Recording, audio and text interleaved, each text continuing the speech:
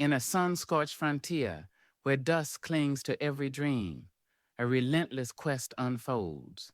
Whispers of a hidden place, a secret, etched in shadow and legend, drive a solitary soul through treacherous lands. With courage as their only compass, they face betrayal, danger, and truths that cut deeper than any blade. Step into a world of mystery and heart-pounding discovery, where the past haunts, the present tests, and the future promises answers that could change everything. Listen and let the journey begin. Chapter 1. The Cartographer's Plea. The heat pressed down on Redemption Creek like a burial shroud. Dust, fine as powdered bone, coated everything, the warped planks of the boardwalk, the drooping brims of men's hats, the cracked lips of the horses tied listlessly to the hitching posts outside the saloon. It settled in the lines etched around Bella Calloway's eyes as she stared, unseeing, at the meticulously drawn map spread across the scarred table in the corner of the land office. The air hung thick and still, smelling of stale beer drifting from next door, sun-baked earth, and the faint metallic tang of desperation that seemed the town's chief export. Bella traced a finger along a contour line meant to represent the jagged teeth of the Serpent's Tooth Mountains, a range few dared to cross and none returned from unchanged. Her own maps, drawn with a precision that bordered on reverence, felt mocking in their clarity. They showed rivers, passes, settlements, the known world, painstakingly rendered. But the place she sought, the place that had consumed her waking thoughts and haunted her dreams for the past 5 years, remained stubbornly absent. The lost canyon of the Golden Sun. It was a name whispered in hushed tones by old prospectors nursing cheap whiskey, a legend dismissed by pragmatic ranchers, a phantom that had lured her father, Elias Calloway, into the unforgiving wilderness and never released him. Elias, the brilliant, restless cartographer, who had taught her the language of landscapes, the poetry of contour lines, the magic held within a well-drawn map. He'd believed the canyon was real, a place bathed in perpetual sunlight, holding riches beyond imagining, not just gold, though the stories promised that too, but knowledge, secrets of the earth, whispered only in that hidden sanctuary. He'd gone seeking it, armed with little more than his instruments, his unwavering belief, and, according to the fragmented rumors that had trickled back over the years, a map unlike any other. A map not drawn on paper or parchment, but etched onto human skin. Bella pushed a stray strand of auburn hair, darkened with sweat, from her forehead. 27 years old, and she felt ancient, worn thin by a singular, relentless purpose. Find the canyon, find what happened to her father. The map pinned beneath her hand was her own creation, a composite of geological surveys, travelers' tales, native legends gleaned from reluctant sources, and her father's own cryptic notes, notes that spoke of celestial alignments, water finding its own level across impossible distances, and a living guide marked by the land itself. Nonsense, most called it. Obsession, others murmured pityingly. For Bella, it was the only truth left standing. The land agent, a portly man named Henderson, whose starched collar wilted in the oppressive heat, cleared his throat for the third time. "Miss Calloway," he began, his voice carrying the weary patience of a man repeating himself, "as I've said, the territory beyond Serpent's Tooth, it ain't surveyed, it ain't hospitable. Folks go in, they don't often come out. Apaches, bandits, unforgiving country. Take your pick. No reliable guide would risk it, not for any price." Bella finally looked up, her green eyes usually bright with intellectual curiosity, clouded with frustration. There must be someone, she insisted, her voice low but firm. Someone who knows the old trails. Someone not afraid of stories. Henderson sighed, mopping his brow with a handkerchief already damp with perspiration.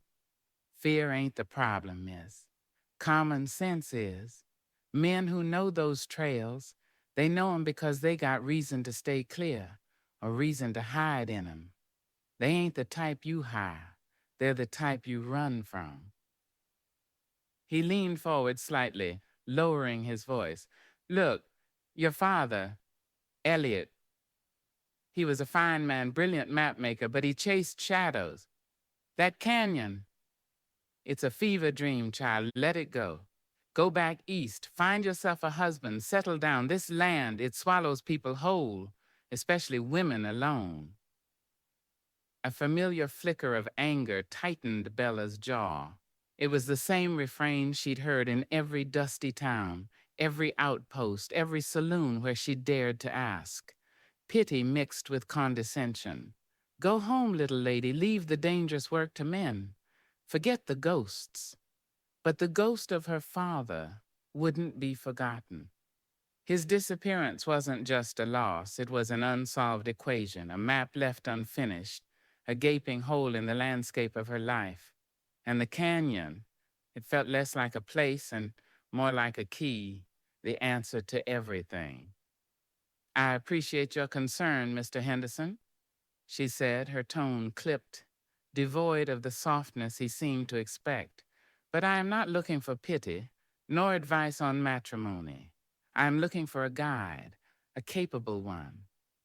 She began carefully rolling her map, her movements precise, betraying none of the turmoil churning inside her. If you hear of anyone at all, who might possess the necessary skills and discretion, you have my word you will be generously compensated for the information. Henderson watched her, a mixture of exasperation and reluctant admiration in his eyes. He'd seen stubbornness before, but this quiet, unwavering intensity in a woman so clearly out of her element was something else. There's talk, he admitted, hesitancy coloring his tone, whispers, not the sort of man decent folk associate with. Bella paused, her hand stilling on the rolled parchment. Go on. Calls himself Reese? Nobody knows his real name. Drifter. Keeps to himself mostly, but they say he knows the Badlands like the back of his hand. Lived with the Paiute for a spell, some say. Others claim he ran with outlaws up north. Hard man, dangerous. Henderson shifted uncomfortably. Got markings, tattoos all over. Strange ones. Some say they tell a story, but not one you'd want to hear. Tattoos. Markings. The word snagged in Bella's mind, pulling taut against the frayed edges of her father's last known letter, the one that spoke of a guide whose skin held the path. A living map. It was madness, a coincidence spun from desperation and legend. Yet, where can I find this Reese? Bella asked, her voice carefully neutral, betraying none of the sudden wild hope surging through her veins. Henderson shook his head sharply. Miss Calloway, I'm advising you against this. Strongly. Men like Reese, they prey on desperation. He's likely got a price on his head somewhere, or warrants out for things best left unspoken. And he ain't a guide, he's trouble walking. Trouble is a matter of perspective, Mr. Henderson, Bella replied, meeting his gaze directly. Sometimes it's the only path forward. Where can I find him? He hesitated, then seemed to deflate, recognizing the futility of arguing further. Ain't got a fixed address, floats around, sometimes seen drinking at the Rusty Spur Saloon, late nights, sometimes camps out by Caldera Creek, west of town. But mostly, he finds you if he wants to be found, and believe me, you probably don't want him finding you. Bella secured her map with a leather tie. Thank you for your time, Mr. Henderson. She placed a few coins on the table, more than fair payment for the information she hadn't truly received. I'll take my chances. She stepped out of the dim, relatively cool office back into the blinding glare and suffocating heat of Redemption Creek's Main Street. The dust immediately swirled around her ankles, gritty and unwelcome. The sounds of the town washed over her, the discordant notes of a poorly tuned piano from the saloon, the clang of a hammer from the blacksmith's shop, the low murmur of conversations she couldn't quite catch, the sudden, sharp bark of a dog. It was a symphony of survival, harsh and unmelodious. She walked slowly down the boardwalk, her worn leather boots kicking up small puffs of ochre dust. Her simple, practical traveling skirt and sturdy cotton blouse marked her as an outsider, someone not quite belonging to this rough-edged world, yet stubbornly refusing to leave it. Men watched her pass, some with idle curiosity, others with a predatory glint that made her instinctively clutch the small, reassuring weight of the derringer hidden in her reticule. She ignored them, her focus narrowed, consumed by the name Reese and the impossible, terrifying possibility it represented. Could it be true? Could the outlandish stories her father chased, the ones that had branded him an eccentric fool in the eyes of the world, actually hold a kernel of truth? A man whose skin was a map? It defied logic, defied everything she knew about the rigorous science of cartography. Maps were drawn with ink, etched onto copper plates, printed on durable paper. They were tools of precision, products of measurement and observation. They were not living, breathing canvases of flesh and blood. Yet, the legends persisted, whispers of ancient tribes who marked their shamans with sacred geographies, of explorers lost in impenetrable jungles who tattooed roots onto their bodies as a desperate final testament. Her father had collected these stories, tucked them away in his journals alongside complex calculations and delicate sketches of rock formations. He'd believed the Lost Canyon was protected not just by geography, but by something more mystical, something that required a key beyond ordinary maps. She found herself standing across the dusty street from the Rusty Spur Saloon. Its bat-wing doors swung intermittently, releasing bursts of raucous laughter, cigar smoke, and the smell of cheap whiskey into the already thick air. It looked precisely like the kind of establishment where a man like Reese might seek refuge or oblivion. Henderson's warning echoed in her mind. He ain't a guide. He's trouble walking. But what choice did she have? 5 years. 5 years of searching archives, interviewing reluctant witnesses, poring over maps until the lines blurred into meaningless squiggles. 5 years of dwindling funds and fraying hope. 5 years of carrying the weight of her father's unknown fate. If this man, this Reese, held even the slimmest chance of being the living guide her father had sought, she had to find him. She had to know. She thought of her father's face, the way his eyes would light up when he spoke of the hidden corners of the world, the conviction in his voice when he described the Golden Canyon. He hadn't been chasing shadows, he'd been chasing wonder, and he'd imbued her with the same relentless curiosity, the same need to understand the shape of the world, even its most secret parts. Letting go wasn't an option. It would be a betrayal of him and of the cartographer's spirit he had nurtured within her. The sun began its slow descent, painting the sky in bruised shades of orange and purple. Long shadows stretched across the street, deepening the sense of unease that permeated Redemption Creek. The heat lessened marginally, but the tension seemed to coil tighter. Doors closed, windows were shuttered, and the nighttime sounds began to emerge: the howl of a distant coyote, the lonely cry of the train whistle far down the tracks, the low thrum of voices from the saloon growing louder, rougher. Bella retreated to the small, sparsely furnished room she'd rented above the mercantile. It offered little comfort, just a narrow bed, a rickety washstand, and a window overlooking the alley where stray dogs scavenged. She lit a kerosene lamp, the flickering flame casting dancing shadows on the walls, mirroring the uncertainty in her heart. She spread her father's notes out on the small table, alongside her own composite map. His handwriting, usually so neat and precise, grew increasingly erratic in the final entries, filled with cryptic symbols and references to constellations, water patterns, and the scarred man who held the key. The lines shift. One entry read, heavily underscored, "Not static. Responds to the earth song.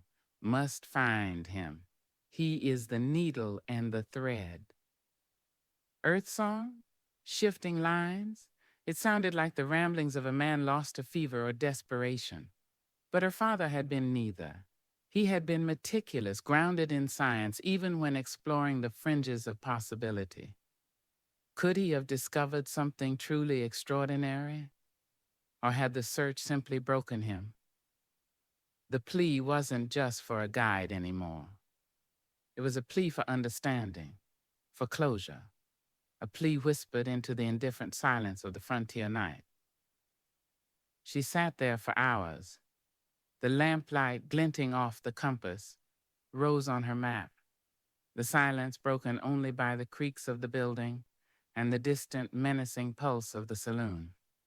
Doubt warred with determination. Henderson's warning felt like a cold hand on her shoulder. The description of Reese fugitive, dangerous, marked, conjured images that made her skin crawl. Hiring such a man was madness, trusting him, suicidal. Yet the image of her father's hopeful eyes, the memory of his passion, the stubborn refusal to let his quest die unanswered. It was a stronger pull than fear. This was her inheritance, not land or gold, but a mystery etched onto the very landscape, demanding to be solved. A sudden burst of shouting erupted from the saloon, followed by the splintering crash of wood and glass. A man stumbled out, clutching his head, blood trickling between his fingers. The bat-wing doors swung violently, revealing for a fleeting second the chaotic scene within overturned chairs, grim faces, the glint of lamplight on something metallic. Bella flinched back from the window, her heart pounding.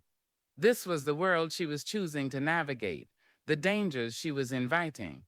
And Reese, the man Henderson described, was likely at the heart of such chaos, not merely a witness to it. She took a deep, shaky breath, the dusty air doing little to calm her nerves. She looked again at her father's notes, at the phrase "scarred man." Could a man truly carry a map on his skin? Could tattoos shift with the terrain? It felt impossible, a prospector's tall tale amplified by grief and time. But as the shouts outside faded into muttered curses and the saloon doors settled back into their rhythmic swing, a different kind of certainty settled over Bella. Not the certainty of facts and figures, but the visceral certainty of a quest that had chosen her as much as she had chosen it. She would find this Reese. She would look upon his markings herself. She would gauge the truth in his eyes, weigh the risk against the burning need for answers. Her plea had been whispered into the uncaring dust of Redemption Creek. Now she had to see if the desert would offer a reply, even if it came in the form of a dangerous man whose scars might lead her to a legendary canyon, or just deeper into the heart of ruin. The choice, terrifying and potentially fatal, was hers alone to make. She pulled her worn shawl tighter around her shoulders, the rough wool a small comfort against the chill that had nothing to do with the dropping temperature outside. The first step, the most dangerous step, was deciding to seek out the shadows, hoping they held the light she so desperately needed. Chapter 2: Ink Under a Low Moon. The thin sliver of moon hung low in the inky sky, offering little more than a suggestion of light, casting long, distorted shadows that made familiar shapes seem menacing. Redemption. Creek, under the cloak of night, felt like a different entity altogether wilder, less forgiving.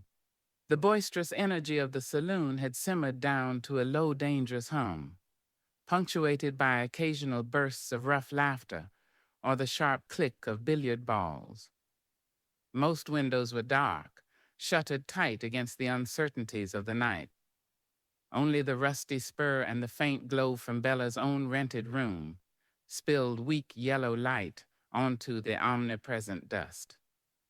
Bella stood just inside the doorway of the mercantile building, the cool wood of the frame pressing against her back. She'd waited, listening to the town settle, her resolve hardening with each passing hour. Henderson's warnings played on repeat in her mind, vivid images of ambush and betrayal flickering behind her eyes. Yet, the alternative, turning back, admitting defeat, letting her father's story remain unfinished, was unthinkable. The Lost Canyon wasn't just a place, it was a reckoning, a final connection to the man who had shaped her world. And Reese, the tattooed enigma, was the only thread she had left to pull.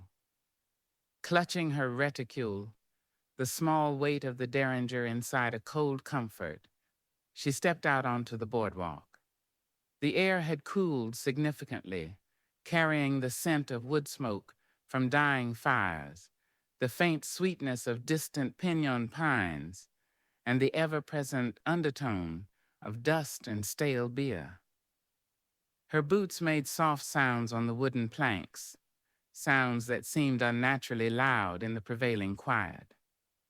She kept to the shadows, her gaze sweeping the street, noting the few figures still lingering, a couple of cowboys leaning against a hitching post, sharing a bottle, a solitary man slumped in a doorway, lost to drink or exhaustion. None bore the description of the man she sought. Her destination was clear: the rusty spur. It felt like walking into a den of wolves, but it was the most likely place to find Reese, or at least news of him. As she approached, the noise grew louder, a raucous piano tune battling with slurred voices raised in argument, the clink of glasses, the scrape of chairs. Hesitation tightened its grip. This was Farley, a woman alone, walking into such a place at this hour, seeking a man known for trouble. It courted disaster. Taking a steadying breath, she pushed through the bat-wing doors. The immediate assault on her senses was overwhelming. Thick smoke hung in layers, stinging her eyes and catching in her throat. The smell was a potent cocktail of cheap whiskey, stale sweat, unwashed bodies, and something vaguely metallic, like old blood. Lamplight cast a greasy yellow pall over the room, illuminating rough-hewn tables stained with countless spills, a long bar scarred by knife points and burns, and a sea of hard faces turned momentarily towards the entrance. Silence fell, thick and sudden, every eye in the room fixed on her. Bella felt a flush creep up her neck, but she forced herself to stand tall, meeting the collective gaze with a composure she didn't feel. She scanned the faces: leathery prospectors, wary ranchers, hard-eyed drifters, gamblers with calculating eyes. She saw suspicion, surprise, and in some, a predatory interest that made her skin prickle. But she didn't see anyone who immediately matched Henderson's description of a man covered in strange markings. The silence stretched, becoming heavy, expectant. Then the bartender, a burly man with rolled-up sleeves revealing faded anchors on his forearms, wiped down the counter with a dirty rag. "Lost, little lady?" he asked, his voice rough but not overtly hostile. Bella cleared her throat, forcing her voice to remain steady. "I'm looking for someone, a man called Reese." A low murmur rippled through the room. Some men exchanged glances. Others quickly looked away, suddenly finding their drinks intensely interesting. The bartender's expression hardened slightly. "Reese? Ain't seen him tonight, ain't seen him much lately, keeps to himself. Do you know where he might be found?" Bella pressed, ignoring the uncomfortable weight of the stares directed her way. The bartender shrugged, a gesture that conveyed both ignorance and a distinct lack of interest in helping. "Could be anywhere, could be nowhere. A man like Reese don't leave tracks less he wants to." A man at a nearby table, nursing a glass of amber liquid, chuckled low in his throat. He was wiry, with eyes too close together, and a grin that didn't reach them. "Looking for Reese, huh? Got business with the marked man?" He stressed the title, his tone laced with a mixture of mockery and something that might have been fear. Marked man. The term echoed her father's notes. Bella turned towards him, keeping her expression neutral. "I have a proposition for him. A job." The man snorted. "Reese don't take jobs like ordinary folk. He takes what he wants. Might be you got something he wants, though." His eyes roamed over her figure in a way that made her feel soiled. Before Bella could retort, another voice cut through the smoky air, deeper, calmer, carrying an edge of authority that silenced the first man instantly. "He ain't here. Likes his quiet. Try Caldera Creek, west of town. Sometimes camps there." Bella turned towards the source of the voice. It came from a shadowed corner booth where a man sat alone, nursing a beer. He was older, his face deeply lined, his eyes holding a weariness that spoke of long miles and hard truths. He didn't look directly at her, but his gaze seemed fixed on the tabletop. "Thank you," Bella said, inclining her head slightly towards the corner. She ignored the wiry man, who now looked sullen, and turned back to the bartender, who simply nodded curtly, already turning away to serve another customer. Feeling the eyes of the room still on her, Bella walked back towards the doors, her steps measured, her back straight. Pushing through them and back into the relative peace of the night felt like surfacing for air. The brief encounter had drained her, the hostility and veiled threats leaving a bitter taste in her mouth. But she had a direction, Caldera Creek, west of town. That meant leaving the dubious safety of Redemption Creek entirely, venturing out into the open country under the scant moonlight. Henderson's warning seemed louder now, more potent. He finds you if he wants to be found. Was she walking into a trap, or was this the only way? She retrieved her sturdy mare, Willow, from the livery stable, saddling her with practiced efficiency. Willow nickered softly, nudging Bella's shoulder as if sensing her unease. Stroking the horse's smooth neck, Bella felt a small measure of comfort. Out here, a good horse was more reliable than most men.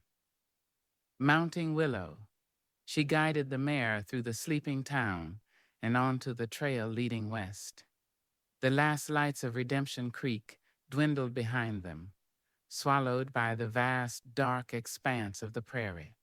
The silence here was different, deeper, older, broken only by the rhythmic beat of Willow's hooves on the packed earth, the whisper of the night wind through dry grass, and the occasional, lonely cry of a night bird. The sliver of moon cast ethereal light, bleaching the landscape of color, rendering it in shades of silver and gray and deep, impenetrable black. The shapes of low hills and scattered rock formations loomed like sleeping beasts in the periphery.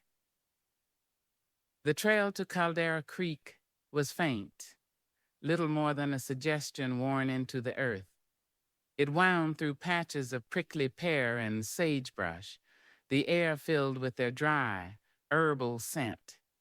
Bella rode with heightened senses, every nerve ending taut, listening for any sound out of place, scanning the shadows for movement. The isolation was profound, pressing in on all sides. It was easy to imagine bandits lurking behind any outcrop, or unseen eyes watching from the darkness. It was the kind of place where people disappeared without a trace, just like her father. After what felt like an eternity, but was likely less than an hour, she heard the faint murmur of moving water. Caldera Creek. It wasn't much more than a shallow stream, meandering through a wide, rocky wash, fringed by skeletal cottonwoods whose leaves rustled like dry paper in the breeze. And there, nestled in a slight depression near the bank, almost invisible against the dark earth, flickered the low, orange glow of a campfire. Her heart leaped into her throat. She reined Willow in, swinging down silently from the saddle, leaving the mare partially concealed behind a cluster of boulders. She moved forward on foot, her steps cautious, placing each foot carefully to avoid dislodging loose stones. The air near the fire smelled of burning mesquite and brewing coffee. As she drew closer, the figure beside the fire became clearer. A man sat hunched on a bedroll, staring into the flames, a tin cup held loosely in one hand. He was lean but broad-shouldered, dressed in dark, trail-worn clothes. His back was to her, but even from behind, there was an aura of coiled stillness about him, like a predator at rest. He hadn't seemed to notice her approach, yet Bella had the unnerving feeling he knew exactly where she was. She stopped at the edge of the firelight, the flickering flames casting dancing shadows across the uneven ground. She could see the side of his face, now strong jawline, dark stubbled cheek, a tangle of black hair falling over his forehead. He didn't turn. "Looking for someone?" His voice was low, rough-edged, startlingly close to the one she'd heard in the saloon, but stripped of any hint of helpfulness. It held a flat, dangerous quality. Bella swallowed, the sound loud in the stillness. "I'm looking for a man called Reese." He finally turned his head slowly, and his eyes met hers across the firelight. They were dark, intense, and held a guardedness so profound it felt like looking into a deep-shadowed canyon. There were lines etched around them, lines that spoke of hardship and suspicion, not laughter. He studied her for a long moment, his expression unreadable, taking in her dusty traveling clothes, her determined stance, the undisguised apprehension likely visible on her face. "Depends who's asking," he said finally, his voice still low, non-committal. "My name is Bella Calloway." She kept her voice even, betraying none of the tremor she felt inside. "I was told you might be found here. I need a guide." He took a slow sip from his cup, his eyes never leaving hers. The firelight flickered across his face, highlighting the sharp angles, the slight scar that cut through his left eyebrow. "Guide? Plenty of guides back in town. Cheaper ones, safer ones." "I'm not going anywhere near town," Bella stated firmly. "My destination is remote, difficult, dangerous. I need someone who knows the territory beyond Serpent's Tooth, someone unafraid." A flicker of something amusement, interest, crossed his face, gone as quickly as it appeared. He shifted slightly, turning more towards her, and as he moved, the firelight caught the skin of his forearm, where his sleeve was pushed back. Bella's breath hitched. Ink. Dark lines swirling against weathered skin. Not the crude anchors or hearts she'd seen on the bartender or sailors. These were intricate, complex patterns, unlike anything she had ever witnessed. They weren't random scribbles, but seemed to possess an internal logic, a flow. Fine lines intersected thicker ones, spirals coiled into dense knots, patterns that seemed both abstract and strangely familiar, echoing the contours of the land itself, the jagged peaks, the winding rivers, the sprawling plains she spent her life charting. He noticed her stare, the way her eyes were fixed on his arm. He deliberately pulled his sleeve down, covering the markings, his expression tightening, becoming even more guarded. "The territory you're talking about," he said, his voice dropping again, becoming almost a growl. "It ain't just difficult, it's forbidden, for good reason, full of ghosts and bad medicine. Why would a woman like you want to go there?" Bella hesitated. How much should she reveal? The legend of the canyon? Her father's disappearance? The impossible theory about a living map? Mentioning the tattoos directly felt dangerous, accusatory. She needed his skill, perhaps even his uniqueness, but she couldn't afford to make him feel hunted or exposed. "I'm searching for something," she said carefully, choosing her words. "Something lost. It's a personal matter, a legacy." She met his gaze again, trying to convey conviction, desperation, anything but the suspicion that was rapidly solidifying in her mind. "They say you know those lands better than anyone alive. They say you're not afraid of the stories or the dangers." Reese didn't answer immediately. He tossed the dregs of his coffee onto the ground, the dark liquid hissing briefly in the dust near the fire. He leaned back slightly, resting his weight on one hand. The movement pulled his worn shirt taut across his shoulders and back.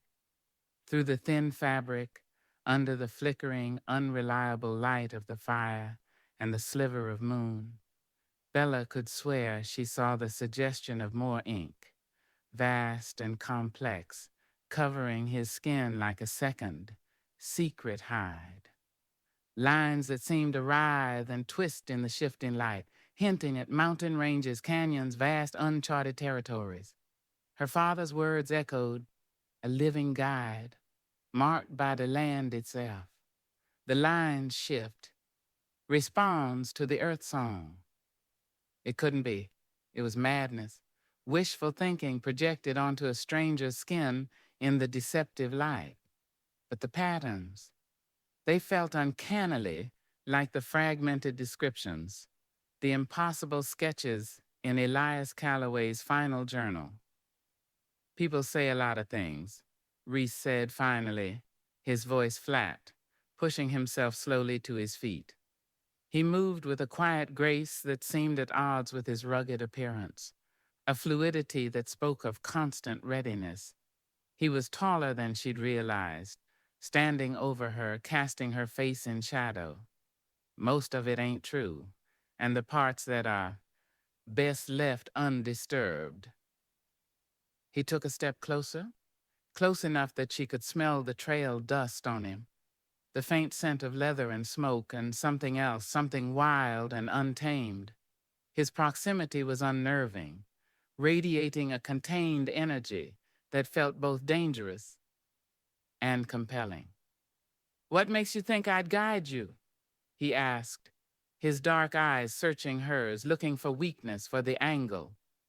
"What makes you think I wouldn't just take your horse, your supplies, and leave you for the coyotes?" It was a blunt, brutal assessment of the risk she was taking. Bella didn't flinch, though her pulse hammered against her ribs. "Because I can pay you well, very well." She paused, then added, meeting his challenging gaze directly, and because whatever secrets you're guarding out here, whatever trouble you're running from, maybe helping me is a way to outrun it for a while longer. Maybe my destination offers something you need too. It was a gamble, hinting that she knew or suspected more than she let on, appealing to his self-interest, his potential fugitive status. Reese stared at her for another long moment, the silence stretching, filled only by the crackle of the fire and the vast, indifferent hush of the desert night. The moonlight caught the scar on his eyebrow, making it seem like a deliberate mark, another line in the intricate map he carried. His expression remained impassive, a mask carved from stone and shadow. Bella held her breath, waiting. Her plea hung in the air between them, fragile as a moth's wing, vulnerable under the low, watchful moon. The fate of her search, perhaps her very life, rested on the answer hidden behind those guarded eyes, behind the ink that seemed to whisper secrets only the wilderness understood. Chapter 3. Whispers in the Dust. The fire crackled, spitting embers into the cool night air, each spark a fleeting star against the profound darkness. Reese stood unmoving, a silhouette against the flames, his face obscured by shadow, his silence a heavy weight between them. Bella waited, her own breath caught somewhere between hope and dread.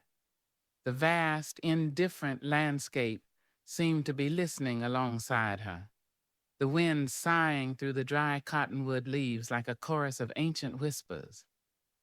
Finally, he spoke, his voice devoid of inflection, flat as the alkali flat stretching beyond the creek. All right, I'll take you. Relief washed over Bella, so potent it nearly buckled her knees, but it was immediately tempered by the coldness in his tone, the lack of any warmth or reassurance. This wasn't an agreement born of partnership, but a transaction, stark and unadorned. But, he continued, taking a step back towards the fire, putting a little more distance between them, there are conditions, strict ones. He turned his head slightly, fixing her with that unnerving, direct gaze. First, payment. Half now, half when we reach wherever it is you think you're going, and my price is high, enough to make a man forget his troubles for a good long while. He named a sum that made Bella inwardly gasp. It was exorbitant, nearly all she had left after years of funding her fruitless search. Second, he went on, not waiting for her immediate agreement. No questions, not about where I'm from, who I am, or what I've done. My past is my own. You want a guide through the serpent's tooth. That's what you get. Nothing more. His eyes narrowed slightly, and that includes staring at my skin like it's some kind of treasure map. The direct hit made Bella flush, caught out. She dropped her gaze for a moment, unnerved by his perception. He saw too much. I apologize, she stammered, feeling foolish. It was rude. It was dangerous. He corrected, his voice low and hard.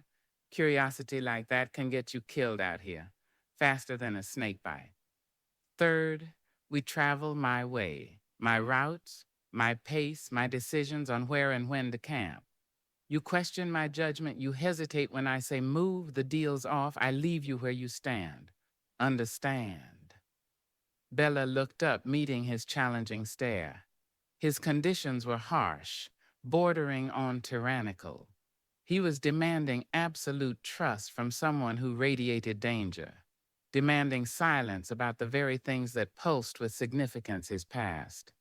His markings. It felt like walking blindfolded into a minefield.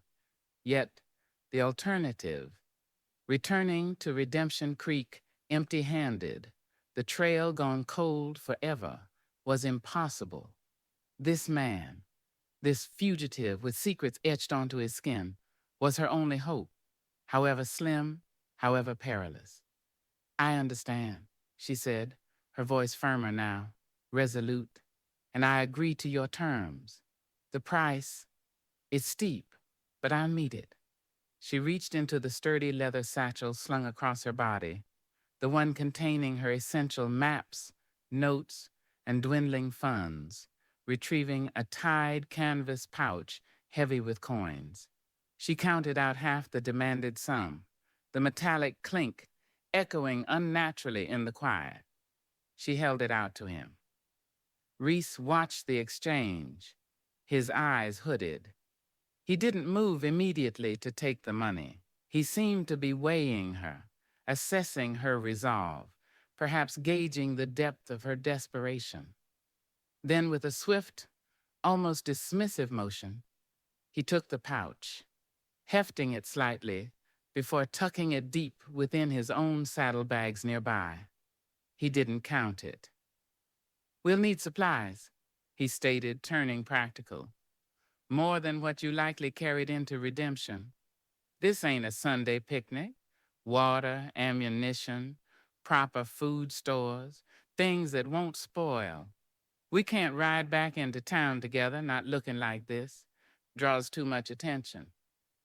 There's Miller's Outpost, Bella suggested quickly. About 10 miles east off the main track. It's small, discreet, mostly caters to prospectors and trappers. They ask fewer questions. Reese considered this, nodding slowly. Miller's. All right. We ride there at first light, get what we need, then cut north. Skirt the foothills before heading into the high country. Less chance of running into patrols or unwanted company. He glanced towards her mare, Willow, who stood patiently among the boulders. Your horse looks sound. She's strong, Bella confirmed, bred for endurance. She'll need it. He turned back to the fire, adding a few more pieces of dry mesquite. The flames leaped higher, momentarily illuminating the intricate lines on the hand he held out to the warmth. Lines that seemed to flow and interconnect, dark rivers on a landscape of weathered skin. Bella forced herself to look away, remembering his warning. No questions, no staring. Get some rest, he said gruffly, not looking at her. Find a spot. Keep your horse close. He gestured vaguely towards the opposite side of the small fire circle. It wasn't an invitation, merely an instruction. He settled back onto his own bedroll, pulled a worn blanket around his shoulders, and seemed to instantly withdraw into himself, becoming once again a solitary figure, hunched against the vast indifference of the night. Bella hesitated. Sharing a camp, even one as sparse as this with a man like Reese, felt intensely vulnerable. The fire provided a small circle of light and warmth, but beyond it, the darkness pressed in, filled with unknown sounds and unseen dangers. She retreated to where Willow stood, unsaddling the mare and rubbing her down with handfuls of dry grass before securing her with a long picket rope that allowed grazing. She spread her own bedroll near the mare, positioning herself so the dwindling fire was visible, but Reese remained mostly a shadowed form on the other side. Sleep was elusive. The ground was hard beneath her thin roll. The air carried a distinct chill, and her mind raced. Reese, the tattoos, the exorbitant price, the forbidding conditions. Had she just made a pact with the devil? Was he truly the guide her father wrote about, or just a dangerous opportunist exploiting her quest? The whispers of doubt were insidious, rustling like the dry leaves overhead. She thought of her father's increasingly desperate notes. The line shift, responds to the earth song. Could it be real? Or was she projecting her own desperate hope onto the random markings of a hardened drifter? Every time Reese shifted by the fire, every time the flames flared, revealing a glimpse of tattooed skin, her stomach tightened. It felt like holding a map that was alive, volatile, its secrets guarded by a man who trusted no one, least of all her. The weight of the remaining payment in her satchel felt both like a promise and a potential ransom. Eventually, exhaustion claimed her. She drifted into a restless sleep, haunted by dreams of shifting lines on endless maps, deep canyons swallowing the sun, and dark eyes watching her from the shadows. She awoke abruptly, not to an alarm, but to an internal sense of urgency. The first pale fingers of dawn were stretching across the eastern sky, painting the horizon in delicate shades of rose and gray. The air was cold, crisp, carrying the scent of damp earth and sage. Across the ashes of the now dead fire, Reese was already awake, methodically checking the loads on his own horse, a tough-looking buckskin gelding. He moved with an economy of motion, wasting no energy, his focus absolute. He didn't acknowledge her waking, simply continued his preparations. Bella quickly rolled her bedroll, saddled Willow, and checked her own limited supplies. They worked in silence. The only sounds, the jingle of harness, the soft snorts of the horses, the crunch of their boots on the rocky ground. It was a tense, unspoken rhythm. Two solitary individuals, bound by a precarious agreement, heading towards an unknown destination. As the sun finally crested the horizon, bathing the landscape in a clear golden light, Reese swung into his saddle. "Miller's," he said, curtly, nudging his horse eastward, back towards the direction of civilization, though skirting the main trails that led directly to Redemption Creek. Bella mounted Willow and followed, keeping a respectful distance. The morning light revealed the landscape in stark detail, the sparse vegetation clinging to rocky soil, the distant hazy outlines of mountains beginning to rise against the northern sky, the endless expanse of the prairie stretching south and west. Dust rose in faint plumes behind their horses' hooves, settling back onto the thirsty land. The ride to Miller's outpost took several hours, conducted mostly in silence. Reese set a steady, ground-eating pace, clearly familiar with the terrain, navigating washes and low ridges with an instinct that required no map. Bella watched him, noting the way he constantly scanned the horizon, the subtle shifts in his posture that seemed to indicate awareness of things she couldn't see or sense. He rode with the weary vigilance of a man long accustomed to being hunted. Occasionally, she would try a neutral opening, a comment on the weather, the land, the quality of the trail. Reese's responses were minimal, a grunt, a nod, a single clipped word. He volunteered nothing, parrying her attempts at conversation like unwanted intrusions. The silence stretched, becoming a tangible thing between them, thick with unspoken questions and simmering mistrust. Miller's outpost materialized out of the heat haze, a low-slung cluster of rough timber buildings huddled around a dusty yard. A trading post, a small corral holding a few sorry-looking mules, and what passed for a bunkhouse. Smoke curled lazily from a stone chimney. It had the temporary, transient feel of a place people passed through, not lingered in. A couple of grizzled prospectors eyed them with mild curiosity as they dismounted, but otherwise their arrival caused little stir. This was exactly what Reese seemed to prefer. "Get what you need," he instructed Bella, his voice low. "Flour, beans, salt pork, coffee, extra canteens, and ammunition, plenty of it. Meet back here in half an hour." He didn't go into the trading post himself, instead choosing to remain outside, checking the horse's hooves, his eyes constantly scanning the surroundings, his hand never far from the worn Colt Peacemaker holstered low onto his hip. He looked like a man expecting trouble, inviting none but ready for it. Bella entered the dim, cluttered interior of the trading post. It smelled of dust, cured hides, tobacco, and gunpowder. Shelves overflowed with tinned goods, tools, traps, and bolts of coarse fabric. The proprietor, a wiry man named Miller, with eyes that missed nothing, gave her a shrewd look but asked no questions as she gathered the necessary supplies. She paid with more of her precious coins, the weight in her satchel feeling alarmingly lighter.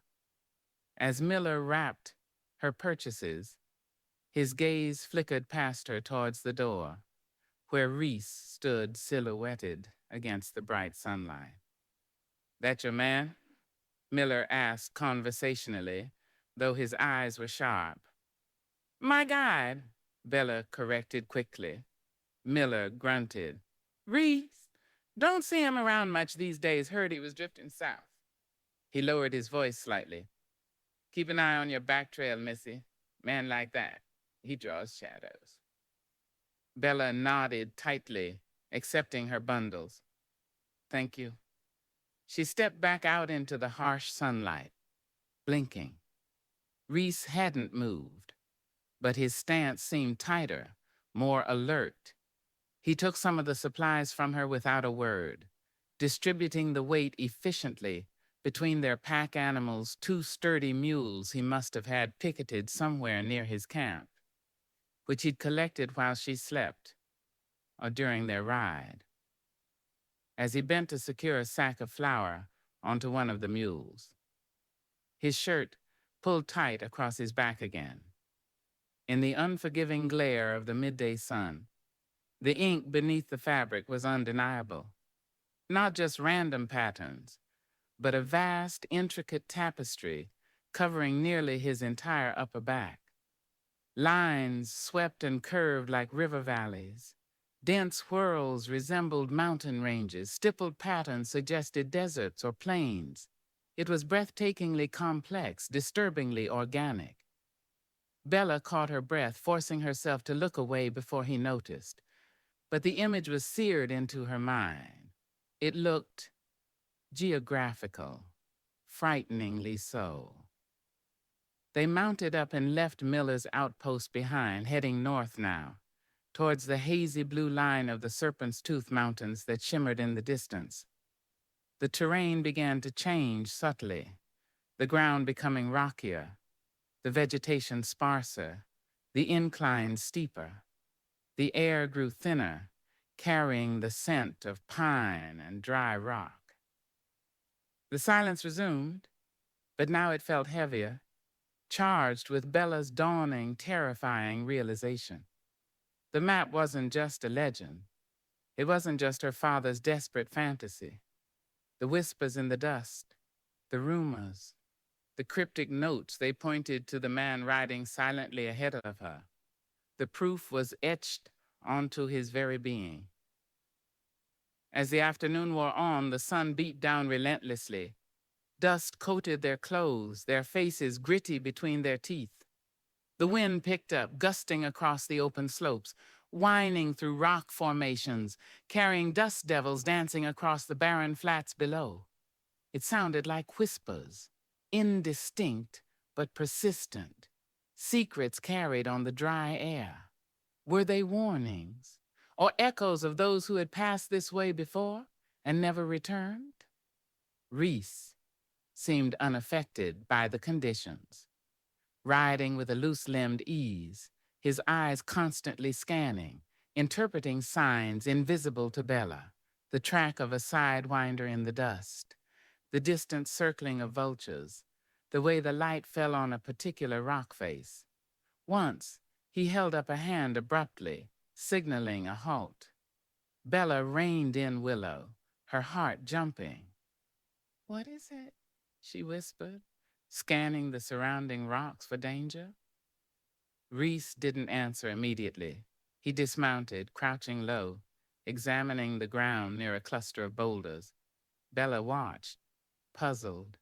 He seemed to be listening, his head cocked slightly, his gaze fixed on the patterns of pebbles and dust at his feet. After a long moment, he stood up, shaking his head slightly. "Old tracks," he said curtly. "Shod horses. Maybe prospectors, maybe something else. Passed this way a few days ago, heading the same direction." He remounted. "We detour west for a few miles, avoid the main pass through these foothills." He offered no further explanation, simply turned his horse onto a barely discernible game trail leading up a steep, rocky incline. Bella followed, disturbed. He hadn't just seen the tracks. He'd seemed to sense something more, something that prompted an immediate change of route. Was he avoiding specific people, or was it something else? Some instinct tied to the land itself, the kind of instinct her father believed the living guide possessed. The detour was arduous, forcing them to dismount and lead the horses over treacherous scree slopes. By the time they found a relatively sheltered spot to make camp for the night, a small, flat ledge protected by an overhang of rock dusk was settling, painting the jagged peaks above them in shades of blood orange and deep purple. They built a small, smokeless fire, the flames barely illuminating their stony sanctuary. The silence felt amplified by the vast emptiness surrounding them. Bella huddled near the fire, chewing on tough jerky, her gaze drawn irresistibly to Reese. He sat across from her, cleaning his revolver with meticulous care, the metallic clicks sharp in the quiet. The firelight played across the visible tattoos on his forearms, the lines seeming to writhe and shift as his muscles moved. "Those tracks back there," Bella ventured, unable to hold back the question entirely, framing it carefully. "Did you know who made them?" Reese didn't look up from his task. "Doesn't matter who. Matters they were heading where we're going. Best not to share the trail, especially out here." "Towards Serpent's Tooth?" He finally glanced up, his eyes dark and unreadable in the flickering light. "Or beyond. Some folks chase legend, the same as you." "And you?" Bella asked softly. "What do you chase, Reese, or what chases you?" He finished cleaning his gun, snapping the cylinder back into place with a decisive click. He met her gaze, holding it for a long moment. The firelight carved deep shadows onto his face, making him look dangerous, haunted. "I guide," he said, his voice low and gravelly. "That's all you need to know. Don't go digging for more, Calloway. Sometimes the whispers in the dust are just warnings. Best to heed them." He turned away then, rolling himself into his blanket, effectively ending the conversation, leaving Bella alone with the crackling fire, the vast silence, and the terrifying conviction that the map she sought was real, breathing, and utterly unpredictable, bound to the fate of the enigmatic man who slept mere feet away. The whispers in the dust seemed louder now, carrying the weight of her father's fate and the uncertain promise of the journey ahead. Chapter 4. Lines on Living Skin. The days bled into one another, marked not by calendars or clocks, but by the relentless rhythm of the journey. The pre-dawn chill yielding to the fierce embrace of the high-altitude sun, the endless miles traversed across increasingly brutal terrain, the brief respite of dusk before the watchful silence of another shared campfire under a canopy of indifferent stars. They pushed steadily northward, leaving the rolling foothills behind, entering the true domain of the Serpent's Tooth Range. The name felt apartment. The mountains rose before them like fossilized vertebrae, jagged peaks stabbing at the piercingly blue sky, their slopes scarred by deep ravines and treacherous slides of rock and shale. The air grew thin and sharp, tasting of pine resin and cold stone. Willow, bred for endurance on the plains, labored on the steep inclines, her breath coming in ragged bursts. Reese's buckskin seemed less troubled, picking its way over loose rock and narrow ledges with a sure-footedness that spoke of long familiarity with such unforgiving country. Reese himself remained an enigma, a figure carved from the same hard granite as the mountains they traversed. He spoke little, his commands curt, his observations confined to the practical necessities of survival water sources, potential hazards, the direction of the wind. Yet, Bella watched him. Denied verbal answers, she became a student of his movements, his silences, the subtle shifts in his expressionless face. She noted the way his eyes, dark and then perpetually guarded, constantly scanned the landscape, missing nothing, the flight pattern of an eagle overhead, the scrape of a displaced pebble far up the slope, the faint blue haze of a distant cooking fire that he immediately steered them away from.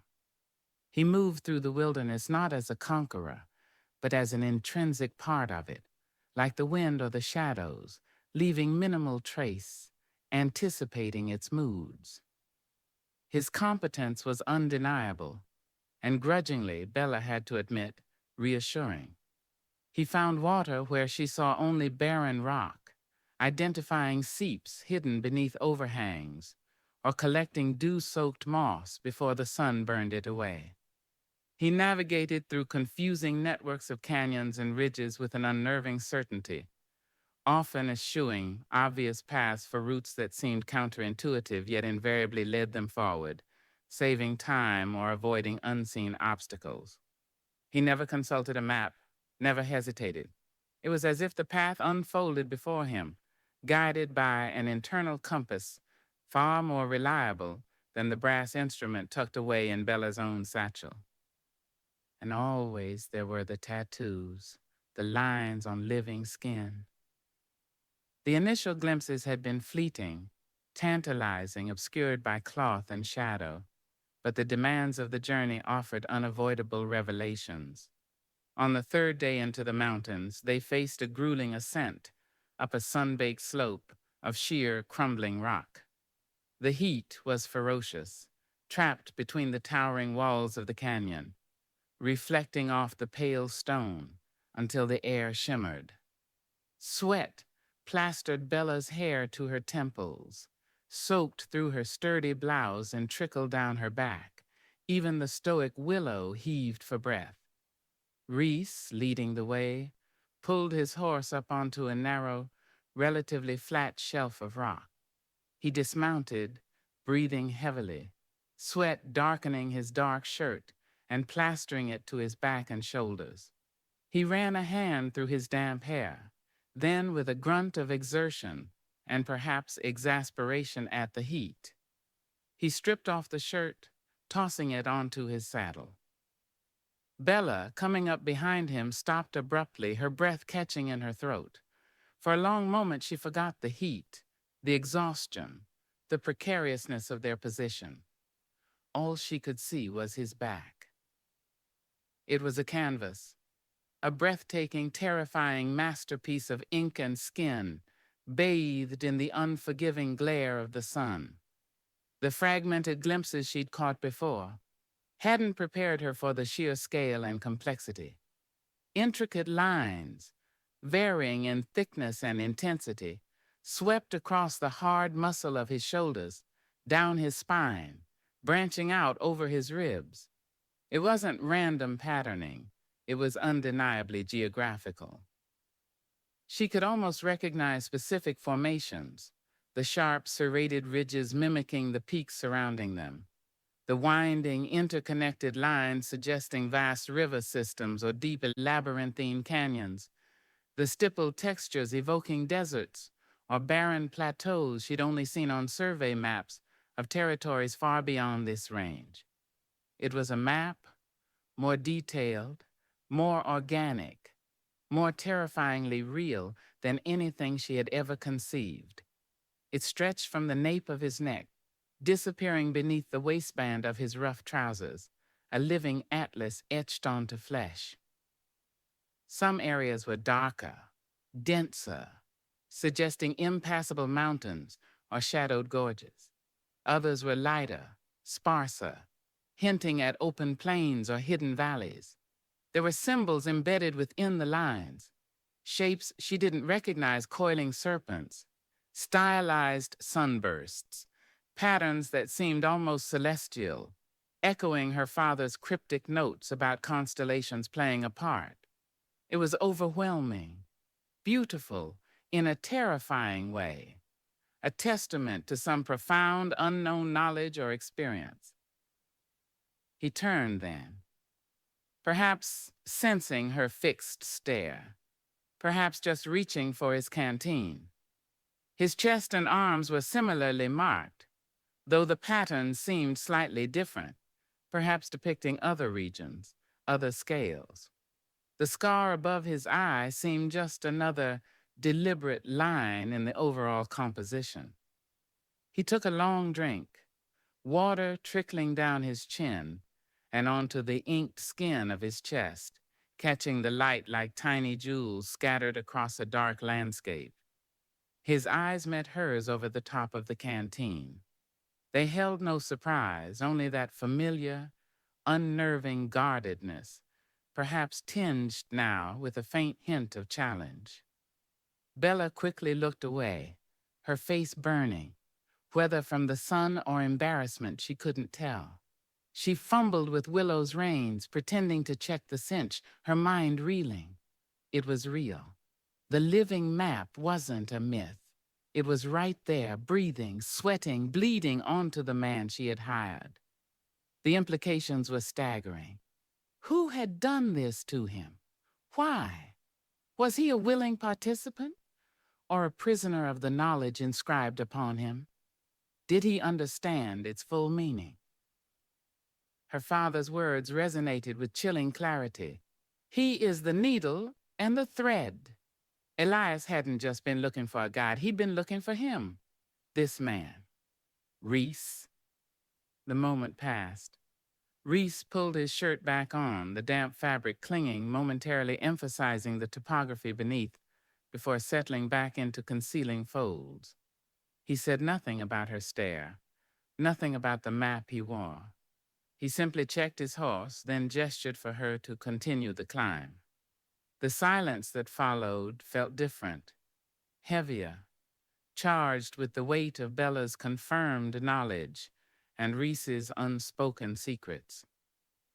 That evening they made camp in a narrow defile, sheltered from the persistent wind.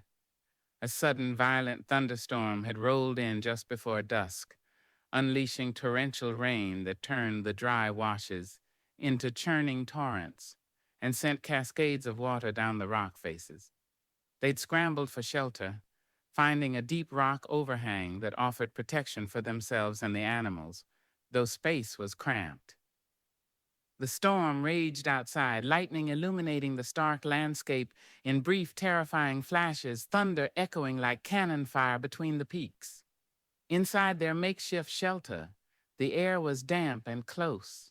They huddled near a small, carefully shielded fire Reese had managed to coax from damp kindling, the flickering light casting huge, dancing shadows on the rock walls. The enforced proximity was uncomfortable. Bella could feel the heat radiating from Reese's body, smell the damp wool of his blanket mixed with the familiar scents of smoke and horse. She watched him across the small fire. He was sharpening his knife on a whetstone, his movements economical and precise, his focus absolute. The intricate tattoos on his forearms seemed darker, more defined in the dim, shifting light. She noticed a particular pattern near his wrist, a complex spiral, interwoven with fine, radiating lines. It looked vaguely familiar, like something she'd seen in an old geological survey of fault lines or perhaps an ancient petroglyph.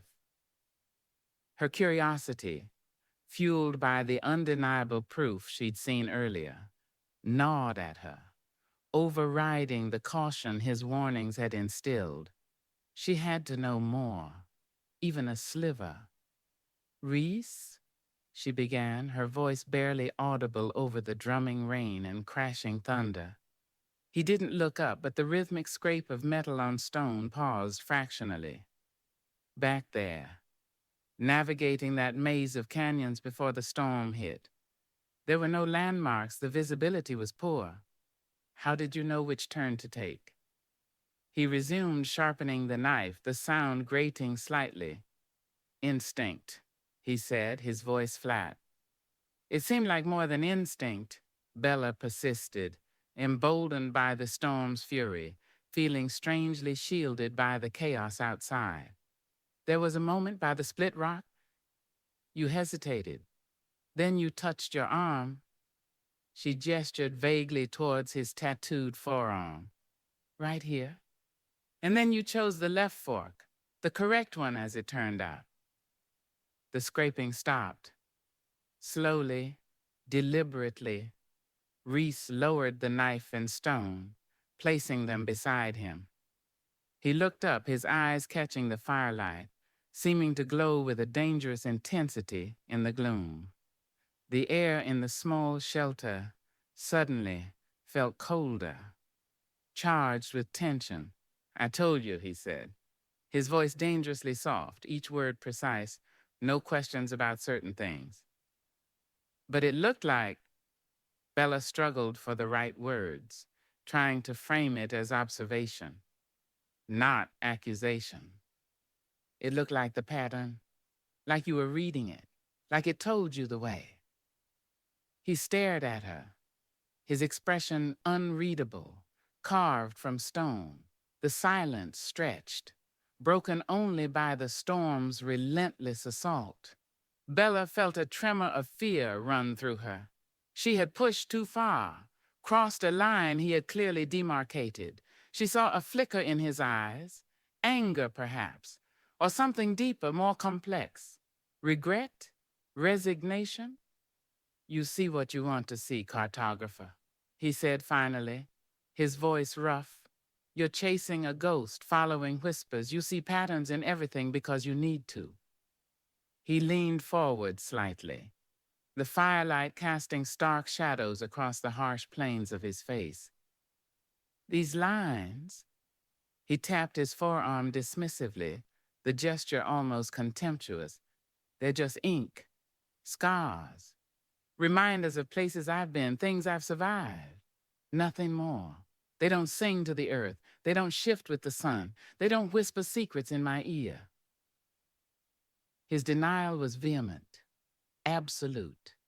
But his eyes didn't quite match the conviction in his voice. There was something held back, something carefully shielded behind the wall of his gaze. Was he lying to protect himself? Or was he genuinely unaware? The map's power working through him subconsciously, an instinct he couldn't explain. Or worse, was he deliberately misleading her, using her quest for his own hidden purposes? "This canyon you're looking for," he continued, his voice regaining its flat, hard edge. "It's a legend, a prospector's pipe dream. Even if it exists, going after it is suicide. The Apaches consider that territory sacred ground, haunted. Anyone who goes looking for the golden sun ends up bleached bones under it." "My father believed," Bella whispered, the name catching in her throat. "He believed it was real. He believed the map was real." Reese's expression didn't soften. "Your father chased a dream into hell. Doesn't mean you have to follow him." He picked up his knife and whetstone again, the scraping sound resuming, louder this time, more final, effectively shutting down the conversation. Bella pulled her blanket tighter around her shoulders, turning away from him, staring out at the storm-lashed darkness beyond their shelter. Rain dripped steadily from the overhang, creating a curtain of water. Reese's denial echoed in her ears, clashing violently with the undeniable evidence she had seen etched onto his skin, with the conviction in her father's last writings. The lines shift, responds to the earth song. Had her father been mad, or had Reese just delivered a calculated lie, burying the truth beneath a layer of dismissive contempt? She didn't know what to believe. She was trapped in this small space with a man who was both her guide and potentially her greatest danger, a man whose body held the key to her quest, yet who denied its existence. The lines on his living skin were more than just ink. They were a complex riddle wrapped in defiance and shadow. And as the storm raged around them, Bella felt a chilling certainty that deciphering that riddle might cost her far more than just the exorbitant price she had agreed to pay. It might cost her everything. The whispers in the dust had become a roar, and the map was proving to be as treacherous as the territory it depicted. Chapter 5. Shadowed Tracks. The world after the storm felt scoured clean, yet somehow more treacherous.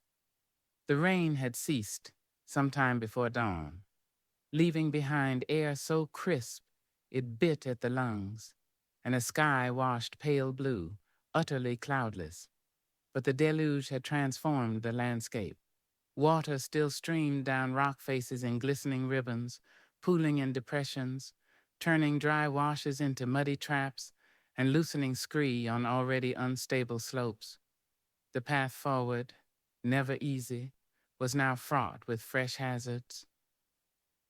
They broke camp in silence, the echoes of the previous night's confrontation hanging heavy between them.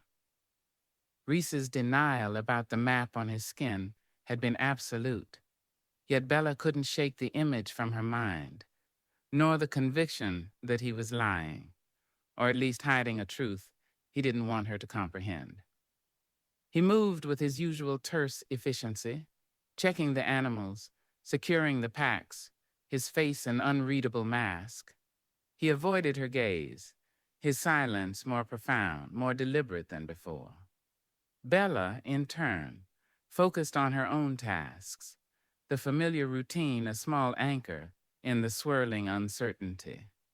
The shared intimacy of the storm shelter felt like a distant memory, replaced by a heightened sense of isolation, even in his presence.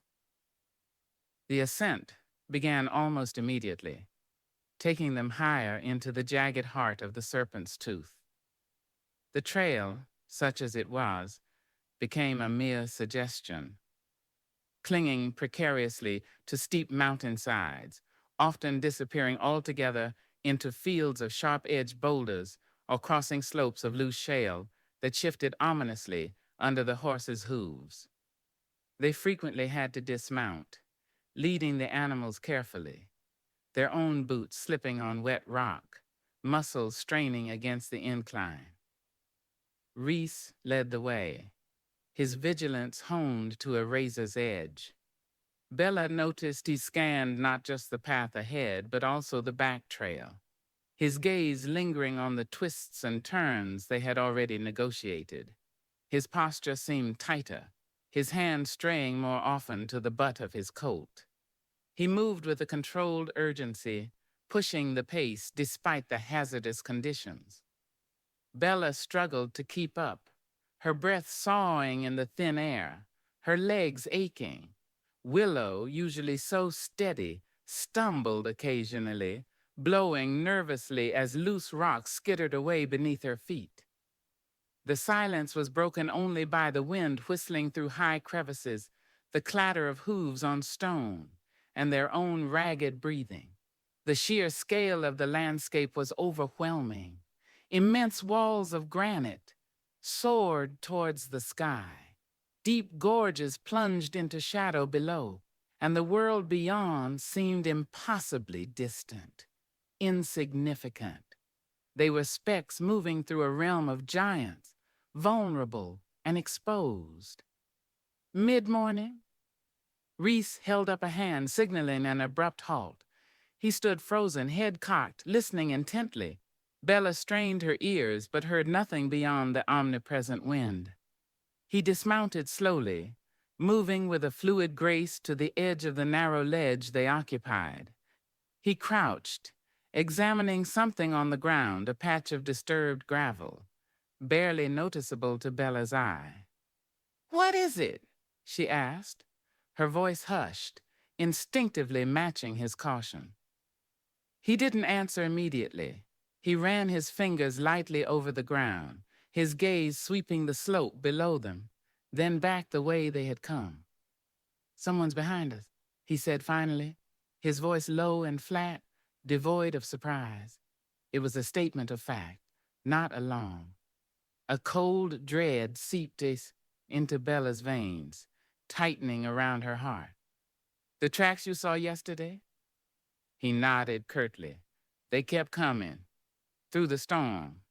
Lost them for a while in the washouts, but they picked up our trail again."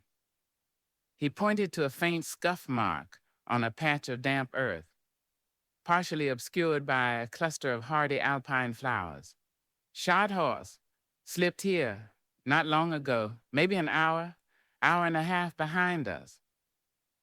Bella stared at the faint mark, trying to grasp its significance. An hour. In this vast empty wilderness, it felt suffocatingly close. "Who?"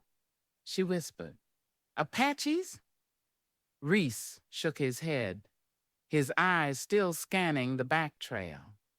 "Not Apaches, not their way. These riders, they know this country, but they ain't part of it. They ride like white men, clumsy in places, but determined. And they're good at hiding their tracks when they think about it. Whoever slipped here got careless." White men, determined, good at hiding tracks. The description conjured images of bounty hunters, posses, men driven by law or greed. Miller's warning at the outpost echoed in her mind. Man like that, he draws shadows. Were these Reese's shadows? Had his past finally caught up to him, dragging her along with it? Or was it something else? Could someone else be seeking the canyon? Someone who knew about her quest or about Reese himself? "What do they want?" Bella asked, though she feared she already knew the answer. Reese finally looked at her, his eyes dark and hard. "Could be me, could be you, could be what you're looking for. Out here, motives get tangled. Only thing that matters is they're behind us and they ain't friendly." He straightened up, his decision made. We need to move faster and smarter. He swung back into the saddle, urging his buckskin forward onto an even narrower, more treacherous section of the trail that angled sharply upwards. There was no discussion, no consultation. His word was law, as per their agreement. Bella scrambled to mount Willow, her hands clumsy with sudden fear, urging the weary mare to follow. The pace became relentless. Reese pushed them hard, choosing routes that seemed deliberately difficult, designed to discourage pursuit. They scrambled over rock falls, navigated knife-edge ridges where the wind threatened to tear them loose, and descended into shadowed canyons where the air hung cold and damp even at midday. Bella's initial fear morphed into a grim determination, fueled by adrenaline. Every muscle screamed in protest. Her lungs burned, but she forced herself to match his pace, knowing that falling behind wasn't an option. Once, crossing a wide scree slope where every step sent cascades of small stones rattling down into the abyss, Willow lost her footing, her hind legs sliding precariously close to the edge. Bella cried out, hauling desperately on the reins. Before she could react further, Reese was there. He'd seemingly anticipated the slip, moving back towards her with astonishing speed. Without a word, he grabbed Willow's bridle, adding his strength to Bella's, his voice speaking low, calming sounds to the frightened mare.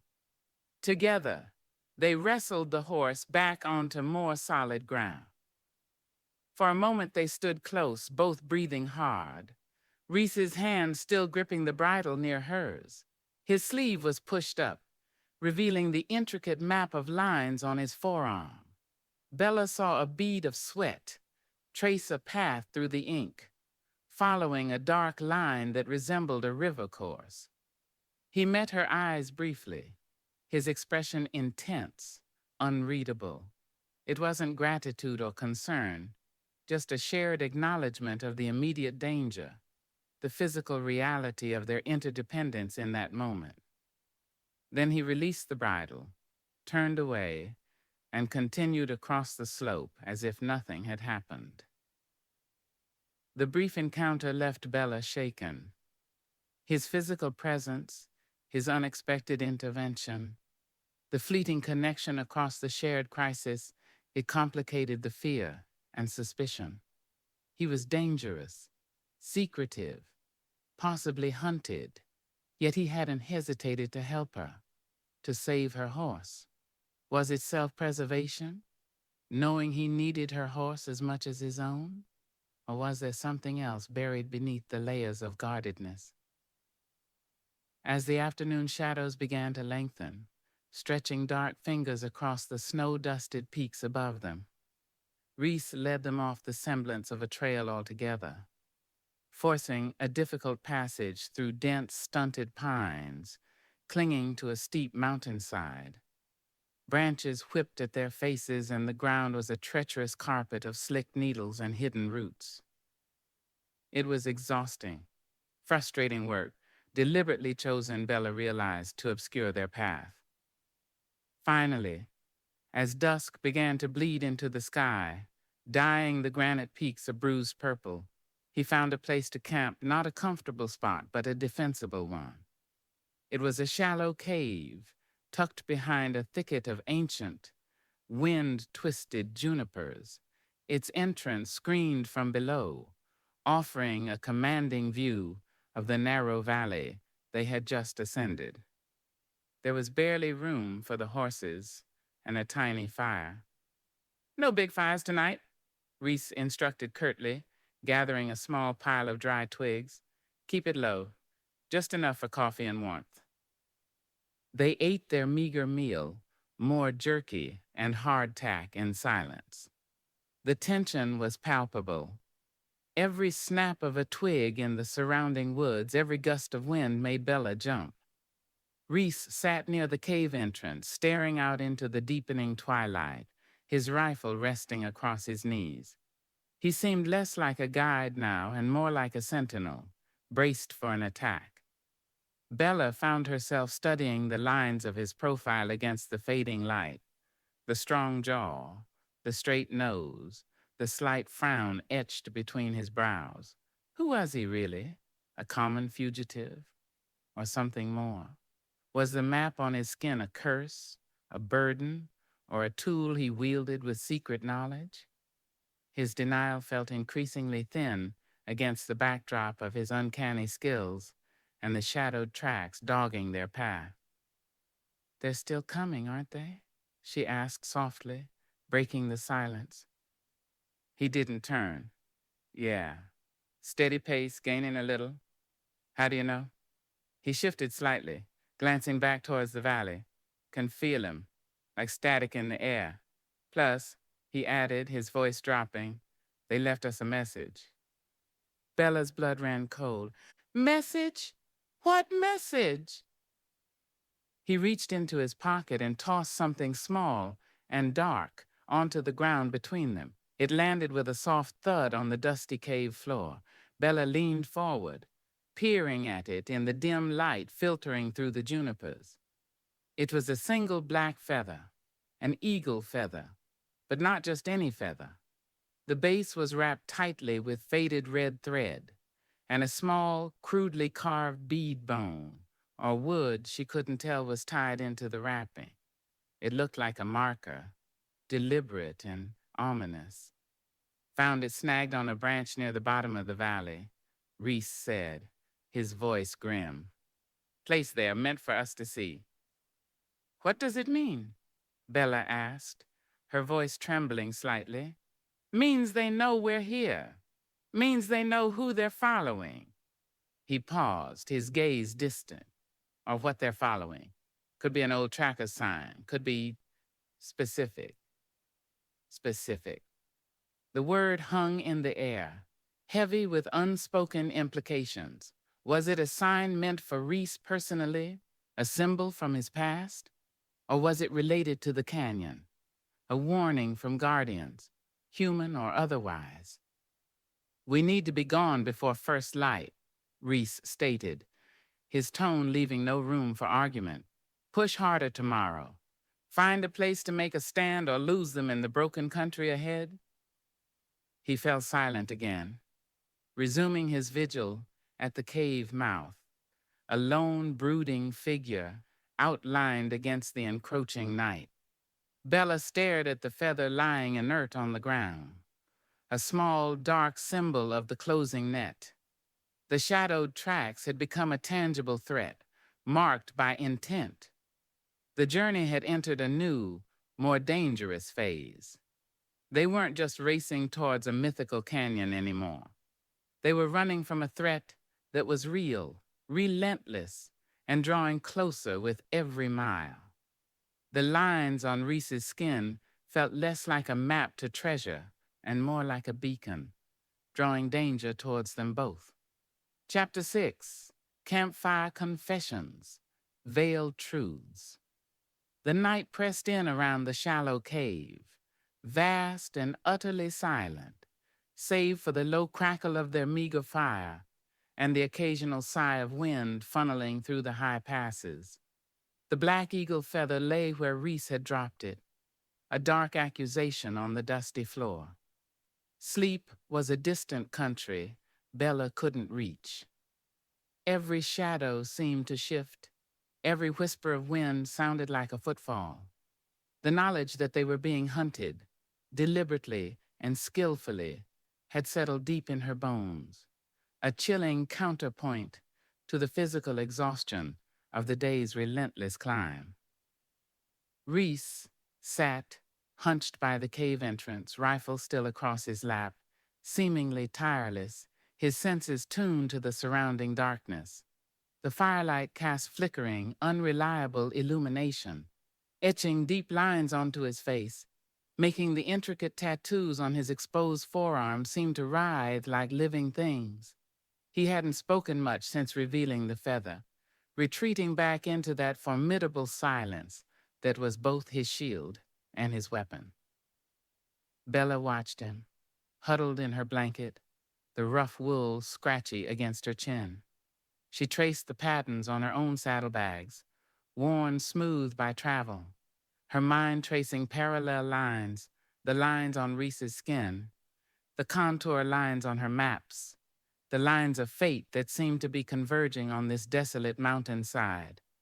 Her father's presence felt palpable in the thin, cold air, his relentless quest whispering alongside the wind. He had chased this mystery, this living map, believing it held the key to something wondrous. Now, faced with the probable embodiment of that map, a man marked, hunted, and profoundly dangerous, the wonder felt eclipsed by a stark, visceral fear. Was this what her father had envisioned? Had he understood the human cost attached to such knowledge? Had he known the map might bleed? She thought of Elias Calloway's overflowing study back home, the scent of old paper and ink, the walls covered with maps depicting known worlds and speculative territories. He'd been a man grounded in science, yet captivated by the earth's mysteries. He taught her to read the landscape, to understand its grammar, its history written in stone and water. But his final letters, penned somewhere out in this unforgiving wilderness, spoke of things beyond measurement, beyond conventional cartography. The earth song, the shifting lines, the scarred man holds the key. Had isolation and obsession driven him mad? Or had he truly glimpsed a deeper, more ancient way of knowing the world, inscribed not on paper, but on flesh? Looking at Reese, at the way he seemed almost fused with the rock and shadow at the cave mouth, listening to sounds she couldn't hear, sensing dangers she couldn't perceive. The line between madness and profound understanding blurred. The silence stretched, punctuated only by the fire's soft hiss. Bella couldn't bear it any longer.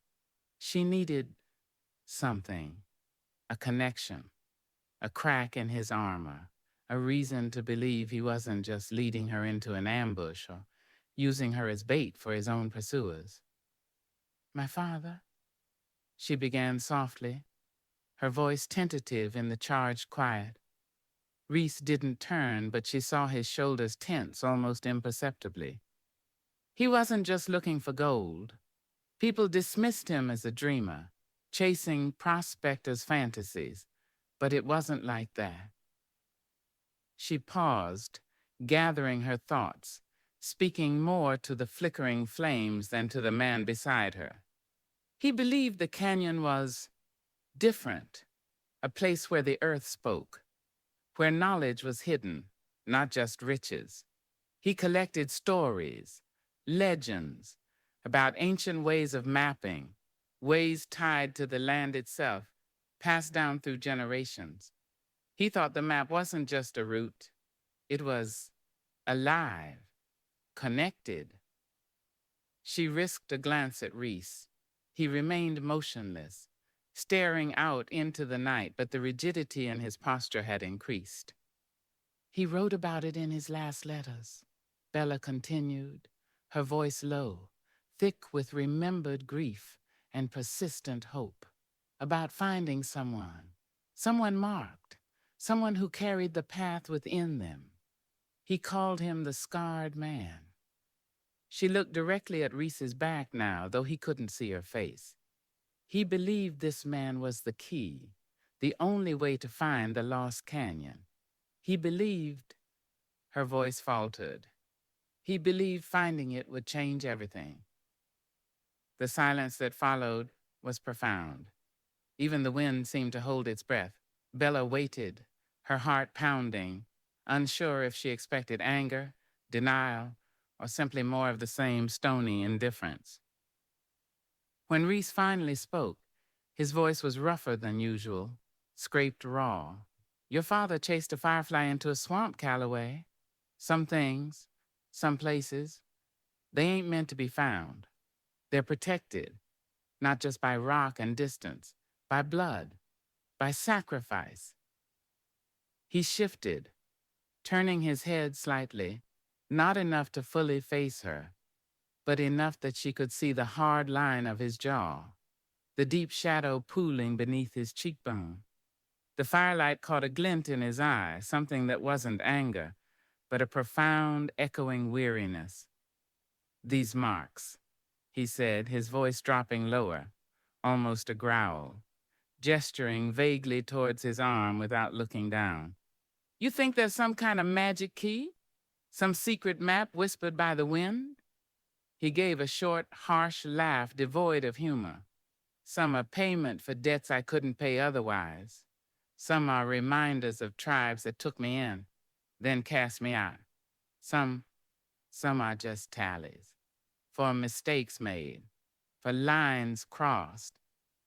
He finally turned fully towards her, his gaze intense, drilling into hers across the small fire. There's a tribe lives deep in the southern deserts, the Nilchi Dinei, the Wind People. They mark their warriors, their storytellers, lines that follow the paths of their ancestors, the flow of water, the shape of sacred mountains. Maybe I spent time with them. Maybe I carry some of their stories. He paused, letting the implication hang in the air. Maybe some lines are just scars from fighting my way out of places I never should have been. Prison camps down south, bandit dens in the mountains. You collect marks in places like that, like collecting birds on a saddle blanket. Bella listened, her mind racing. Wind people? Prison camps? Bandit dens?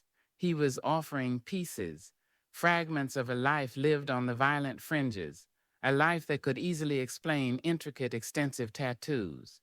He was weaving a narrative, plausible and grim, that accounted for the ink while utterly dismissing her father's theory. It was a confession of a harsh life, perhaps, but was it the truth or a carefully constructed veil? The mention of the Wind People and their sacred maps felt deliberately placed, an acknowledgement of the kind of markings her father sought, immediately followed by the brutal reality of prison scars and bandit tallies. He was giving her an explanation, but one designed to confuse, to diminish the possibility of a single, unified, living map. He was muddying the waters. So they don't mean anything? Bella asked, trying to keep the skepticism from her voice. Not together. Not the way my father believed? Reese held her gaze, his expression unreadable. They mean I survived, he said flatly. That's all the meaning they need. Your father saw what he wanted to see. He put his faith in legends and it cost him. Don't make the same mistake. He sounded so certain, so dismissive. Yet Bella remembered the way he'd navigated the canyons, the way he'd instinctively known the correct fork after touching his arm, the sheer, undeniable geographical complexity of the ink she'd seen on his back in the harsh sunlight. His explanation felt incomplete, evasive, a veiled truth at best.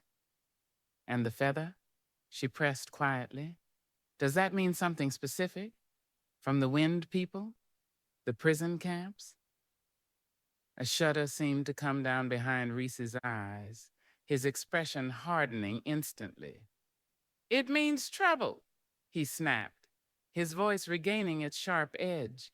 Trouble I likely brought down on us both. That's all you need to focus on right now, surviving the next sunrise. He turned away abruptly, facing the cave entrance again, his posture radiating finality. The brief flickering moment of connection, of potential revelation, was extinguished as quickly as it had ignited. He had offered fragments, confessions wrapped in denial, truths veiled by misdirection. He had confirmed nothing, yet somehow deepened the mystery, adding layers of potential pasts, tribes, prisons, bandits to the enigma he represented. Bella felt a surge of frustration, mixed with a reluctant understanding. He was guarding his secrets fiercely, perhaps because they were too dangerous to share, perhaps because they were all he had left. Trusting him felt like leaning on smoke, yet distrusting him meant facing the wilderness and the shadowed tracks behind them, utterly alone. She looked again at the dark feather. Trouble? Whose trouble exactly? And why now? Was it simple coincidence that his past caught up to him just as he agreed to guide her towards the lost canyon? Or were the pursuers, Reese's past and the canyon itself, somehow inextricably linked? The fire dwindled, casting longer, dancing shadows. The cold seeped deeper into the cave. Bella pulled her blanket tighter, leaning her head back against the cold rock wall. Exhaustion warred with vigilance. She closed her eyes for a moment, trying to piece together the fragments Reese had offered, comparing them to her father's notes, searching for a pattern, a verifiable truth.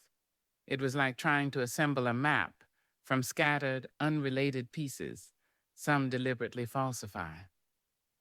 Suddenly, Reese stiffened. Every line of his body went taut. He shifted his weight silently, bringing the rifle up, his gaze fixed on something out in the darkness beyond the juniper screen. What is it? Bella whispered, her own heart leaping into her throat. Quiet, he breathed, barely moving his lips. Bella strained her ears, listening with frantic intensity. At first she heard nothing but the wind.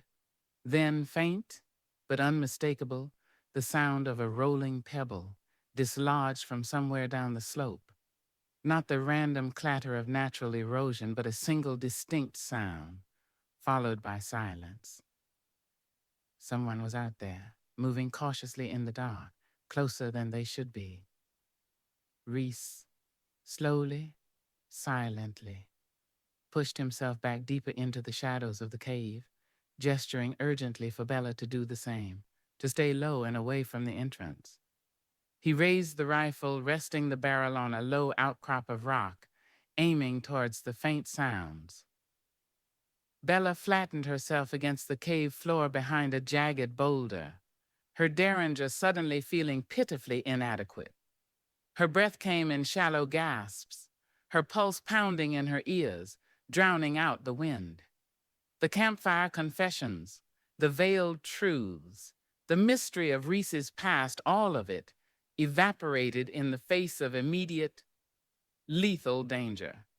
The shadowed tracks weren't just following, they were closing in, probing the darkness, hunting them under the cold, uncaring light of the stars. The fragile truce forged by the campfire had shattered, replaced by the stark reality of survival. Chapter 7. Echoes of a Lost Father. The silence stretched, taut as a bowstring. Bella lay pressed against the cold, damp rock of the cave floor, the gritty dust sharp beneath her cheek.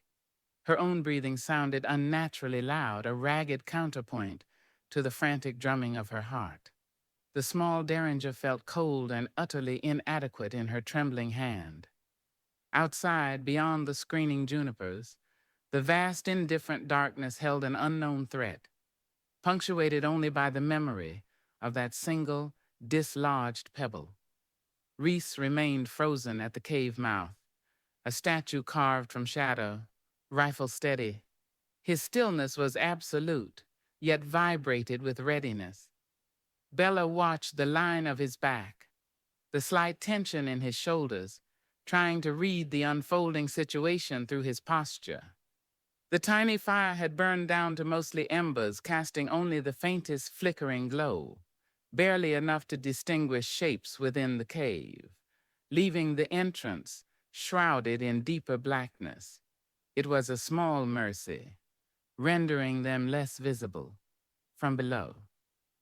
Then came another sound, a soft scrape, like leather brushing against rock, closer this time, followed by a low murmur. Voices too indistinct to make out words, but unmistakably human. They were down there, near the base of the slope, leading up to the cave's ledge, searching, probing the darkness. Bella squeezed her eyes shut for a second, praying they wouldn't find the faint trail Reese had so carefully chosen, praying the wind would carry away the lingering scent of their fire, praying the horses picketed deeper in the cave wouldn't shift or nicker. Time seemed to warp, stretching into an agonizingly slow crawl. Bella focused on controlling her breathing, forcing shallow, silent sips of air. She could feel the cold seeping up from the stone floor, numbing her limbs, but adrenaline kept her alert, every nerve ending screaming.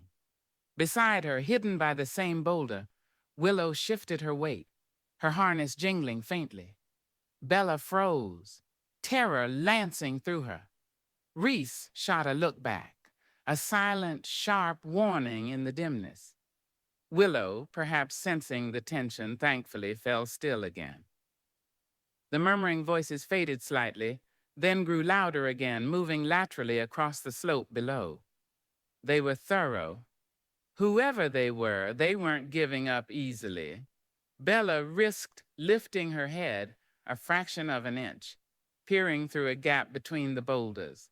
She could see nothing but the indistinct shapes of rocks and stunted trees under the faint starlight. Reese shifted almost imperceptibly, angling the rifle slightly to the left, tracking the unseen movement. His focus was absolute, his breathing slow and controlled. Watching him, Bella felt a strange duality of emotion. Profound fear of the man and his secrets, mingled with a desperate reliance on his skill, his unnerving competence in this brutal landscape. He was the danger, and he was potentially her only salvation. A twig snapped sharply, seemingly right below the ledge. Bella flinched violently, stifling a gasp. Reese didn't move a muscle, his finger steady on the trigger. The silence that followed was deafening. Had they found the path? Were they coming up? Bella imagined figures scrambling up the slope, guns blazing, the confined space of the cave becoming a death trap. She tightened her grip on the derringer, knowing it would be useless against determined men with rifles, but needing the feel of it, the illusion of defense. More murmuring, then a louder voice, sharp with frustration. Nothing! Trail went cold back by the washout, could have gone any direction.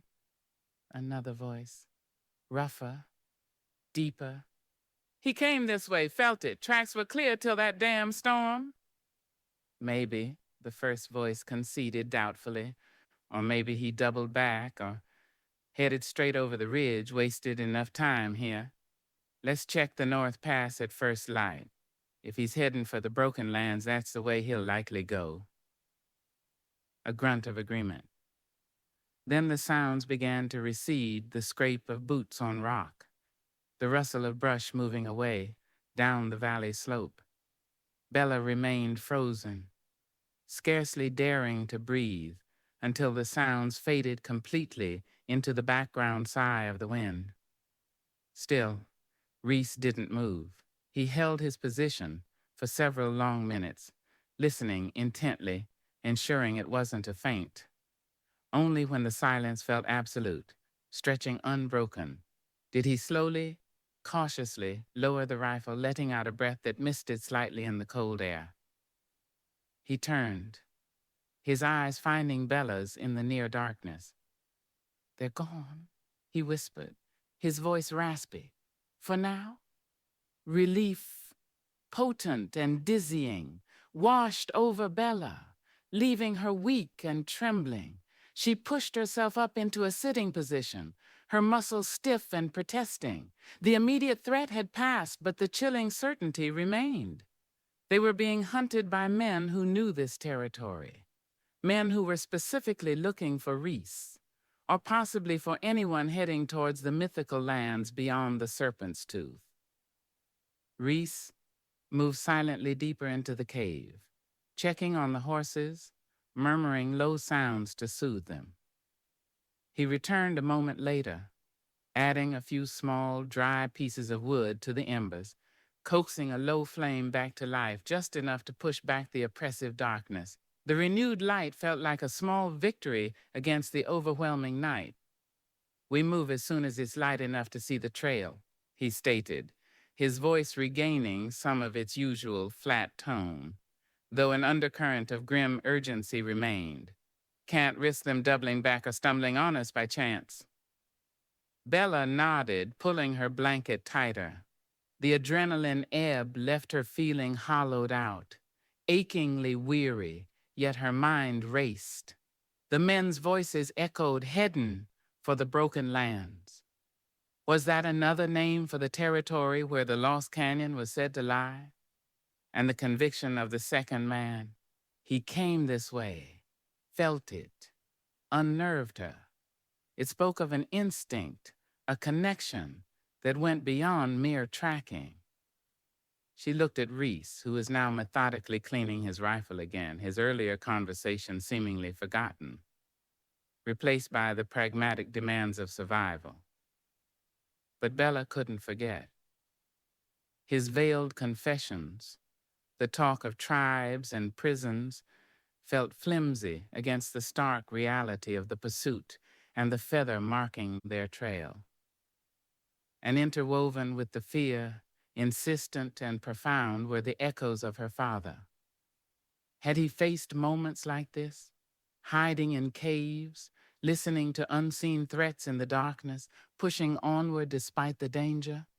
The thought brought a fresh wave of grief, sharp and painful, but also a surge of fierce resolve. She wasn't just chasing a geographical location. She was tracing the final, desperate steps of the person who had meant the most to her, seeking not just answers about the canyon, but about his fate. As the first hint of gray light began to filter into the cave mouth, softening the harsh edges of the rock, They began preparations to leave. They moved with quiet efficiency, born of shared danger and necessity. While Reese saddled the horses and mules, securing their meager supplies, Bella took a moment to scan the cave floor near where she had slept, looking for anything she might have dropped, anything that shouldn't be left behind. Her gaze fell upon a section of the rock wall near the back of the shallow cave, an area she hadn't paid much attention to during the tense night. The returning daylight, striking it at an oblique angle, revealed faint markings etched into the stone surface. They weren't natural striations, they were deliberate. Her heart gave a sudden hard thump. She moved closer, kneeling on the dusty floor, her fingers tracing the shallow grooves. There were several symbols, crudely carved, partially obscured by time and lichen. One was unmistakable, a stylized sun, similar to symbols her father had copied into his journals from native legends about the canyon. Beside it, another carving, a simple compass rose, but oriented strangely, with north pointing slightly downwards towards the cave floor. And below that, almost invisible until she brushed away a layer of dust, were 3 letters roughly scratched. ELC, Elias L. Calloway. Bella's breath caught in her throat. Tears pricked her eyes hot and sudden. He had been here, in this very cave. The realization struck her with the force of a physical blow. This wasn't just a random shelter.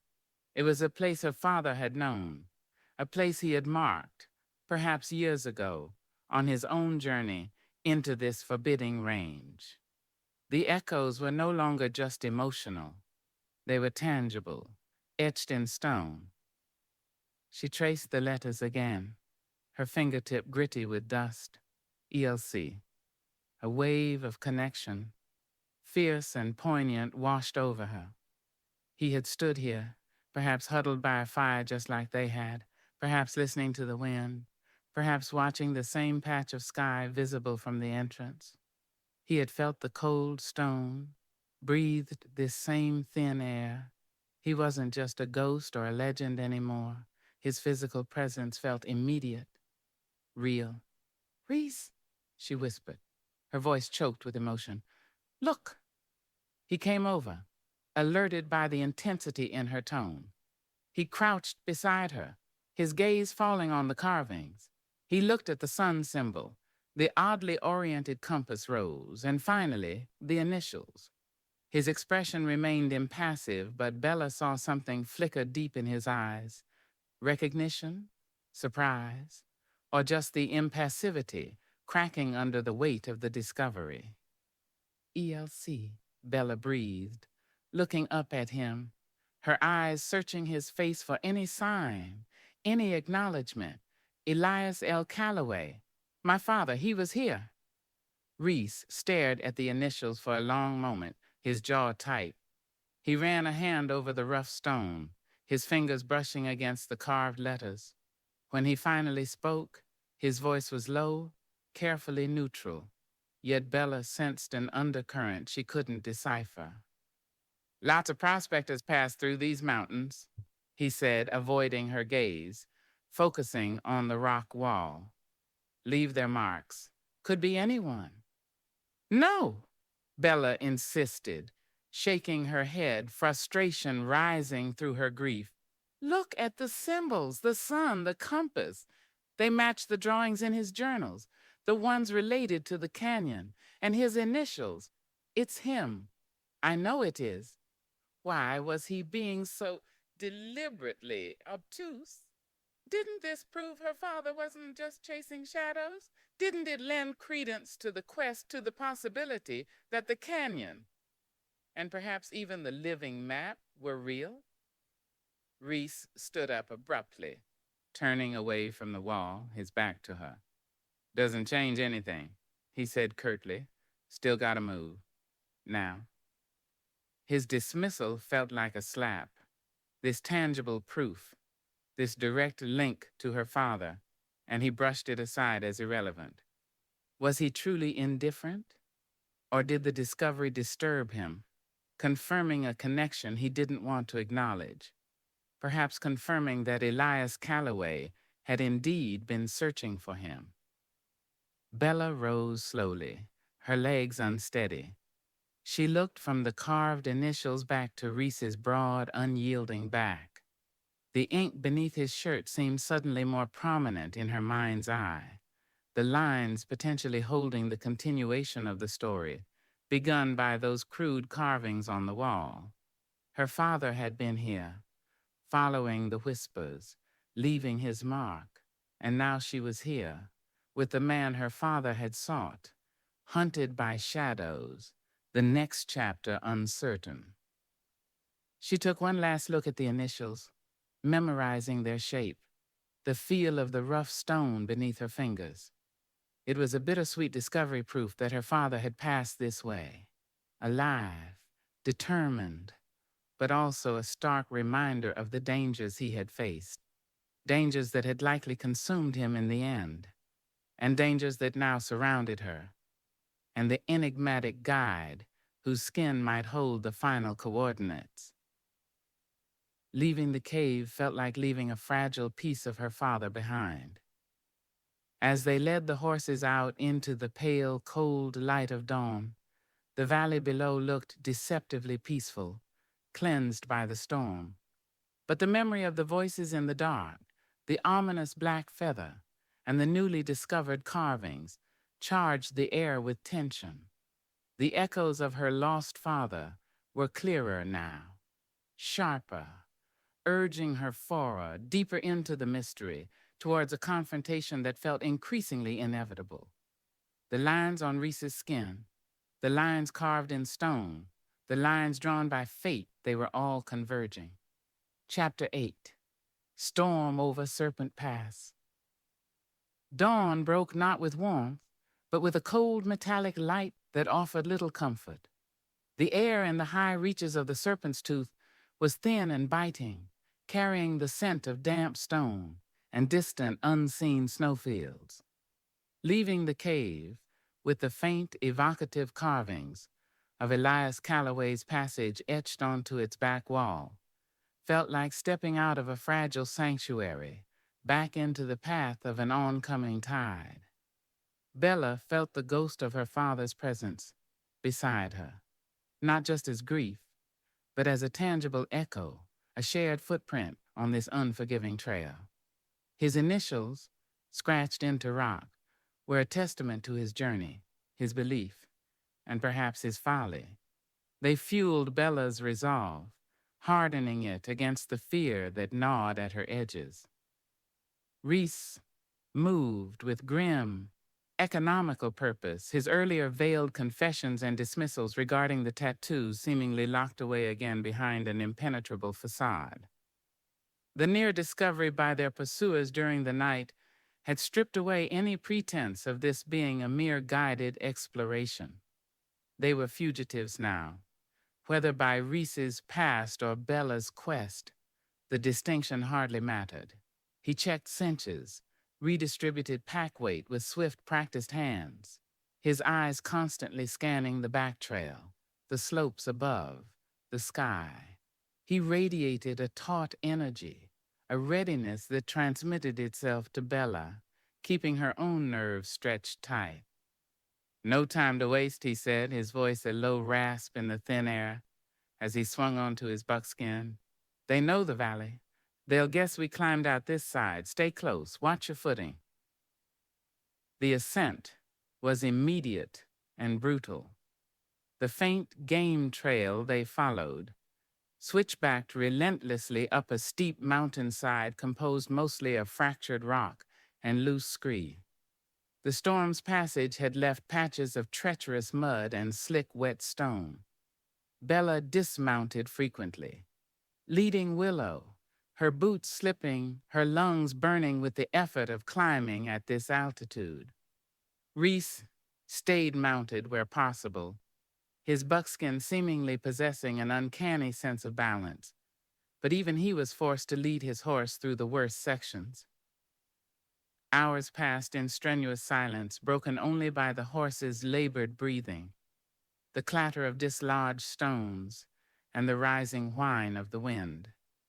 The sky, initially a pale, washed-out blue, began to take on a bruised, grayish tint along the western horizon. The wind picked up steadily, no longer sighing through the peaks, but howling, tearing at their clothes, trying to rip the hats from their heads. It carried the sharp, metallic scent of ozone and impending rain, or worse. Bella glanced nervously at the darkening sky. "Storm coming!" she shouted over the wind, pulling Willow closer to the rock face for meager shelter. Reese, a little way ahead, turned, squinting towards the west. He nodded curtly. "A bad one by the looks of it. We need to get over the pass before it hits full force." He gestured upwards, towards a jagged notch in the ridgeline high above them, Serpent Pass. Even from this distance, it looked forbidding. A narrow slit between towering buttresses of dark rock, like a wound slashed into the mountain spine. The trail leading to it seemed to disappear into shadow, impossibly steep, terrifyingly exposed. That Serpent Pass? Bella felt a knot tighten in her stomach. It looked less like a passage and more like a trap. "Only way across this ridge without losing days going around," Reese confirmed, his voice tight. "It's narrow, exposed, but quicker than trying to outrun this storm down here." He didn't wait for her reaction, simply turned and pushed his horse onward, the urgency clear in his movements. The final approach to the pass was a grueling scramble over fields of enormous boulders and up slopes where the trail became nothing more than a series of precarious footholds, blasted by wind and time. The air grew colder, the wind buffeting them with increasing violence. Flakes of icy sleet began to drive down, stinging Bella's exposed skin, melting instantly on the dark rock. The distant rumble of thunder echoed, closer now, vibrating through the soles of her boots. Reese reached the entrance to the pass first, pausing briefly to let his horse blow before urging it into the narrow defile. Bella followed, her heart pounding against her ribs like a trapped bird. Entering the pass was like stepping into the mountain's throat. The towering rock walls pressed in on either side, blotting out the sky, creating a gloomy twilight even as the storm gathered outside. The wind howled through the narrow gap with renewed ferocity, creating bizarre, shrieking echoes. The trail itself was barely wide enough for a single horse, with a sheer, dizzying drop on one side plunging into shadowed depths where mist or cloud churned ominously. They moved slowly, cautiously, the horses picking their way step by agonizing step over the uneven, slick rock. The roar of the wind and the accelerating drumming of sleet against the rock walls made conversation impossible. Bella kept her eyes fixed on Willow's footing, trying not to look down into the abyss, trying not to think about the pursuers who might be scrambling up the slope behind them. Then the storm broke in earnest. It wasn't just rain or sleet. It was a furious, blinding onslaught. Sheets of icy water hammered down, driven horizontally by the gale-force wind. Visibility dropped to mere feet. Lightning cracked overhead, brilliant white flashes momentarily illuminating the terrifying scene. The slick, narrow path, the churning void below. The water cascading down the rock walls like miniature waterfalls, followed immediately by deafening claps of thunder that seemed to shake the very mountain beneath them. Willow panicked, whinnying in terror. Sidestepping dangerously close to the edge, Bella cried out, throwing her weight onto the reins, trying to soothe the terrified animal, her own fear a cold fist clenching in her gut. Reese reacted instantly. He dismounted in the driving storm, seemingly unconcerned by the precarious footing. and grabbed Willow's bridle, his presence solid, commanding. "Easy, girl! Steady!" he shouted, his voice barely audible over the tempest's roar. He spoke low words to the horse, his hand firm on her muzzle, gradually calming her frantic movements, guiding her forward past a particularly treacherous section where water streamed across the path. He handed the reins back to Bella, his eyes meeting hers for a fleeting second in the chaotic gloom. She saw no fear in them, only a grim, focused intensity. But she also saw the way the icy water plastered his dark hair to his skull, the way his knuckles were white where he gripped his own horse's reins, the undeniable tension in the set of his jaw. Even he wasn't immune to the storm's fury. His shirt was soaked through, clinging to his torso, and in a flash of lightning, Bella could swear the intricate lines of the map on his skin seemed darker, starker, almost pulsing against the pale skin beneath, as if reacting to the electrical charge in the air or the violent energy of the storm lashing the pass. It was a fleeting impression, perhaps just a trick of the frantic light and her overwrought imagination, but it lodged itself in her mind. He remounted, gesturing urgently forward. There was no time for thanks, no time for thought beyond survival. They pressed on deeper into the pass, battling the wind that threatened to pluck them from the ledge, shielding their eyes against the blinding sleet, trusting the instincts of their horses on the treacherous path. Water streamed around their boots, collected in pools, made the footing terrifyingly uncertain. Small pebbles, dislodged by the rain, skittered down the slopes above them, a constant reminder of the potential for a larger rockfall. Bella lost all track of time. The world narrowed to the next step, the next blast of wind, the next blinding flash of lightning. She moved mechanically, soaked to the bone, shivering uncontrollably despite the exertion, her hands numb on the reins. She drew strength from the memory of her father's initials, imagining him facing similar trials, refusing to be broken. She wouldn't be broken either. She would see this through. At what felt like the highest, narrowest point of the pass, where the trail curved sharply around a massive buttress of rock, a deafening crack echoed from above, louder than the thunder. Bella looked up instinctively, just as Reese shouted a warning. A shower of rocks, from pebbles to fist-sized chunks, cascaded down the slope directly towards them. Reese reacted without hesitation, shoving his horse forward, physically bumping Willow and Bella ahead, forcing them past the immediate impact zone. Rocks clattered onto the trail where they had been moments before, some bouncing wildly over the edge into the abyss. One larger stone struck Reese's mule, making it bray in pain and stumble, but it kept its footing. Another grazed Reese's own shoulder, making him grunt and recoil slightly, though he kept control of his horse. Bella stared back in horror at the fresh scar on the trail, realizing how close they had come. Had the rockfall been natural, triggered by the deluge? Or had their pursuers used the storm's cover to trigger it, trying to block their path or send them plunging into the void? There was no way to know. Reese didn't pause to assess the damage or speculate on the cause. "Keep moving!" he yelled, his voice strained. "Almost through!" The remaining length of the pass seemed endless, but gradually the oppressive rock walls began to recede slightly. The wind lessened its maniacal force, and the blinding sheets of rain eased into a steadier, though still heavy, downpour.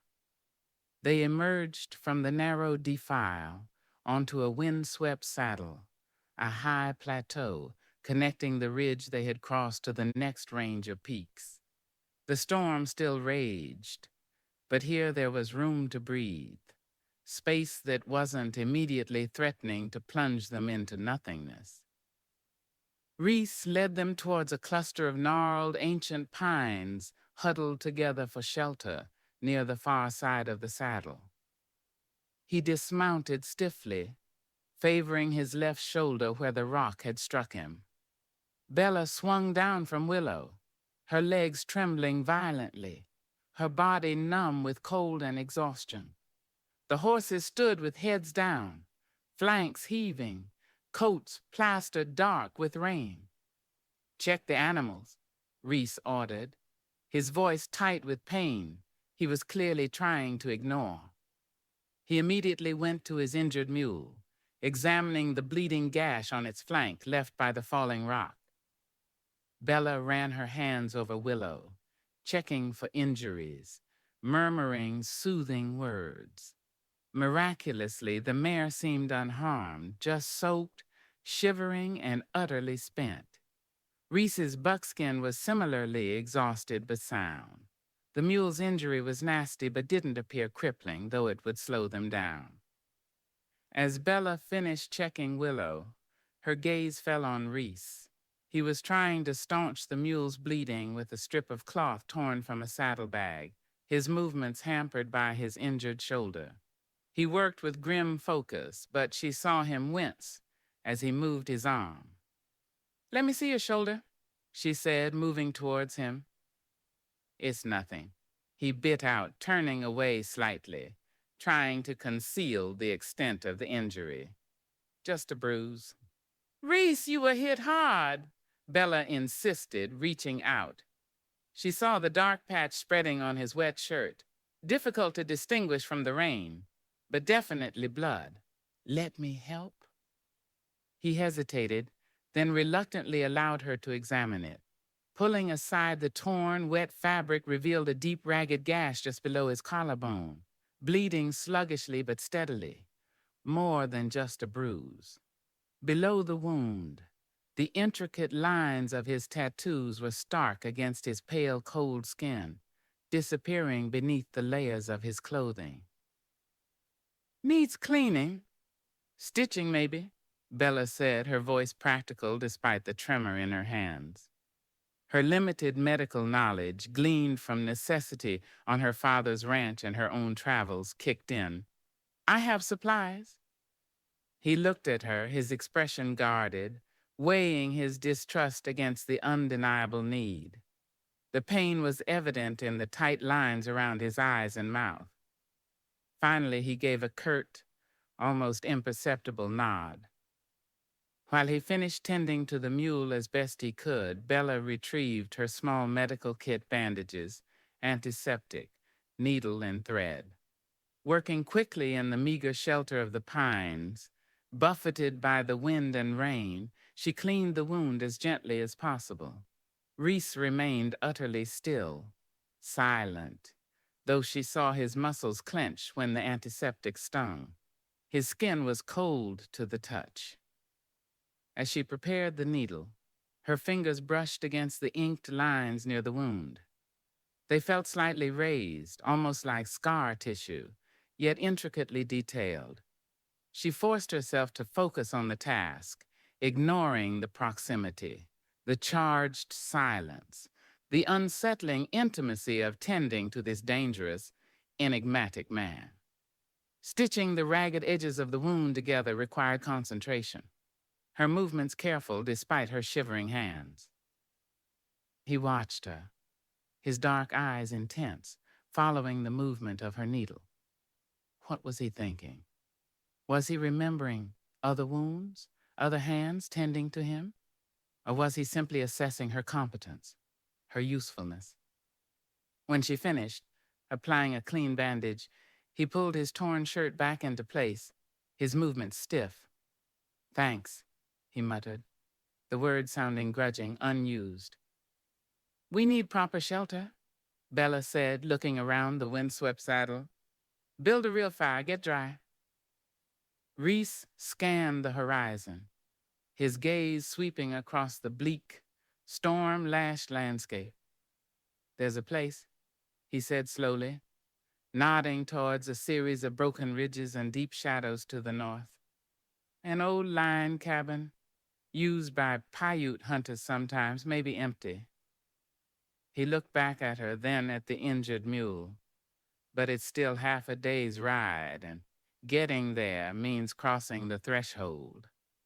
Threshold, Bella echoed, puzzled, into the broken lands. He said, his voice low, resonant, holding a weight that sent a fresh chill down her spine, colder than the rain.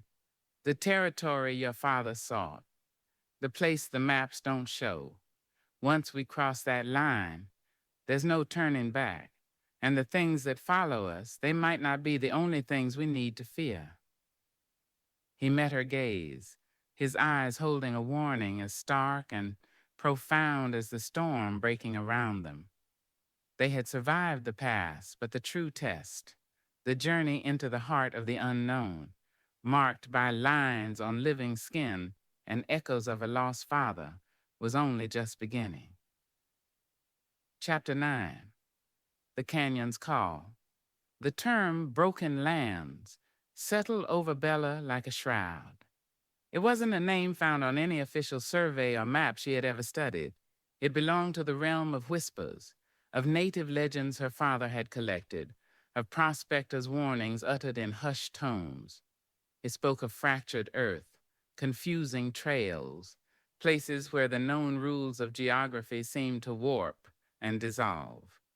And according to Reese, it was the territory that held the Lost Canyon, the threshold they were about to cross.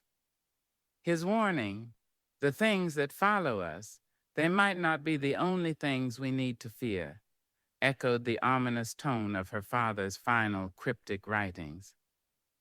The storm, having spent its initial fury in the past, settled into a grim, persistent reality. The wind still howled across the high saddle, driving sheets of cold rain that soaked them anew, despite their brief respite under the pines. Reese's shoulder, crudely stitched and bandaged, clearly pained him, his movements stiff, his face drawn into tight lines. The injured mule limped, slowing their pace considerably. Their pursuers, though unseen since the night before, felt like a palpable presence, potentially driven back by the storm, but undoubtedly regrouping. Relentless. Yet, turning back, as Reese had stated, was no longer an option. Not after coming this far. Not with the echoes of her father so close, not with the tantalizing, terrifying possibility that the map on Reese's skin was leading them towards truth. The line cabin, Bella said, her voice determined despite the shivering that racked her body. We need to reach it. Reese gave a curt nod, his gaze already fixed northward, towards the jagged, shadowed ridgelines that marked the entrance to the broken lands. Stay alert. This ain't like the mountains, you know. Land plays tricks here. Trails disappear. Rocks move. He swung stiffly into his saddle, his hand automatically checking the colt at his hip. The journey down from the saddle was less steep than the ascent to the pass, but infinitely more confusing. The landscape became increasingly strange, fragmented, towering sandstone formations, sculpted by millennia of wind and water into bizarre shapes, arches, hoodoos. Balanced rocks rose abruptly from flatter plains littered with volcanic rock. Deep, narrow canyons snaked through the terrain, their entrances often hidden until they were nearly upon them. The ground underfoot varied wildly, from soft, sandy washes to fields of sharp, black obsidian shards that threatened the horses' hooves. Reese navigated this bewildering territory with the same unnerving certainty he'd shown before. Yet Bella sensed a difference. His vigilance intensified. He consulted no physical map, but she saw him pause more frequently, scanning not just the horizon but the ground, the rock formations, the sky, as if reading invisible signs. Several times she saw his hand drift unconsciously towards his tattooed forearm. his fingers tracing lines hidden beneath his soaked sleeve, his brow furrowed in concentration before choosing a path that seemed illogical, yet always proved correct, bypassing a hidden sinkhole or finding a negotiable route down a seemingly impassable cliff face. The lines were guiding him. Whether he consciously admitted it or not, whether he understood the mechanism or simply acted on instinct, honed by the markings, the map was alive, responding to this strange, broken terrain. Her father hadn't been mad. He'd been right. The realization sent a thrill through Bella, a mixture of vindication and profound unease. What power resided in those lines, and what price had Reese paid or was still paying for carrying it? The rain gradually lessened, dwindling to a persistent drizzle, but the sky remained overcast, heavy, casting a pall over the already somber landscape. A thick mist began to rise from the damp ground, swirling through the canyons, obscuring distances, muffling sounds, adding another layer of disorientation to the scene. It felt like the land itself was trying to conceal its secrets, to swallow them whole. They rode in silence, the only sounds the rhythmic plodding of the horses, the creak of damp leather, the soft drip of water from rock ledges, and the mournful sigh of the wind through unseen crevices. The isolation was profound, deeper even than in the heart of the serpent's tooth. Here the world felt ancient, primal, untouched by the concerns of settlers or prospectors. It felt watchful. As the dim afternoon light began to fade, choked by the mist and heavy clouds, Reese pointed towards a dark slash in a towering cliff face ahead. "The cabin's up there, hidden shelf." The approach was difficult, requiring them to lead the horses up a narrow, winding path obscured by overgrown brush and loose rock. The injured mule struggled, groaning softly, but gamely followed. Finally, they emerged onto a wide, sheltered ledge protected by an overhang. Tucked back against the cliff wall sat a small, dilapidated structure, the line cabin. It was crudely built of rough-hewn logs, chinked with mud that had long since crumbled in places. The door hung crookedly on leather hinges, and the single window opening was covered with a stretched oiled hide that glowed faintly from within. Smoke curled thinly from a makeshift stone chimney. It wasn't empty. Reese held up a hand, signaling caution. He drew his Colt, moving silently towards the cabin, keeping close to the rock wall. Bella held her breath, her own hand instinctively going to her derringer. Who would be using a remote cabin in the heart of the Broken Lands? Paiute hunters, as Reese suggested, or someone else? Someone connected to their pursuers? Or perhaps someone connected to the canyon itself? Reese reached the door, listened intently for a moment, then pushed it open cautiously. An old woman looked up from a small fire burning in a crude hearth at the center of the one-room cabin. She was Paiute, her face a mask of deep wrinkles, her eyes dark and sharp, missing nothing. Her hair, streaked with gray, was tied back simply. She wore traditional buckskin clothing, worn but clean. She held a piece of jerky in one hand and showed no surprise, no fear at Reese's sudden appearance, gun drawn. She simply looked at him, then passed him to Bella and the horses, her expression calm, assessing. Reese slowly lowered his pistol, though he didn't holster it immediately. He spoke to her in a language Bella didn't recognize, low, guttural sounds, softer than the languages of the Plains tribes she had occasionally encountered. It sounded ancient, intrinsically tied to the stones and wind outside. The old woman listened patiently, then replied in the same tongue, her voice soft but resonant. Her gaze drifted over Reese, lingering for a moment on his bandaged shoulder, then meeting his eyes directly. There seemed to be a recognition, a history between them, unspoken but palpable.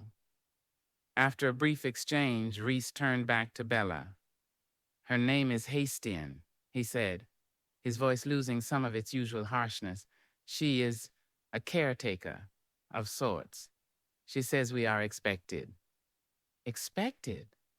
Bella stared at the old woman, whose dark eyes now rested on her. Expected by whom? How? Does she know who's following us? Bella whispered to Reese. Reese relayed the question. Hastings listened, then spoke again, her gaze unwavering.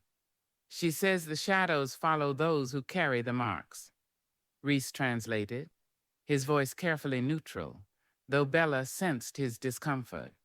"And those who seek the sunstone. She offers shelter from the storm, nothing more.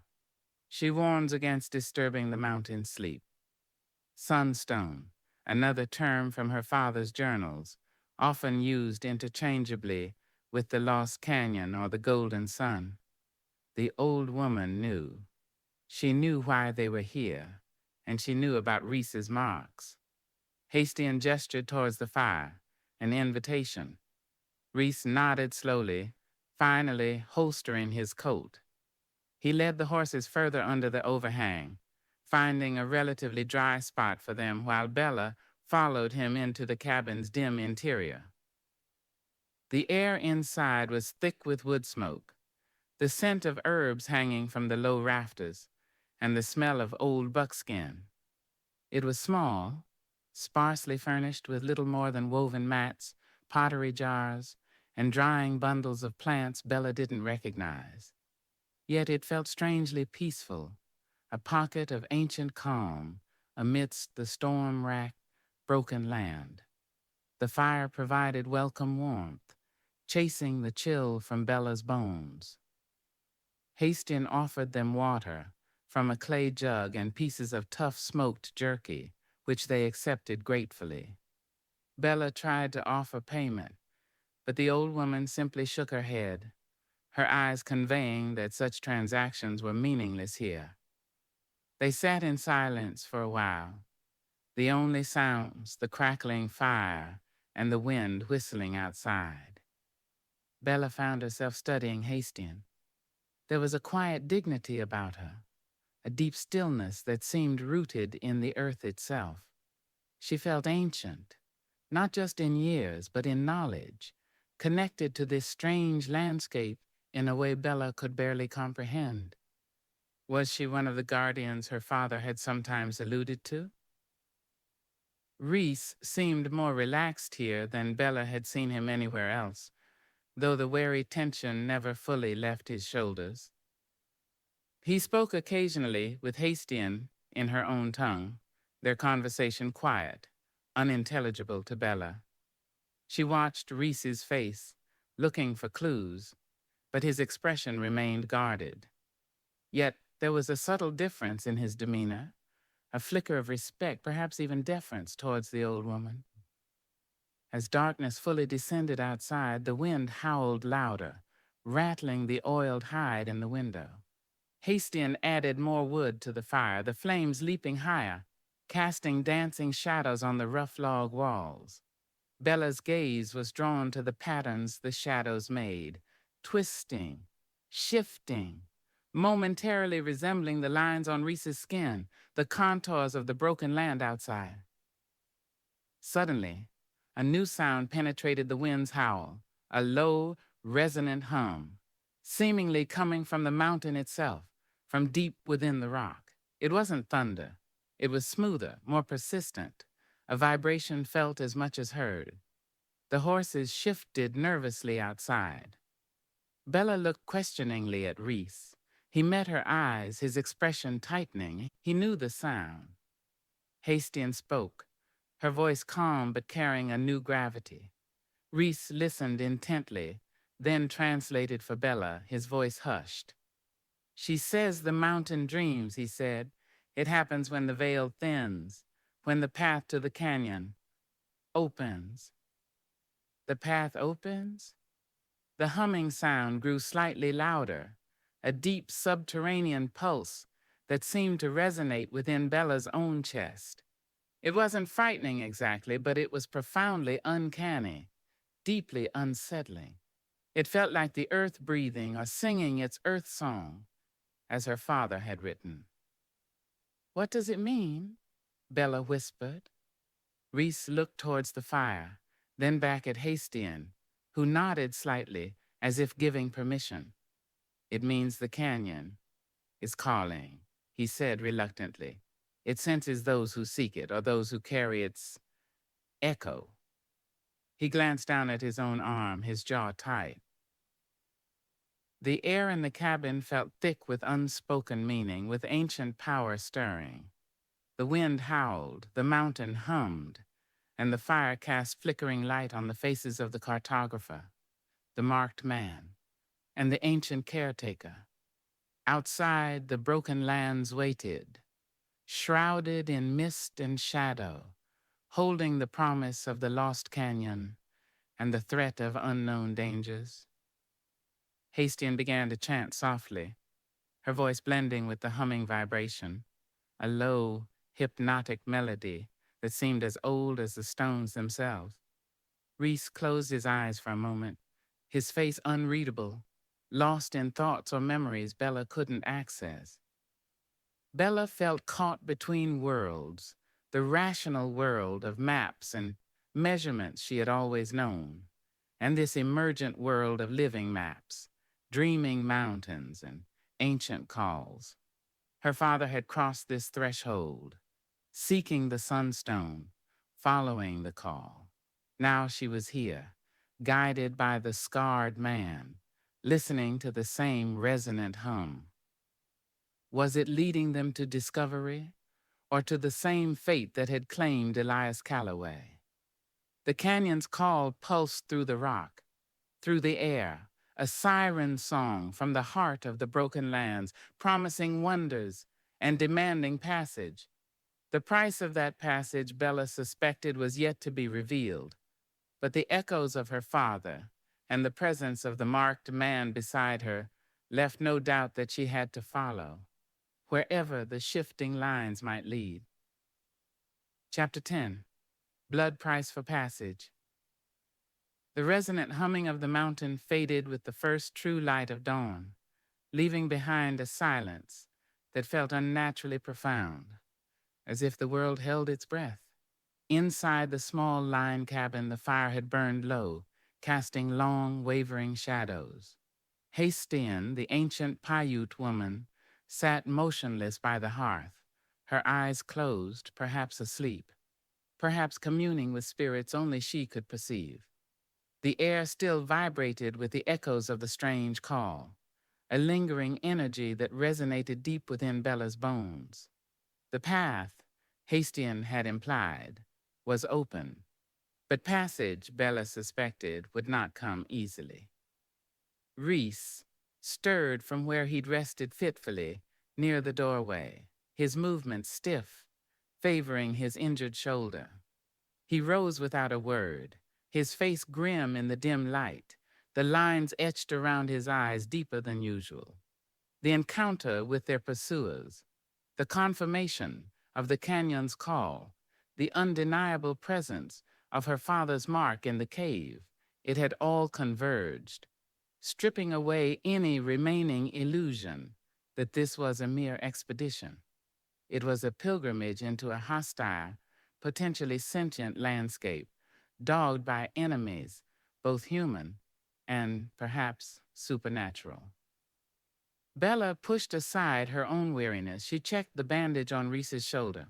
The bleeding had stopped, but the flesh around the stitches was inflamed.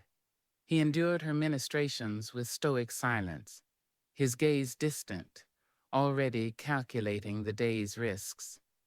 She then went outside into the damp, misty dawn to check the animals huddled under the overhang. The injured mule whickered softly, its legs still swollen, but it put tentative weight on it. Willow and Reese's buckskin seemed recovered from the storm's ordeal, their coats beginning to dry, their breath pluming in the cold air. They prepared to leave with minimal words, the shared understanding of urgency superseding conversation. Bella repacked their dwindling supplies: jerky, hardtack, coffee, beans, the precious ammunition her movements practiced. Efficient.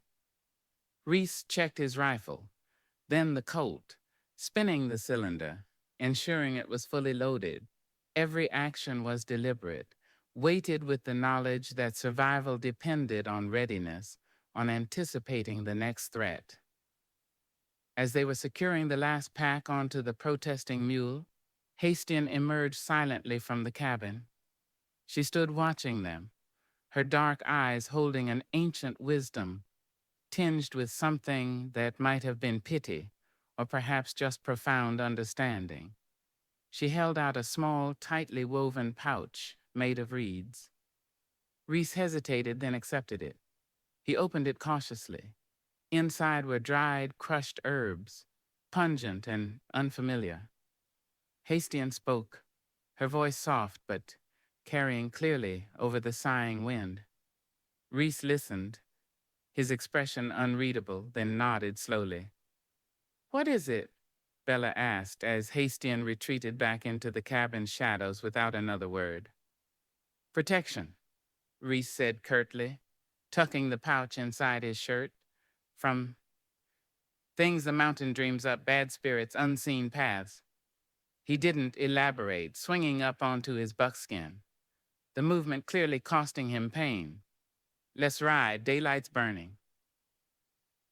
They left the sheltered ledge, descending back into the swirling mist and the labyrinthine ways of the broken lands. The terrain grew even more chaotic, a jumble of fractured rock, deep arroyos, and towering sandstone monoliths that seemed to shift and change shape in the uncertain light. The mist clung heavy, reducing visibility, making navigation solely reliant on Reese's unnerving instincts. Bella kept glancing back, half expecting to see their pursuers emerge from the gray veil. But there was only emptiness, silence, and the feeling of being watched by the land itself. Reese pushed them onward, his injured shoulder a constant impediment, yet his focus never wavered. Bella saw him occasionally touch the pouch Hastian had given him, his fingers brushing against the herbs through his shirt. He seemed to be following a path only he could perceive, guided by the lingering echo of the mountain's call, or the shifting lines beneath his skin, or perhaps both. He skirted wide open areas, sticking to narrow defiles and shadowed canyons, using the mist as cover. The injured mule slowed them, its limping gait a constant painful reminder of their vulnerability. Around midday, the mist began to thin slightly as the weak sun fought to break through the heavy cloud cover. They were traversing a narrow canyon, its walls rising sheer on either side, composed of stratified rock in shades of ochre, red, and deep purple. The canyon floor was sandy, marked only by their own tracks and the delicate tracery of nocturnal creatures. It felt secluded, hidden, perhaps even safe. It was a trap. The first shot cracked through the unnatural quiet, startlingly loud, echoing sharp and flat between the canyon walls. It wasn't aimed at them. It struck the rock face high above Bella's head, sending chips of stone raining down, a warning shot or a signal. Reese reacted instantly, his body moving with fluid, deadly speed despite his injury. "Get down behind the rock," he yelled, simultaneously drawing his Colt and shoving Bella towards a cluster of large boulders tumbled near the canyon wall. He swung off his horse, using the buckskin as partial cover, his rifle already coming up. Bella scrambled behind the rocks, pulling a reluctant Willow with her, her heart hammering against her ribs. She fumbled for her derringer, the small pistol feeling utterly useless. Peering cautiously around the edge of the boulder, she saw figures emerging from the mist at both ends of the narrow canyon, blocking their path forward and back. There were 4 of them, hard men, dressed in trail-worn range clothes, armed with rifles. They moved with purpose, spreading out, taking cover behind rocks and projections in the canyon walls. One figure, slightly taller than the others, stood more exposed near the canyon entrance they had just passed through. He held a Sharp's rifle loosely, his face shadowed by the brim of his hat, but radiating an aura of cold command. Bella felt a chill despite the adrenaline coursing through her. These weren't common bandits. They were professionals, hunters. "Reese!" The lead man's voice cut through the air, rough and carrying. "Just the man we've been looking for. And the little lady cartographer. Fancy meeting you way out here." Reese didn't answer. He remained crouched behind his horse, rifle aimed towards the men blocking their exit ahead. His face was a mask of cold fury, his eyes narrowed, calculating angles, assessing threats. "Been a long chase, Reese," the leader continued, his tone almost conversational, yet laced with menace. "From the Pecos clear up to this God's-forsaken pile of rocks. You owe Marcus Thorne some answers, and maybe something else." Marcus Thorne. The name meant nothing to Bella, but she saw Reese flinch almost imperceptibly. A nerve had been struck. This was personal. This was his past, materialized from the shadows. "Don't know any Thorne," Reese called back, his voice steady, betraying none of the turmoil Bella sensed. "You got the wrong man." The leader chuckled, a dry, humorless sound. "Oh, I don't think so." The description was perfect, right down to the artwork. He gestured vaguely towards Reese. "Word is, you carry something Thorne wants back. Something valuable. Looks like the girl's after it, too. Makes things simple." Bella's blood ran cold. They knew. They knew about the tattoos, the living map. Thorne wasn't just after Reese for some past crime. He was after the map itself.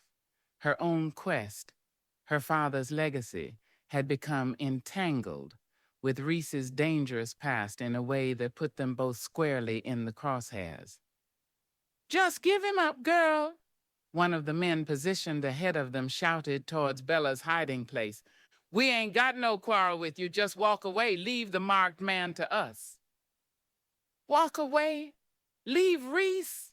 The thought was unthinkable, not just because he was her guide, but because despite everything, a fragile, complex connection had formed between them, forged in shared danger and unspoken understanding.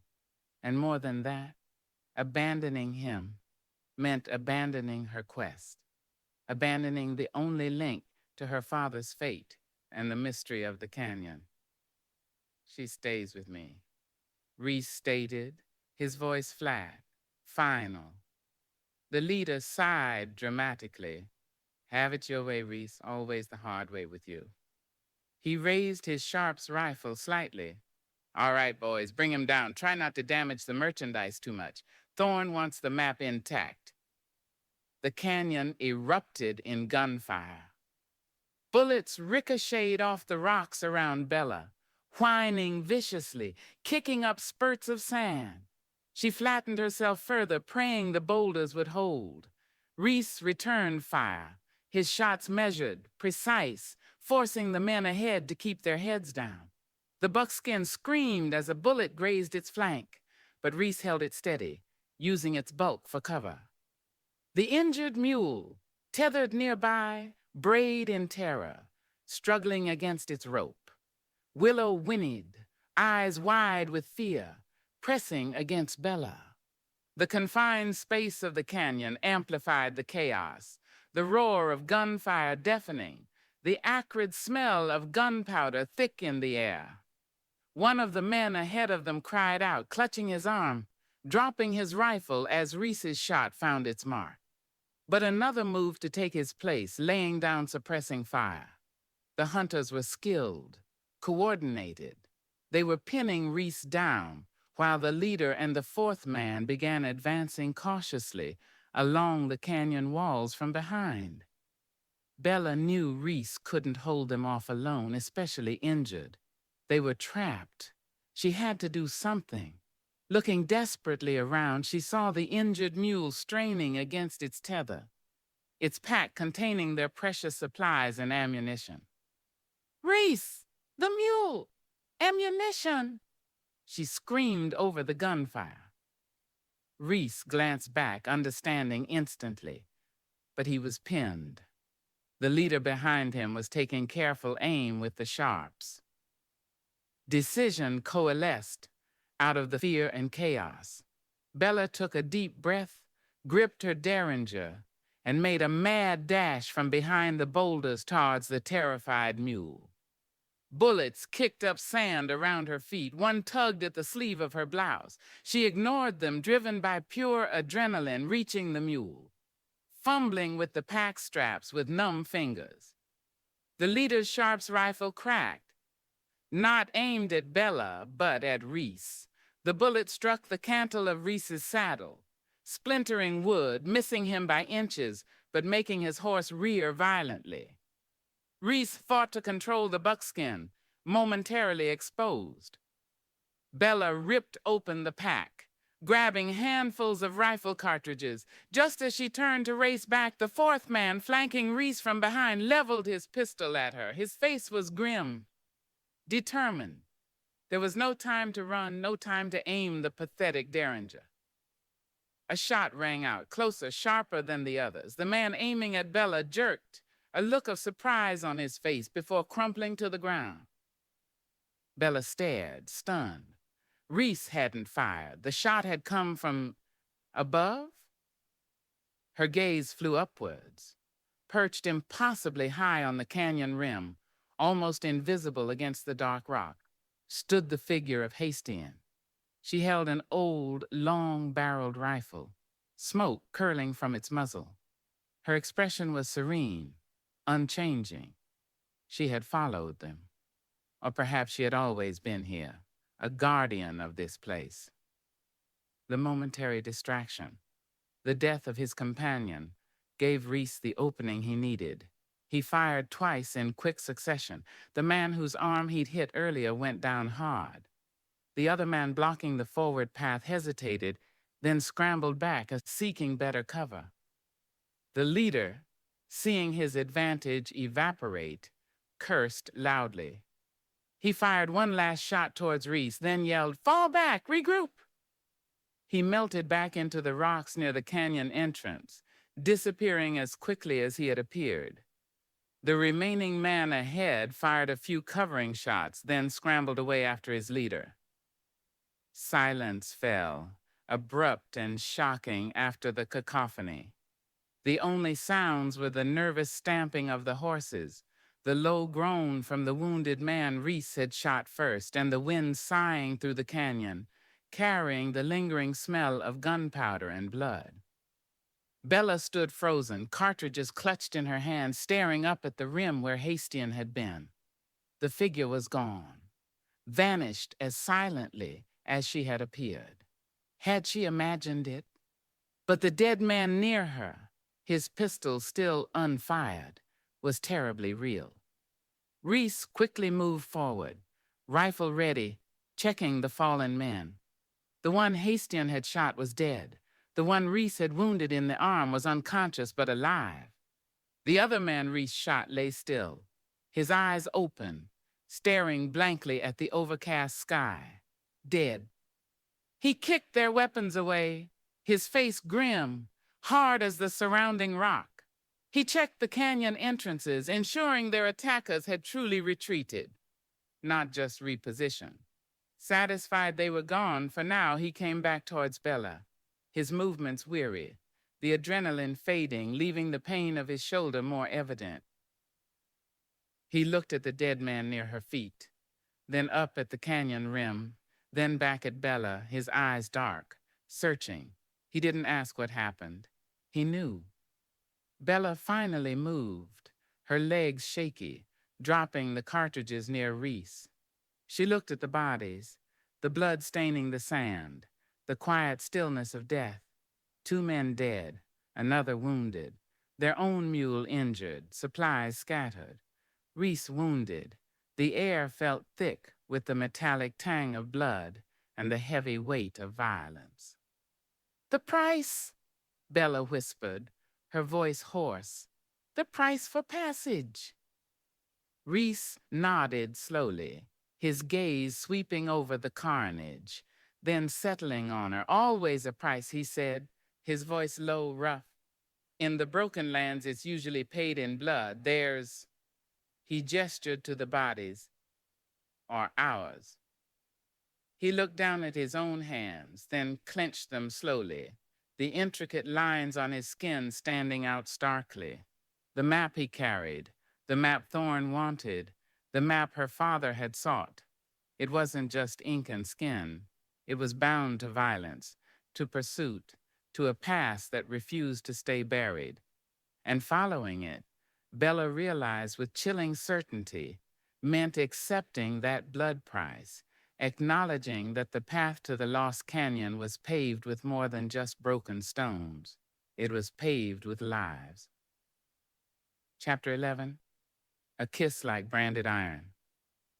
The echoes of the last gunshot faded, absorbed by the porous sandstone walls, leaving behind a silence that felt heavier, more profound than the chaos it replaced. Dust, disturbed by frantic movement and errant bullets, settled slowly in the thin canyon air, carrying the sharp, metallic tang of gunpowder and the warmer, sickeningly sweet smell of fresh blood. Bella stood frozen. The rifle cartridges Reese needed still clutched loosely in her hand, her gaze fixed on the spot high on the rim where Hastian had stood, a phantom guardian angel armed with an ancient rifle. Then her eyes dropped to the scene before her, the still bodies sprawled awkwardly on the sandy floor, the dark stains spreading beneath them, the wounded man groaning softly near the rocks where Reese had first taken cover. The reality of it crashed down on her, the raw, brutal finality of violence. Men were dead because of them, because of the map Reese carried, because of the canyon she sought. The blood price Hastian had spoken of wasn't metaphor. It was literal, staining the earth at their feet. A wave of nausea washed over her, and she swayed, gripping a nearby boulder for the support. Reese moved through the aftermath with a grim, detached efficiency that spoke of long, harsh familiarity with such scenes. He first confirmed the leader and his companion had truly fled, scanning the canyon entrances, listening intently before seeming satisfied they wouldn't return immediately. Then he approached the wounded man, the one whose arm he'd shot. The man was conscious now, eyes wide with pain and fear, clutching his bleeding limb. Reese disarmed him swiftly, tossing the pistol well away. He looked down at the man, his face hard, unreadable. "Who's Thorn?" Reese's voice was low, dangerously quiet. "Why does he want the map?" The man grimaced, sweat beading on his forehead despite the coolness of the canyon air. "Thorn. He collects things," he gasped out. "Things of power. Heard stories about you, about what you carry. Said it weren't just tattoos. Said it was alive, worth a fortune. More in gold. Alive." The word hung in the air, confirming Bella's deepest suspicions and fears. Thorn wasn't just a collector. He understood, or believed he understood, the true nature of the living map. Reese absorbed this information without visible reaction, though Bella saw his hand clench almost imperceptibly at his side. He looked from the wounded man to the 2 dead bodies, Hastian's kill near Bella, and the man Reese had shot near the canyon mouth. Then his gaze fell on Bella, taking in her pallor, the tremor in her hands, the cartridges still clutched forgotten. "We can't take him." Reese stated flatly, nodding towards the wounded man. Can't leave him on. Can't spare the time or supplies. Bella understood the grim calculation. Taking a prisoner was impossible. Leaving him to die slowly seemed monstrous. Killing him outright. The thought made her stomach churn again. What was the frontier code here? What was Reese's code? Reese seemed to read her turmoil. He walked over to their scattered supplies, retrieved a canteen, and placed it on the ground near the wounded man, just out of immediate reach, but visible. Water, he said curtly to the man. Might last till your friends come back for you. Might not. He turned away, offering no further aid, no mercy beyond that single, pragmatic gesture. It was brutal, chillingly detached, yet perhaps the only option that allowed them to survive. Leaving him a chance, however slim, felt marginally less barbaric than a bullet. He ignored the dead bodies. There was no time for burials, no inclination to offer respects to men who had tried to kill them. The vultures circling high overhead, patient spectators drawn by the scent of blood, would handle the final rites. Such was the harsh calculus of the Broken Lands. His attention turned to the animals. He ran a hand gently over his buckskin, where the bullet had grazed its flank, murmuring low words. The horse, though trembling, seemed superficially wounded. Then he checked the mule again. The poor creature was favoring its injured leg badly, the earlier rock fall injury clearly exacerbated by the panic of the gunfight. She won't keep up, Reese said, his voice tight with frustration and perhaps a flicker of regret.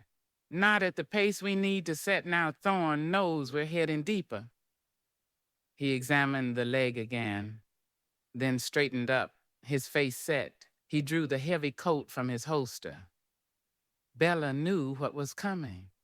Tears sprang to her eyes, blurring her vision. It felt like another casualty, another sacrifice demanded by this relentless journey. She turned away, unable to watch, pressing her face against Willow's trembling flank. The single sharp crack of the pistol shot echoed flatly in the confined space, a sound of grim necessity, of ending suffering, of cutting losses. Another price paid.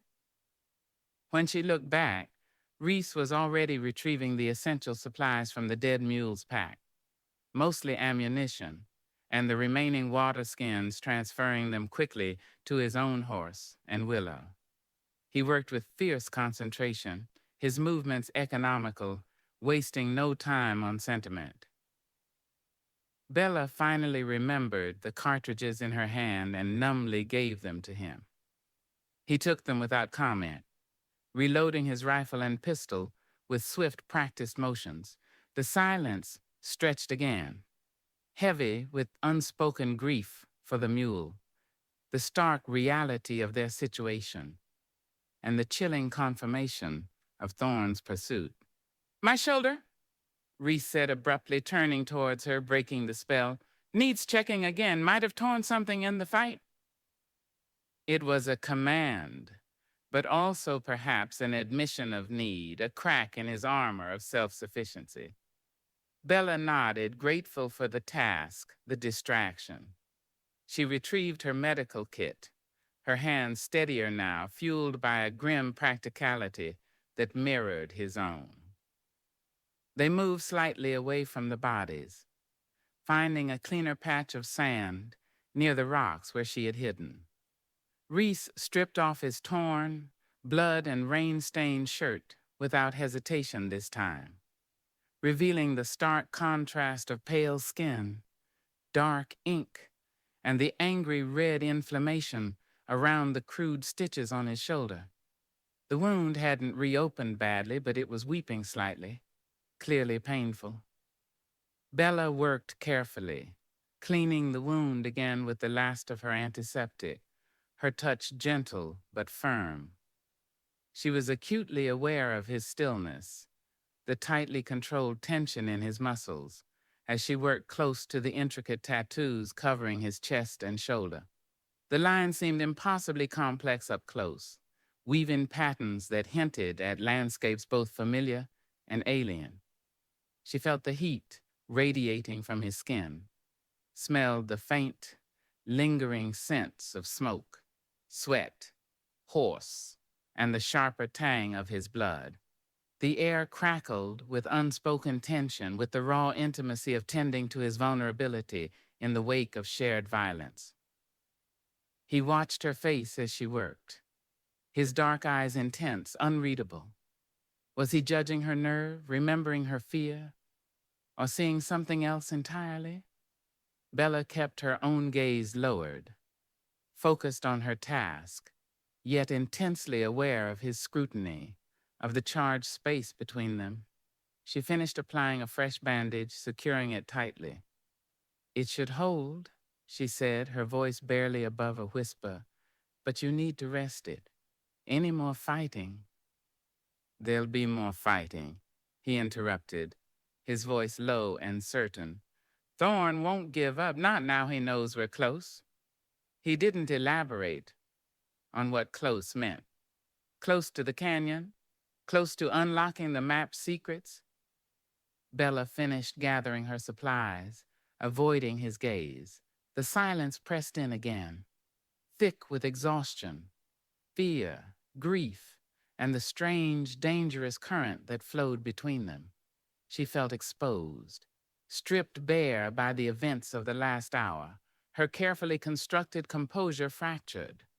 She had faced death, seen men die, played a small part in the violence. She had seen Hastian act as a deadly guardian. She had felt the canyon's call, and she had touched the skin of the living map. She finally looked up, meeting his intense gaze. His eyes held a complex storm of emotions she couldn't decipher: pain, weariness, anger, and something else, something raw and unguarded she hadn't seen before. It was the look of a man pushed to his limit, stripped of his defenses, confronting the ghosts of his past and the uncertainty of his future. Without warning, driven by impulse, by the storm raging inside him, Reese reached out, his uninjured hand tangling roughly in her hair, tilting her face up to his. His touch wasn't gentle, it was urgent, possessive. Bella gasped, startled, her heart leaping into her throat. She saw the conflict in his eyes, the darkness swirling there, before his mouth crashed down onto hers. It wasn't a kiss of tenderness or affection. It was a brand, hot, hard, demanding. His lips were firm, almost bruising, tasting of trail dust, gunpowder, and desperation. There was no softness, no exploration, only a raw claiming, a desperate fusion of frustration, fear, and undeniable dangerous attraction. It was the kiss of a man who lived on the edge, who knew the price of survival, who perhaps sought to anchor himself, however briefly, however violently, to another living soul in the face of overwhelming darkness. Bella froze for a heartbeat, shocked by the suddenness, the ferocity. Then something within her responded, not with fear, but with an answering fire. She didn't pull away. Her own hands came up, gripping his arms, holding on as if drowning. She kissed him back with a desperation that matched his own, a release of the terror, the grief, the uncertainty, the burgeoning, confusing feelings she had tried so hard to suppress. It was a collision, fierce and elemental, like the storm that had broken over Serpent Pass. The tattoos on his chest pressed against her through her thin blouse, the intricate lines seeming to burn against her skin. She felt the tightly coiled power in him, the pain radiating from his injured shoulder, the frantic beat of his heart against hers. It was overwhelming, terrifying, exhilarating, a kiss like branded iron, searing itself onto her memory, marking her as surely as the ink marked him. Just as suddenly as it began, it ended.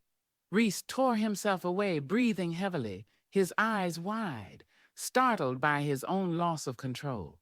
He stared at her, a muscle working in his jaw, his expression a tumultuous mix of shock, anger, and something akin to regret.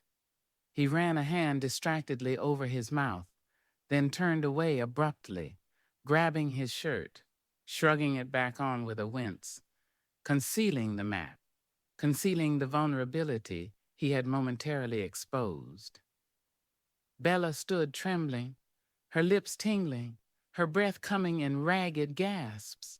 The world seemed tilted on its axis. She touched her mouth, the spot where his lips had burned against hers. It felt marked, changed. The kiss hadn't resolved anything. It had shattered the fragile equilibrium between them, unleashing a torrent of raw emotion into the already perilous landscape of their journey. Reese finished dressing, refusing to look at her. He strode over to the horses, checking the cinches with unnecessary force. "Mount up," he ordered, his voice harsh, rougher than ever, thick with suppressed emotion. "We lost too much time here. Thorne's men won't stay gone for long." He swung into his saddle, settling himself with a visible effort, his face hardening back into its familiar, inscrutable mask. But Bella saw the faint tremor in his hands, the tightness around his eyes that hadn't been there before the kiss. He was as shaken as she was. Numbly, Bella mounted Willow. The canyon felt different now, charged with a new, dangerous energy that had nothing to do with unseen pursuers or dreaming mountains. It was the energy crackling between her and the man leading the way, the man whose kiss felt like a brand, sealing her fate to his, binding her to the violent, uncertain path of the living map. The blood price had been paid, but the cost of the journey, she now realized, was escalating in ways she had never anticipated. Chapter 12. The Shifting Map. The silence in the wake of the kiss was a raw, gaping wound between them, far more profound than the quiet that had followed the gunfire. As they rode away from the narrow canyon, leaving behind the dead men, the dying embers of violence, the ghost of the slain mule, and the single canteen offered as questionable mercy to the wounded survivor. The air crackled with unspoken words, accusations, regrets, and the terrifying residue of unleashed emotion. Bella kept her gaze fixed determinedly forward, on the hypnotic sway of Willow's mane, anywhere but on the rigid line of Reese's back ahead of her. Her lips still tingled, burned, carrying the imprint of his desperate, bruising kiss. It felt like a violation and, disturbingly, like a revelation, exposing a depth of raw feeling in both of them that had no place in their precarious arrangement, yet now undeniably existed. Reese rode like a man possessed, pushing the pace relentlessly despite his injured shoulder, despite the treacherous terrain. He didn't look back, didn't speak beyond the occasional curt command regarding the path. His body language screamed tension, shoulders tight, jaw clenched, his hand never far from his colt. He seemed furious, whether at himself for losing control, at her for witnessing it, or at the fates that had thrown them together. Bella couldn't guess. His silence was a wall, thicker and more forbidding than any they had encountered in the mountains. Bella felt adrift, tossed on a sea of conflicting emotions. The violence of the ambush had shaken her to the core, confronting her with the brutal reality of the blood price. Hastian's mysterious appearance and intervention felt like something out of the legends her father had chased, blurring the lines between the tangible world and the mystical one Reese seemed determined to deny.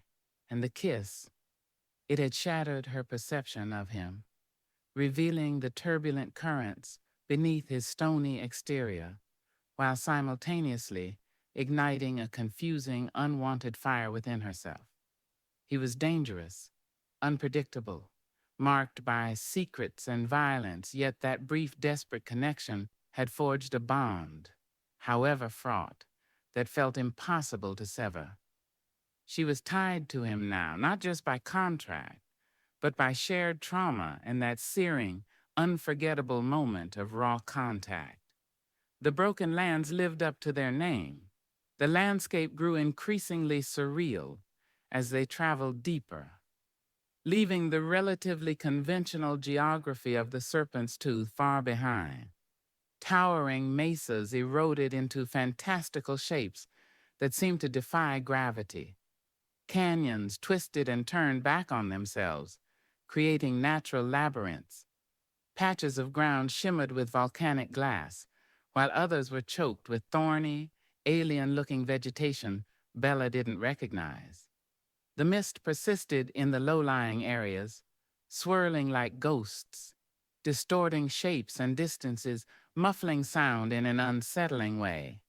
The air felt thin, charged, carrying unfamiliar scents, dry minerals, strange pollens, the faint tang of sulfur from unseen geothermal vents. Reese navigated this disorienting maze with an intensity that bordered on obsessive. Bella watched him closely, noting how his reliance on something other than sight or conventional tracking became more pronounced. He would stop abruptly, seemingly listening to something she couldn't hear. His head tilted, his gaze sweeping the bizarre rock formations not as obstacles, but as potential signposts. More frequently now, she saw his hand, the uninjured one, drift towards his tattooed forearm or chest, his fingers lightly tracing the lines beneath his shirt, his expression taut with concentration, before choosing a direction that often seemed illogical, but always kept them moving forward, avoiding dead ends or impassable barriers. He was reading the map. He had to be. The denials felt absurd now, paper-thin defenses against an undeniable reality. The lines on his skin were reacting to this place, guiding him through its broken heart. The thought sent a shiver down Bella's spine, a mixture of awe at the confirmation of her father's seemingly wild theories, and profound fear of the implications. What kind of power was this? And what did it mean for the man who carried it? Was he its master, its interpreter, or merely its vessel, its prisoner? Late in the afternoon, the constant drizzle finally ceased, and breaks appeared in the heavy cloud cover, allowing shafts of weak, watery sunlight to pierce through. The light painted the bizarre landscape in stark relief, highlighting the strange colors of the rock strata, the deep shadows pooling in the canyons. They were following a narrow game trail along the spine of a low ridge, overlooking a wide, desolate basin filled with twisted, petrified trees that looked like skeletal remains from another age. Reese pulled up sharply, holding up a hand. He dismounted, his movement stiff, favoring his shoulder more than usual. He walked a few paces along the ridge, scanning the basin below, his expression grim. "What is it?" Bella asked, reining Willow in beside his buckskin. "Did you see something?" "No," he said, his voice rough. He gestured vaguely towards the basin. "This place, feels wrong, like walking through a graveyard." He turned back towards her, his eyes shadowed. "We need to check the bandage again. Started bleeding some on that last climb." Bella slid from Willow's back, retrieving her medical kit once more. The frequency with which his wound needed tending was worrying. She followed him as he moved a little off the trail, seeking the meager shelter of a cluster of wind-stunted, juniper-like bushes. He pulled off his shirt with a grunt of pain. revealing the bandage, which was indeed stained with fresh blood along one edge. The exertion was clearly taking its toll, reopening the wound despite the stitches. Bella worked quickly, peeling back the damp cloth. The skin around the stitches looked angrier, more inflamed. "It needs rest, Reese," she said quietly, cleaning the edges of the wound. "Proper rest. We push like this, it'll never heal. It could get infected." "No time," he bit out, staring straight ahead, his jaw clenched against the sting of the antiseptic. "Thorns men know the general direction. They won't be far behind. Resting is dying." Bella sighed, frustration mixing with concern. She knew he was right about the danger, but driving himself like this was another kind of risk. As she reached for a fresh bandage, her gaze inadvertently fell on the intricate network of tattoos covering his shoulder and chest, stark against his skin in the clearer light. The lines seemed incredibly fine, dense, swirling around muscle and bone, like contour lines on a map made of flesh and shadow. They converged near the wound, some lines partially obscured by the inflamed flesh and stitches, others continuing unbroken across his collarbone and down his arm.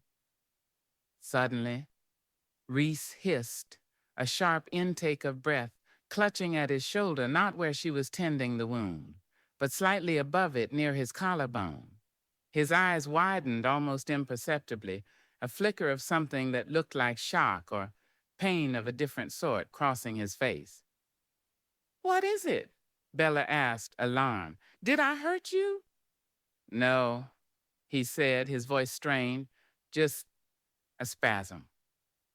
But his eyes remained fixed on a point just below his collarbone, hidden from her view by his arm. He seemed transfixed, a strange mixture of fear and disbelief dawning in his expression. Bella's own gaze followed his, trying to see what had caused the reaction. And then she saw it. Just below the line of his collarbone, near the top of his shoulder where the complex patterns began their sweep downwards, the ink seemed wrong. It wasn't a smudge, wasn't a trick of the light. Several of the fine, dark lines she vaguely recalled seeing earlier, appeared to have shifted. They weren't drastically different, but their configuration had subtly altered. One line that had curved downwards now seemed straighter, pointing more directly towards the basin of petrified trees below them. Another intricate spiral nearby seemed tighter, denser, almost pulsing with a faint dark energy. It was subtle, undeniable, and utterly terrifying.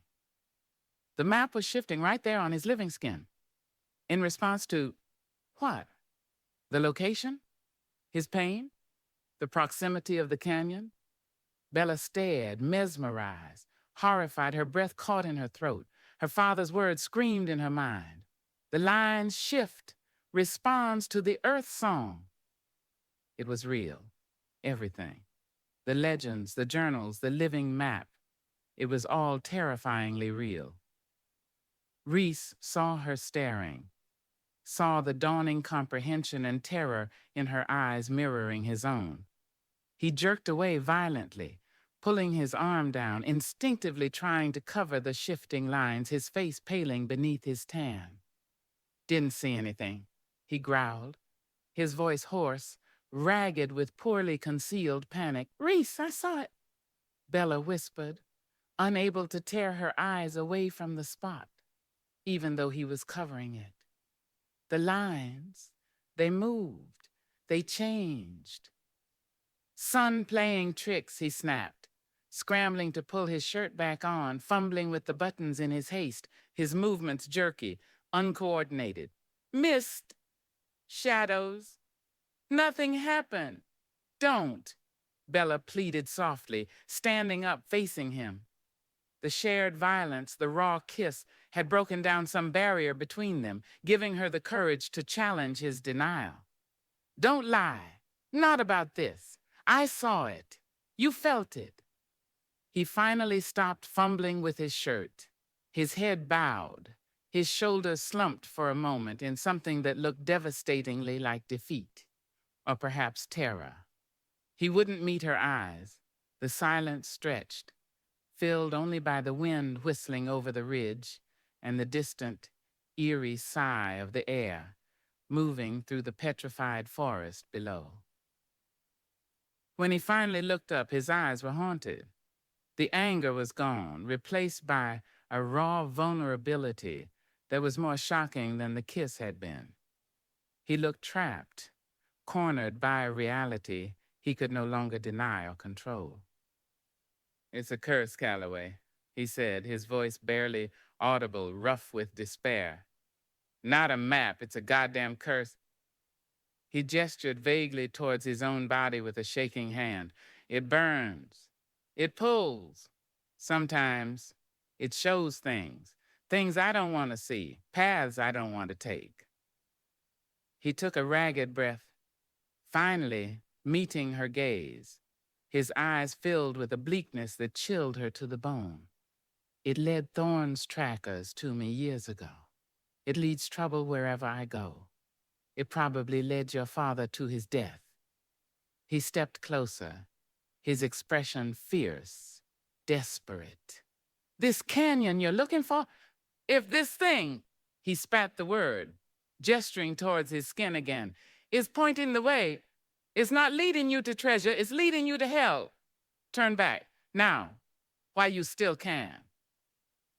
His warning was raw, visceral, born not of callousness but of genuine fear, perhaps even a desperate attempt to protect her from the fate he clearly believed was his own.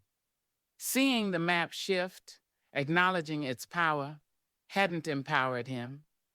It had terrified him, confirming his belief that he was marked, cursed, a conduit for forces he couldn't comprehend or control. Bella stared at him, her mind reeling from the confirmation, the shifting lines, his terrified confession. Turn back? After coming this far? After seeing the proof with her own eyes? After feeling the canyon's call? After leaving her father's initials etched in a lonely cave? It felt impossible. Yet looking into Reese's haunted eyes, understanding the burden he carried, the curse embedded in his very skin, the path forward seemed suddenly fraught with dangers far greater than just Thorn and his men. The map itself was alive, volatile, and its ultimate destination remained shrouded in terrifying uncertainty. The lines had shifted, revealing a truth far more complex and dangerous than she had ever imagined.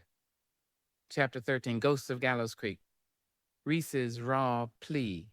"Turn back now, while you still can," hung in the thin, cold air between them, heavy with the weight of his fear and the undeniable, terrifying reality of the shifting map.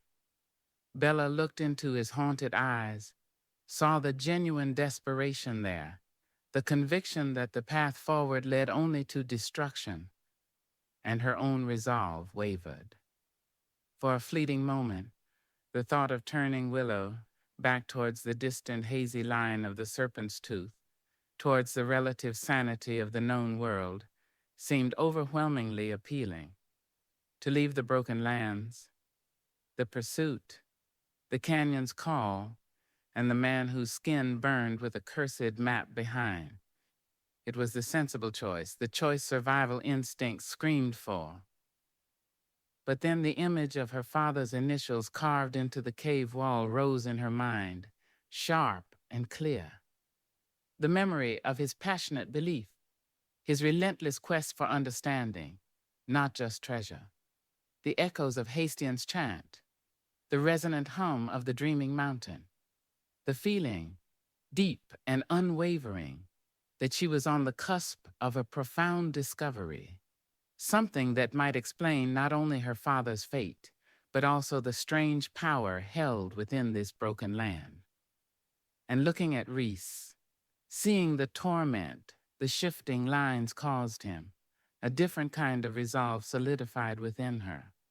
Perhaps understanding the map, reaching the canyon, wasn't just about her quest. Perhaps it was also about freeing Reese from the curse he carried. Or perhaps that was just wishful thinking, a rationalization for her own obsessive need for answers. "I can't turn back, Reese," she said softly, her voice steadier than she felt. "Not now. My father, he believed this map, this place, held answers. Not just for him, but maybe for others. Maybe even for you." Reese stared at her, incredulity warring with despair in his eyes. "Answers? Calloway, it's a curse. It draws trouble like flies to a corpse. It burns, it shows hells you can't imagine." He gestured wildly towards the desolate basin below them. "You think that petrified forest down there is picturesque? Maybe it's what happens when you get too close to your answers." "Maybe," Bella conceded, meeting his gaze unflinchingly. "Or maybe it's just part of the path. A path my father believed led somewhere important. A path you carry." She took a tentative step closer, lowering her voice. "You said it showed you things, paths you didn't want to take. When the lines shifted, where did they point?" He recoiled slightly, instinctively covering the spot below his collarbone again, even through his shirt. "Doesn't matter. It's madness." "It pointed towards that basin, didn't it?" Bella persisted gently. "Towards the petrified trees." He didn't answer, but the muscle working in his jaw tightened. His silence was confirmation enough. "Then that's where we go," Bella stated simply. Reese looked at her as if she'd completely lost her mind. "Into that? After what I just told you?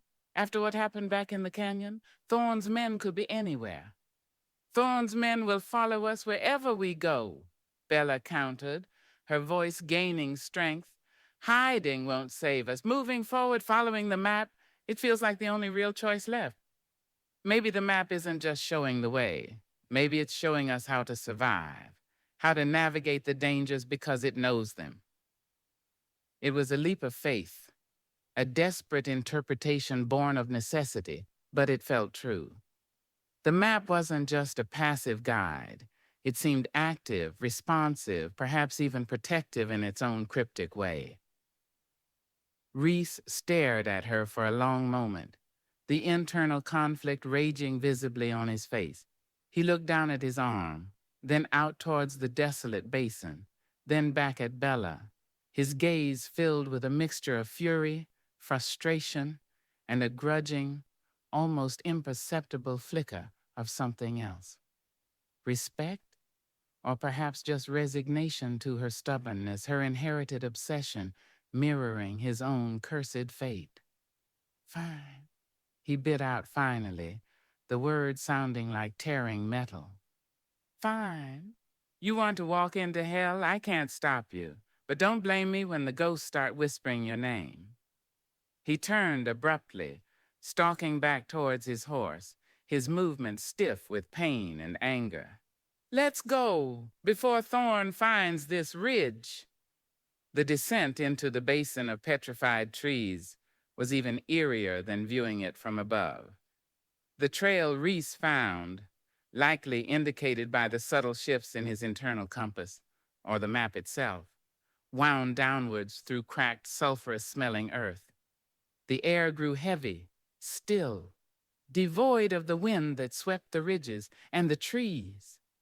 They were like sculptures of bleached bone, frozen in attitudes of agony or despair. Trunks thicker than a man's waist soared upwards, branchless, terminating in jagged broken points. Others lay shattered on the ground, their woody texture perfectly preserved, yet turned entirely to stone, cold and hard to the touch. The silence was absolute, profound. Not even the chirp of an insect or the call of a bird broke the stillness. It felt like a place where time had stopped, where life had been extinguished and petrified forever. Willow stepped nervously, her ears flicking back and forth, sensing the profound wrongness of the place. Even Reese's normally stoic buckskin seemed uneasy, snorting softly, tossing its head. Reese himself rode with his rifle held loosely across his saddle horn, his eyes scanning the silent skeletal forest, his face grim. They moved through the petrified forest for what felt like hours, the landscape unchanging in its desolate strangeness. The weak sunlight filtering through the clouds cast long, distorted shadows from the stone trees, creating illusions of movement in the periphery. Bella felt an oppressive weight settling on her spirit, a sense of profound loss and ancient sorrow emanating from the very ground beneath them. What cataclysm had occurred here to turn a living forest into this stone graveyard? Was it volcanic? Magical? A warning? As the light began to fade towards late afternoon, Risa led them towards a shallow creek cutting through the basin. Unlike the surrounding forest, the creek wasn't petrified. Water, dark and sluggish, flowed between banks of gray, cracked mud. But the water itself looked wrong, carrying an oily sheen on its surface, and the air near it smelled faintly metallic, unpleasant. Along the banks, however, grew sparse clumps of tough gray-green reeds and a few stunted willow-like bushes, the first signs of struggling life they'd seen in the basin. Gallows Creek, Reese muttered, his voice low, distaste evident in his tone as he surveyed the grim waterway. Gallows? Bella echoed, unnerved by the name. Local legend, Reese said dismissively, though his eyes scanned the creek banks with unnerving intensity. Prospectors used to call it that, said men who drank from it went mad, saw ghosts, hanged themselves from the stone trees. He dismounted near the bank, examining the muddy ground. Just stories. But his expression suggested he didn't entirely believe his own dismissal. He crouched, studying faint impressions in the mud near the water's edge. Bella dismounted too, peering over his shoulder. The tracks were faint, partially washed away, but definitely their hoof prints, not recent. Perhaps days old, but clear enough to show shod horses had passed this way. And alongside them something else, boot prints, smaller, narrower than a man's. Someone was here, Bella breathed. Not Thorne's men. The tracks are too old. And smaller. Reese nodded slowly, his gaze distant, troubled. He stood up, looking upstream, then downstream, his eyes narrowed in thought. Maybe prospectors? Maybe someone else? He didn't elaborate. He walked a little way along the creek bank, his attention caught by something near the base of a particularly large, looming, petrified tree, whose broken upper trunk vaguely resembled a crude gibbet against the darkening sky. Bella followed him cautiously. Near the base of the stone tree, half buried in the mud and tangled reeds, lay a small, rusted tin cup, the kind commonly used by travelers and prospectors. Nothing remarkable in itself. But beside it, caught on a sharp edge of petrified wood, fluttered a small scrap of faded blue fabric. It looked like calico, the pattern almost entirely bleached away by sun and time, the sort of fabric a woman might wear. Reese stared at the scrap of fabric, his face hardening, a muscle working in his jaw. He reached out, touching it lightly with one fingertip, then pulled his hand back as if burned. He looked around the immediate area, his gaze sharp, searching. He spotted something else, then a small, leather-bound book, warped and stained by water and mud, lying wedged between two roots of the petrified tree. He picked it up carefully. It was swollen, the pages stuck together, the cover barely holding its shape. Bella moved closer, recognizing the size and shape instantly.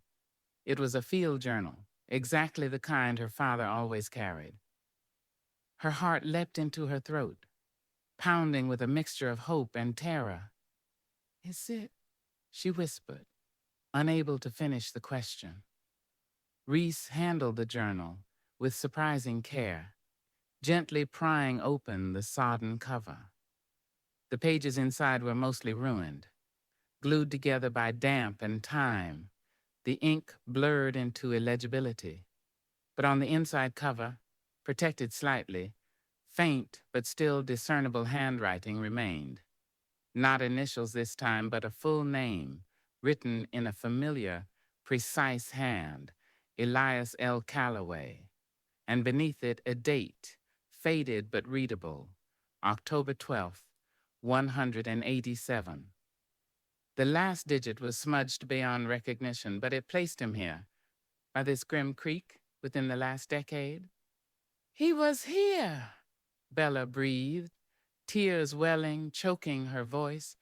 "Right here by Gallows Creek." She reached out, her fingers trembling as she touched the sodden cover, tracing the ghost of her father's name. This wasn't just a carving on a cave wall. This was his journal, his constant companion, dropped, lost, abandoned in this desolate place. Why? What had happened here? Reese carefully turned a few of the less damaged pages near the front. Most were meaningless blurs, but on one page a single phrase, written larger than the surrounding text, stood out, stark and chilling. "The canyon demands sacrifice." Below it, another fragment, barely legible. "Lions burn, shows the watcher, cannot trust." The watcher? Bella looked instinctively towards Reese, whose face had gone pale beneath his tan, his eyes fixed on the phrase, a muscle twitching uncontrollably in his cheek. He slammed the journal shut abruptly, his hand crushing the sodden cover. "Just rambling," he said, his voice strained, unnatural. "Man lost out here too long. Sun-addled." "No," Bella whispered, shaking her head, meeting his eyes, seeing the fear he was trying so desperately to hide. He knew Reese. He knew about the map, the shifting lines, the burning. He knew about the sacrifice. What happened here? What did he mean by the watcher? Reese shoved the ruined journal into his saddlebag, turning away from her, presenting his rigid back. "Doesn't matter. Tracks, old ghosts, nothing to do with her." But Bella couldn't let it go. The rusted cup, the scrap of blue calico, her father's journal filled with cryptic warnings found by a place called Gallows Creek. It painted a picture too grim, too specific to ignore. "Who else was here, Reese?" she pressed, her voice shaking slightly. "The boot prints, the fabric. Was my father traveling alone?" Reese spun back towards her, his eyes blazing with a mixture of anger and something that looked terrifyingly like guilt. "Leave it, Calloway," he snarled. "Some ghosts are best left buried. Digging them up won't bring him back. It'll just get you killed, too." His vehemence, his desperation to shut down the questions, confirmed Bella's sickening suspicion. He knew more. He knew what had happened here, or had heard stories, legends connected to this place, connected perhaps to her father, and maybe even to the woman whose scrap of calico clung forlornly to the petrified tree. The air thickened with unspoken history, with the weight of secrets Reese refused to share. Secrets potentially linking her father's fate directly to the curse Reese carried. The desolate basin, the petrified forest, Gallows Creek. It wasn't just a place on the map, shifting or otherwise. It was a place of reckoning, haunted by ghosts Reese clearly recognized, ghosts whose whispers were growing louder, more insistent, demanding acknowledgement, demanding the truth, whatever the cost. Chapter 14. Threads of Betrayal. The air by Gallows Creek felt thick with ghosts. Leaving the site where Elias Calloway's waterlogged journal lay heavy in Reese's saddlebag beside the rusted tin cup and the heartbreaking scrap of faded calico, felt like walking away from an unmarked grave. The silence that enveloped them as they mounted and rode away was different from the tense quiet they had maintained before. This was heavier, poisoned by suspicion, grief, and the acrid taste of secrets deliberately withheld. Bella couldn't shake the image of Reese's face when he read her father's words. The canyon demands sacrifice. Cannot trust the watcher, nor his violent, almost guilty reaction when she pressed him about the woman who must have been there too. Reese led them away from the grim creek, plunging back into the skeletal embrace of the petrified forest. He seemed desperate to put distance between them and that place, pushing his horse, and by extension Willow, at a pace that bordered on reckless, given the uneven ground and the lingering effects of his injury. He didn't look back, didn't speak, his body rigid, radiating a fierce, contained energy that felt like a powder keg nearing ignition. Bella watched him, her mind a turbulent storm. The discovery of the journal was monumental, agonizing proof of her father's presence, his struggle, his awareness of the map's dark power. But Reese's reaction, his absolute refusal to engage, his palpable distress bordering on panic, it screamed of complicity, or at least guilty knowledge. What had happened at Gallows Creek? Who was the woman? Who was the watcher her father couldn't trust? And what was the sacrifice the canyon demanded? Questions hammered at her, demanding answers Reese seemed determined to bury, along with the ghosts of that desolate place. The kiss, that raw, desperate branding back in the canyon after the ambush, felt like a lifetime ago, yet its heat lingered, a confusing counterpoint to the cold suspicion now chilling her heart. Had it been a moment of genuine, albeit violent, connection? Or had it been a deflection, a desperate act by a cornered man trying to distract her, to muddy the waters, to reassert control through intimacy after his secrets threatened to surface? The uncertainty gnawed at her. She had allowed herself for a moment to feel something beyond fear and necessity for this man. Now she wondered if that vulnerability had been a mistake, if trusting him even an inch was tantamount to walking willingly into a snare.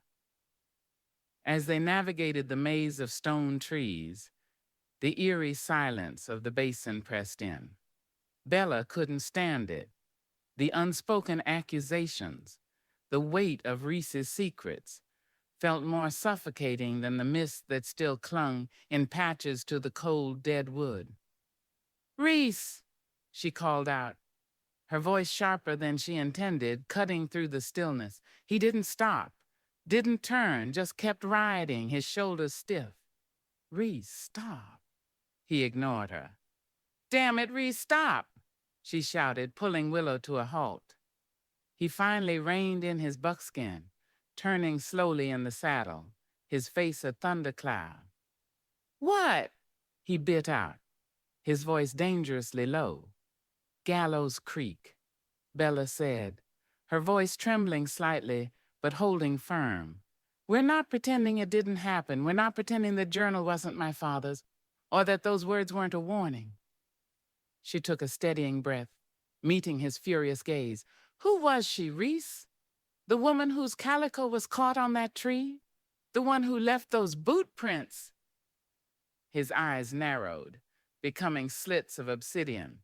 "Told you, leave it buried." "I can't," Bella cried, frustration and grief welling up. "He was my father. If he died there, if something happened to him, I have a right to know. If you know something—" "Know what?" he interrupted, his voice rising, laced with a savage energy. "Know that this land eats people whole? Know that chasing myths gets you killed? Know that sometimes survival means making choices that haunt you forever? Yeah, Calloway, I know that. That's not what I asked, Bella shot back, refusing to be intimidated. I asked what you know about him, about her, about that place. She gestured back towards the creek, hidden now by the stone trees. You recognized it. You knew the name. You reacted to his words like they burned you. What sacrifice did the canyon demand, Reese? And who paid it? He stared at her, his chest heaving slightly, the muscle working furiously in his jaw. She saw a war raging within him, the instinct to protect his secrets battling against something else, something that looked agonizingly like truth, trying to claw its way out.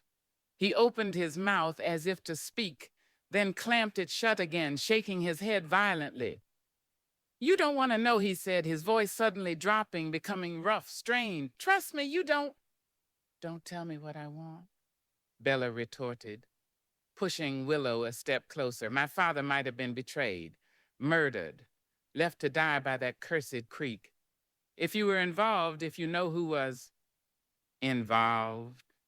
He laughed then, a harsh, broken sound completely devoid of humor. It chilled Bella more than his anger. You think I was involved? He gestured vaguely towards his own chest, towards the map hidden beneath his shirt. This thing, it shows you things, yeah. Sometimes things that happen, flashes, echoes in the rock, ghosts. His eyes took on a distant, haunted look. Sometimes you see things you can't unsee, things that make Gallows Creek look like a picnic ground. He seemed to be talking more to himself than to her now, lost in the dark labyrinth of his own memories or the map's cursed visions. The burning her father wrote about, was this it? Not just physical pain, but the torment of bearing witness to past horrors, imprinted on his very being. What did you see, Reese? Bella asked softly, her anger momentarily eclipsed by a dawning, horrified pity. What did the map show you about Gallows Creek? He flinched as if struck, his eyes snapping back into focus, filled with renewed panic and fury. Nothing. It shows nothing, just tricks of the light, bad water, old prospector light. He wheeled his horse around violently. We're wasting time, Thorn. He broke off abruptly, freezing in the saddle, his head snapping up, listening intently. Bella strained her ears, hearing only the oppressive silence of the petrified forest, but Reese had heard something. His entire body went rigid, his hand dropping instinctively to his coat. Riders, he breathed, his voice barely a whisper. Coming fast, from the west. Thorn's men. They must have found their trail leading into the basin, perhaps spurred on by the wounded man Reese had left behind if he'd survived and been found. Panic seized Bella again, cold and sharp. They were exposed here, in this graveyard of stone trees. This way, Reese hissed, nudging his horse off the faint trail, heading deeper into the densest part of the petrified forest, towards a jumble of fallen stone logs and fractured rock faces that might offer concealment. Move! And stay quiet! They urged their horses through the spectral trees, the animals' hooves making soft, thudding sounds on the dusty, mineral-rich ground. The air felt thick, suffocating. Bella kept glancing back, expecting to see Thorn's men burst through the trees at any moment. Reese found a narrow passage between two enormous petrified trunks, leading into a small, shadowed hollow, almost completely screened from view. He dismounted quickly, pulling his horse in, signaling for Bella to do the same. They crouched behind the cold stone wood, listening. The sounds Reese had heard became clearer, now the rhythmic drumming of galloping hooves, getting closer, echoing strangely in the dead forest. It sounded like more than just a few riders, A whole posse? How had Thorn gathered so many men so quickly? Reese peered cautiously through a gap between the stone logs. His breath hitched, almost imperceptibly. Not Thorn, he muttered, a new, bewildered tension in his voice. Bella risked a glance herself. Through the skeletal trees, she saw them, a line of riders emerging from the swirling mist at the edge of the basin, riding hard. But they weren't rough-looking bounty hunters like the men from the canyon ambush. These riders were Native American, dressed in traditional leathers, their faces grim, determined.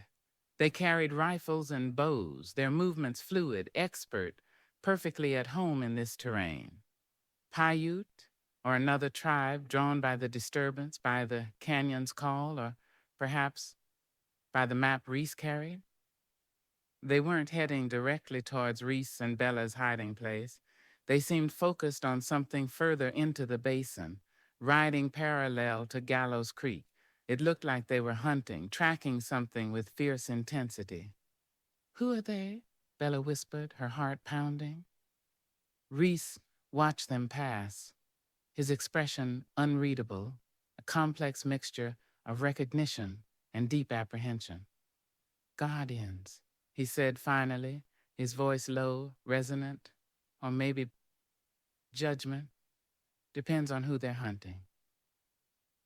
Were they hunting Thorn's men, or were they hunting them? Hastian had offered shelter, but she had also warned against disturbing the mountain's sleep. Had their passage, the gunfight, the very presence of the map awakened something, drawn the attention of those who protected this place? The riders disappeared into the mist further down the basin, the sound of their hoofbeats fading, leaving the oppressive silence behind once more. But their passage left a new layer of fear, a sense that they were caught between multiple forces, Thorn's relentless greed, the land's ancient power, and now these grim, purposeful guardians. Reese waited a long time after the riders were gone, listening, ensuring they weren't doubling back before slowly straightening up. The encounter seemed to have shaken him profoundly, reminding him of stakes beyond just Thorn and his bounty hunters. He turned to Bella, his face pale, drawn. The anger seemed to have leached out of him, replaced by a weary, almost fatalistic resolve. "All right, Calloway," he said, his voice rough, tired. "You want to know about Gallows Creek?" Bella held her breath, surprised by his sudden capitulation. He wouldn't meet her eyes, staring instead at the gray cracked earth at his feet. "Wasn't just your father here. There was a woman, Sarah, young, tougher than she looked. Came out here with him, chasing his dream. Believed in him." He paused, swallowing hard. "And there was another man, name of Jedediah Stone, prospector, trapper, knew these lands almost as well as—" He stopped himself. "Almost as well as anyone. Elias hired him as a guide before he knew about me." Bella listened intently, her stomach twisting into knots. Sarah, Jedediah Stone, names she didn't know, pieces of her father's last journey falling into place with sickening clarity. "They made it this far," Reese continued, his voice flat, devoid of emotion now, reciting facts like a coroner. Following Elias's notes, Stone's knowledge, looking for the signs, the path, but something went wrong here. By the creek. He looked up then, his eyes meeting hers, and they were filled with a chilling emptiness. Maybe the water drove them mad, like the legends say. Maybe the canyon demanded its sacrifice. Maybe someone decided the map, or the gold Elias thought was in the canyon, was worth more than loyalty, more than a life. He hesitated, the next word seeming to cost him dearly. "Stone." He left, rode out alone, told folks back in the settlements that Elias and the woman had been taken by Paiutes. or vanished into thin air. No one questioned it much. People vanish out here all the time. Betrayal, cold, calculated betrayal. Jedediah Stone, the guide, abandoning her father and this woman, Sarah, at Gallows Creek, likely after taking something or perhaps after something far worse had occurred. The watcher, her father, couldn't trust. What happened to them? Bella whispered, dreading the answer. To my father? To Sarah? Reese looked away again, towards the grim creek hidden by the trees. Don't know for sure. No bodies were ever found, just the journal, the cup, maybe a few bones the coyotes scattered. He took a ragged breath. But the map, sometimes it shows echoes. When I got close to the creek, I saw, flashes. His voice dropped, thick with remembered horror. Fear, desperation, a gunshot, blood on the stones by the water. He finally looked back at Bella, his face etched with the torment of the visions he carried. Stone betrayed them, Calloway, left them for dead or worse. Maybe he was the sacrifice, maybe they both were. The map doesn't show everything clear, just pain and betrayal.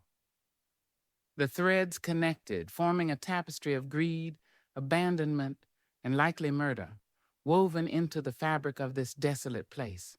Her father, the woman Sarah, betrayed by their guide, left to face unknown horrors by Gallows Creek, their fate sealed by the canyon's demand for sacrifice, and Reese cursed to carry the echoes of that betrayal, those final moments of terror within the lines on his own skin. The knowledge was devastating, leaving Bella feeling hollowed out, sickened. Yet amidst the grief and horror, a cold anger began to burn. Anger at Jedediah Stone, anger at the forces that demanded such a price, and a renewed, desperate determination to reach the canyon. Not just for answers, but perhaps for some kind of justice, some way to honor the sacrifice her father and Sarah had apparently made. Reese watched her, his expression bleak. Satisfied? He asked bitterly. Knowing doesn't change anything, just adds more ghosts to the ones already haunting this place. He turned towards the horses. Let's go. We need to be far from here and far from those riders before nightfall. He started to move, but Bella reached out, her hand landing on his arm, stopping him. He flinched at her touch, looking down at her hand on the inked skin of his forearm, as if it burned. She felt the heat radiating from him, the tightly controlled tremor beneath the surface. Thank you, Reese, she said softly, her voice thick with emotion, for telling me. He stared at her, surprise flickering in his haunted eyes, perhaps expecting accusation, blame. He pulled his arm away slowly, the brief contact leaving an electric charge in the air. He said nothing, just gave a curt nod, the mask of indifference sliding back into place, though it seemed thinner now, more fragile. He mounted his horse, turning north again, deeper into the broken lands, away from the ghosts of Gallows Creek, but towards an unknown, perhaps even more dangerous future. Bella mounted Willow, her heart heavy with the terrible knowledge, yet resolute. The threads of betrayal lay exposed, tangled with the shifting lines of the map and the uncertain destiny that awaited them in the heart of the canyon's call. Chapter 15, Between Desire and Doubt. The revelation at Gallows Creek cast a long, cold shadow over the remainder of the day's journey. Reese's reluctant confession, pieced together from the map's horrific echoes and perhaps local legend, painted a grim picture of betrayal and likely murder, leaving Bella grappling with a maelstrom of grief, anger, and a sickening sense of shared history with the haunted man riding silently ahead. Knowing the probable fate of her father and the unknown Sarah didn't bring closure. It brought a sharper, more defined pain, a desperate need for answers that now felt inextricably tangled with Reese's own cursed existence. Jedediah Stone, the treacherous guide, became a new phantom haunting their path, another potential enemy lurking in the shadows of the past. Reese, having finally shared a piece of the burden he carried, seemed both relieved and more tightly wound than ever. The confession hadn't exorcised his ghosts. It had merely given them voice, making them more palpable in the strained silence between him and Bella.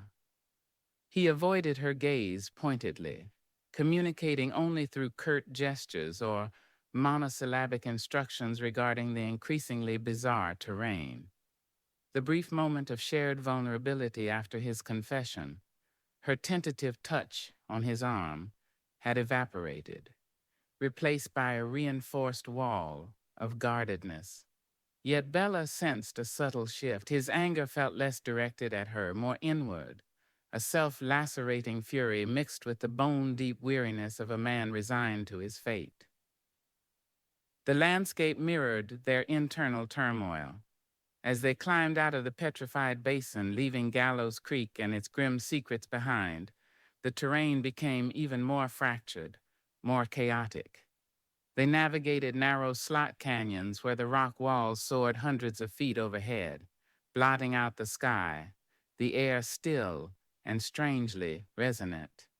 They crossed high, wind-swept mesas, littered with balanced rocks that seemed poised to topple at any moment. They skirted bubbling mud pots and steaming fumaroles that hissed like angry serpents, the air thick with the rotten egg stench of sulfur. The land felt alive, restless, actively hostile, as if guarding the approaches to its hidden heart. The shifting map beneath Reese's skin seemed to be working overtime. Bella noticed him pause more frequently, his hand often pressed against his chest or arm, his brow furrowed, his breathing sometimes shallow, as if concentrating intensely or enduring pain.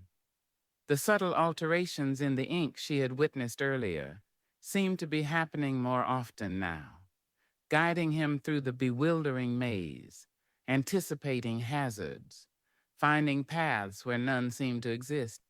He was a living compass, attuned to the Earth's secret frequencies, yet the connection clearly exacted a heavy toll. He looked increasingly pale, drawn, the lines of strain around his eyes deepening. His injured shoulder throbbed visibly beneath the bandage, a constant reminder of their vulnerability.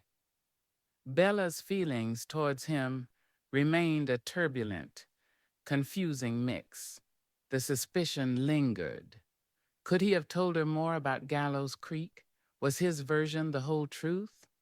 But it was increasingly overshadowed by a reluctant empathy.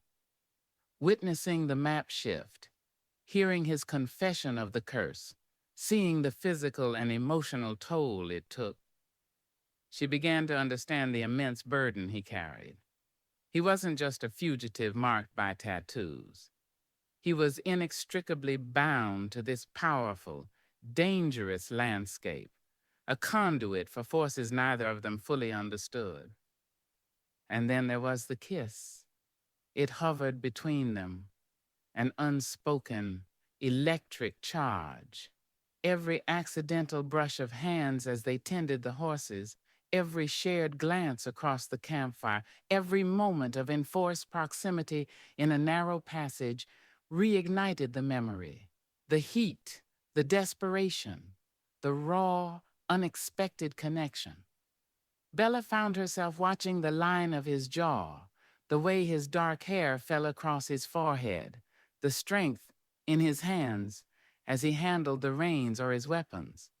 A dangerous warmth would pool low in her belly, quickly followed by a wave of guilt and confusion. How could she feel desire for a man so deeply entangled in darkness, a man whose past might be stained with more than just the echoes he claimed to see? How could she reconcile the hard, ruthless survivor with the haunted vulnerability she occasionally glimpsed? Doubt warred constantly with a burgeoning treacherous desire. As dusk approached, painting the strange rock formations in unearthly shades of violet and blood orange, Reese finally found a place to make camp. It was a relatively sheltered alcove, high on a mesa wall, accessible only by a narrow, crumbling ledge. Below them stretched a vast panorama of the broken lands, a chaotic jumble of canyons and ridges fading into the purple haze of twilight. It felt incredibly remote, isolated, perched on the edge of the world. They built a small, smokeless fire, its flames barely pushing back the immense darkness. The silence felt different tonight, less angry, more fragile, imbued with the weight of shared knowledge and unspoken feelings. They ate their meager meal of jerky and the last of the hardtack without speaking. The quiet, punctuated only by the crackle of the fire and the distant cry of some unseen nightbird. Bella watched Reese across the flickering flames. He seemed lost in thought, staring into the fire, his expression bleak. He moved stiffly, the pain in his shoulder clearly worsening. The journey, the fight, the constant tension were wearing him down. Reese, she began softly, breaking the silence. He looked up, his eyes wary. Your shoulder, it needs more than just bandages. We need to boil water, clean it properly. Risking infection out here? He hesitated, then gave a weary nod. All right. Working together by the dim firelight, they boiled water in their small cooking pot. Bella carefully removed the blood-stained bandage. The wound looked angrier, the edges red and swollen. She cleaned it as best she could with the hot water and the last scrap of clean cloth she possessed, her touch gentle. Reese endured it silently, his jaw tight, but he didn't pull away. As she worked, her fingers brushed against the elaborate tattoos surrounding the wound. This close, she could see the incredible detail, the way the lines flowed and interconnected, mimicking natural forms, riverbeds, mountain ranges, fault lines yet imbued with an artistry, a symbolism that felt both ancient and alien. She saw the faint, almost imperceptible difference in the lines near his collarbone, the area that had shifted earlier. It was still subtly altered, a tangible reminder of the map's living nature. Her proximity, the necessary intimacy of the task, rekindled the tension that simmered between them. She could feel the heat radiating from his skin, smell the faint scent of him, dust, smoke, leather, sweat, and something uniquely Reese, something wild and untamed. She kept her eyes focused on the wound, but she was acutely aware of his gaze on her, intense, searching. Why? He asked suddenly, his voice low, rough. Bella looked up, startled. Why what?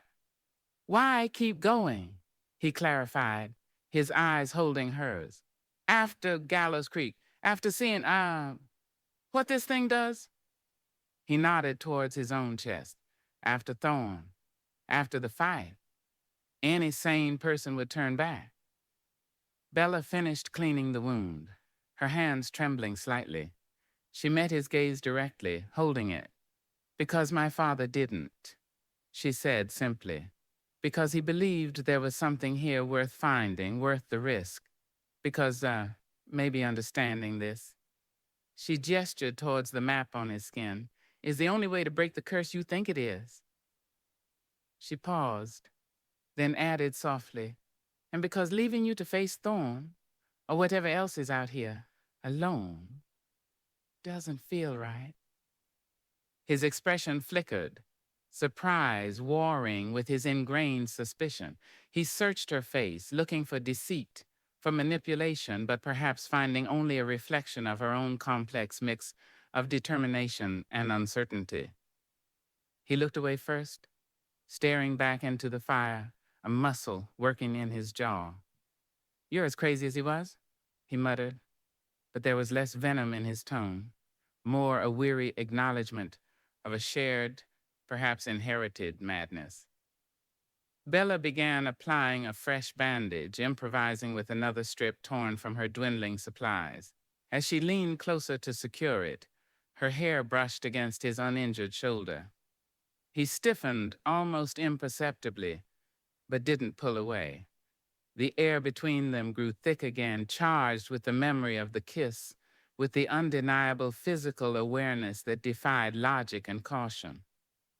She finished tying the bandage, her fingers lingering for a fraction of a second longer than necessary against the warmth of his skin. When she looked up, his eyes were fixed on her mouth, his expression intense, unreadable. The desire was back, stark and undisguised, warring with the doubt, the fear, the knowledge of how dangerous this connection was for both of them. Bella felt her own breath quicken, her pulse hammering. Logic screamed at her to move away, to put distance between them, to remember the betrayal at Gallows Creek, the danger he represented.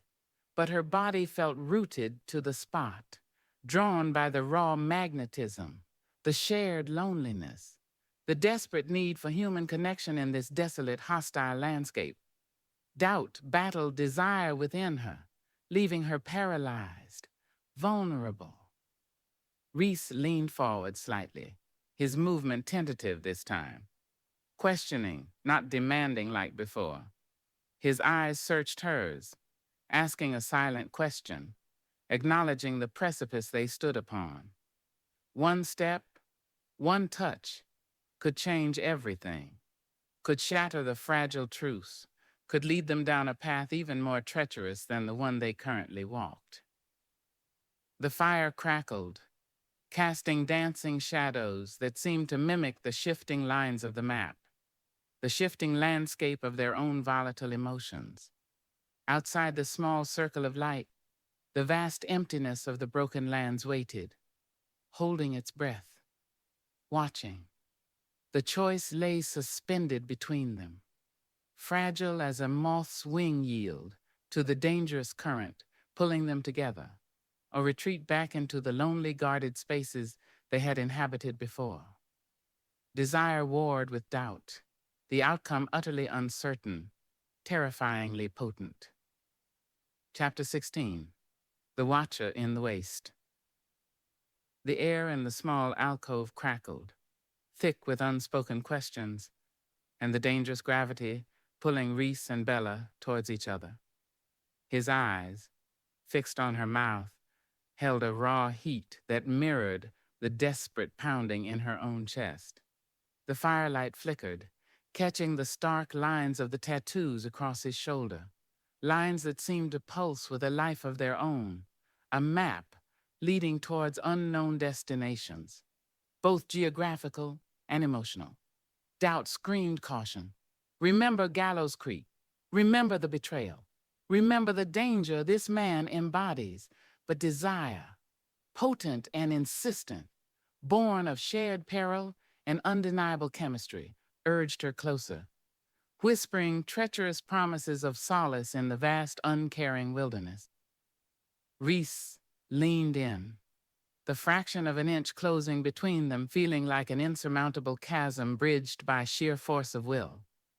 Bella felt herself leaning forward too, caught in the pull, her breath held captive.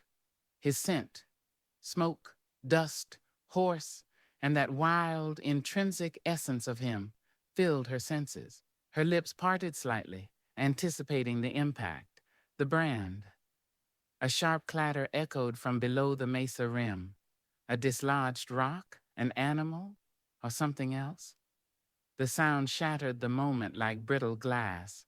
Reese jerked back as if burned, the raw desire in his eyes instantly extinguished, replaced by honed, lethal alertness.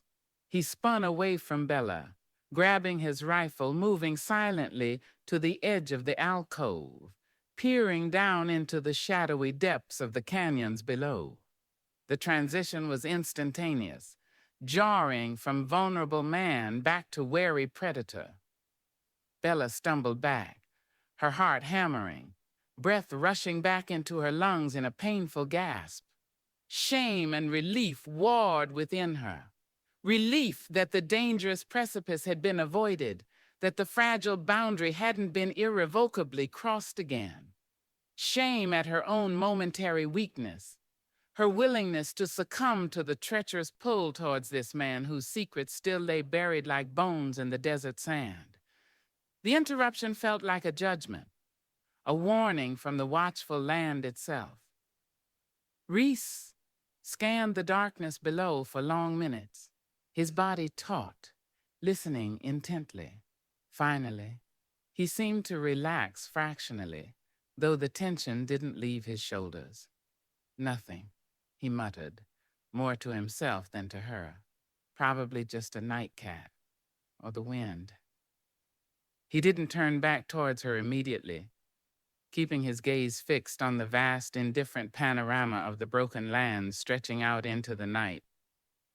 When he did eventually turn, his face was shuttered again, the brief vulnerability utterly erased, replaced by the familiar mask of guarded indifference, perhaps even colder than before. Get some sleep, Calloway. We push hard tomorrow.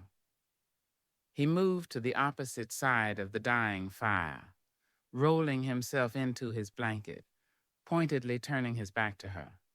The rejection, though perhaps necessary, stung. The charged connection, the near kiss, became another unspoken thing festering between them, adding to the weight of Gallows Creek, the shifting map, and the relentless pursuit. Sleep, when it finally came, was shallow and disturbed, filled with fractured images of shifting lines, petrified trees, watchful eyes, and the ghost of a kiss that tasted like ash and desire.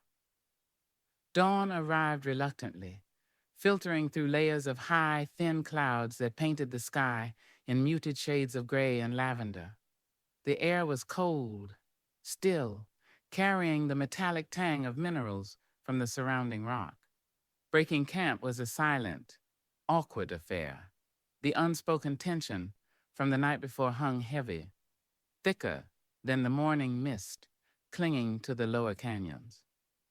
Reese avoided Bella's eyes altogether, his movements clipped, efficient, his focus solely on the practicalities of departure. Bella mirrored his silence, concentrating on saddling Willow, checking her dwindling supplies, trying to ignore the confusing ache in her chest. As they led the horses along the narrow ledge, preparing to descend back into the labyrinth, Reese paused. He stood staring out across the vast broken landscape, bathed now in the pale, indirect light of early morning. His hand instinctively went to his chest, pressing against the spot beneath his collarbone, where the map's lines had shifted. "It's quiet," he said, his voice low, almost puzzled. "Too quiet." Bella listened.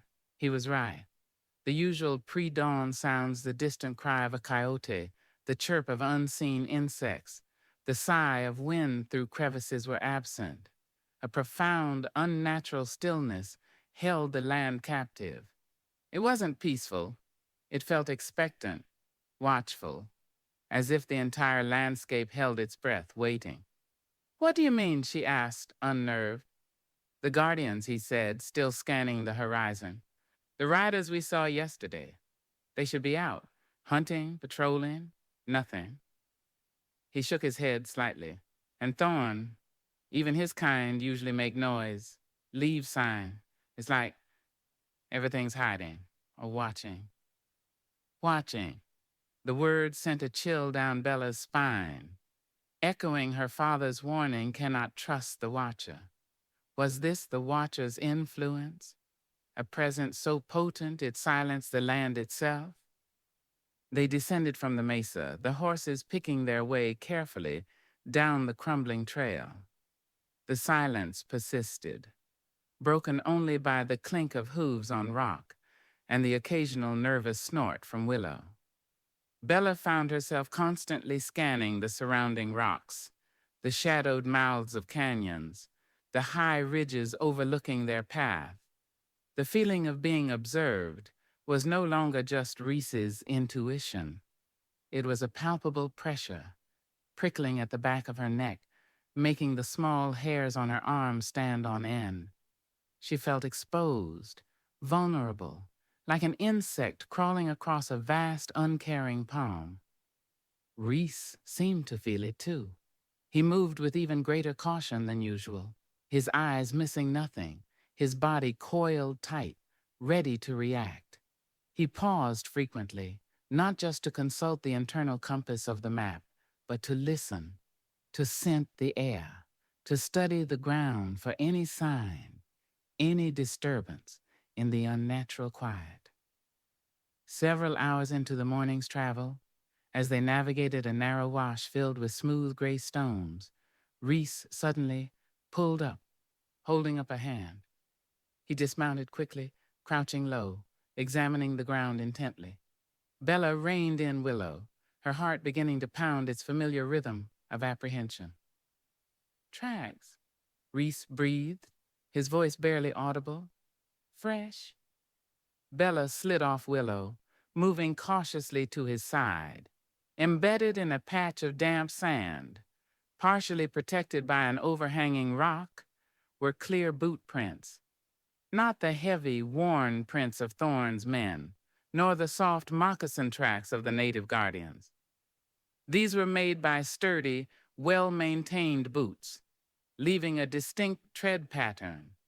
But what made Bella's breath catch was their freshness. The edges were sharp, the sand barely disturbed around them, and their singularity. It was the track of one person moving deliberately, recently. Who? Bella whispered. Reese didn't answer immediately. He followed the tracks a few paces as they led out of the wash and up a slight incline towards a jumble of weathered boulders.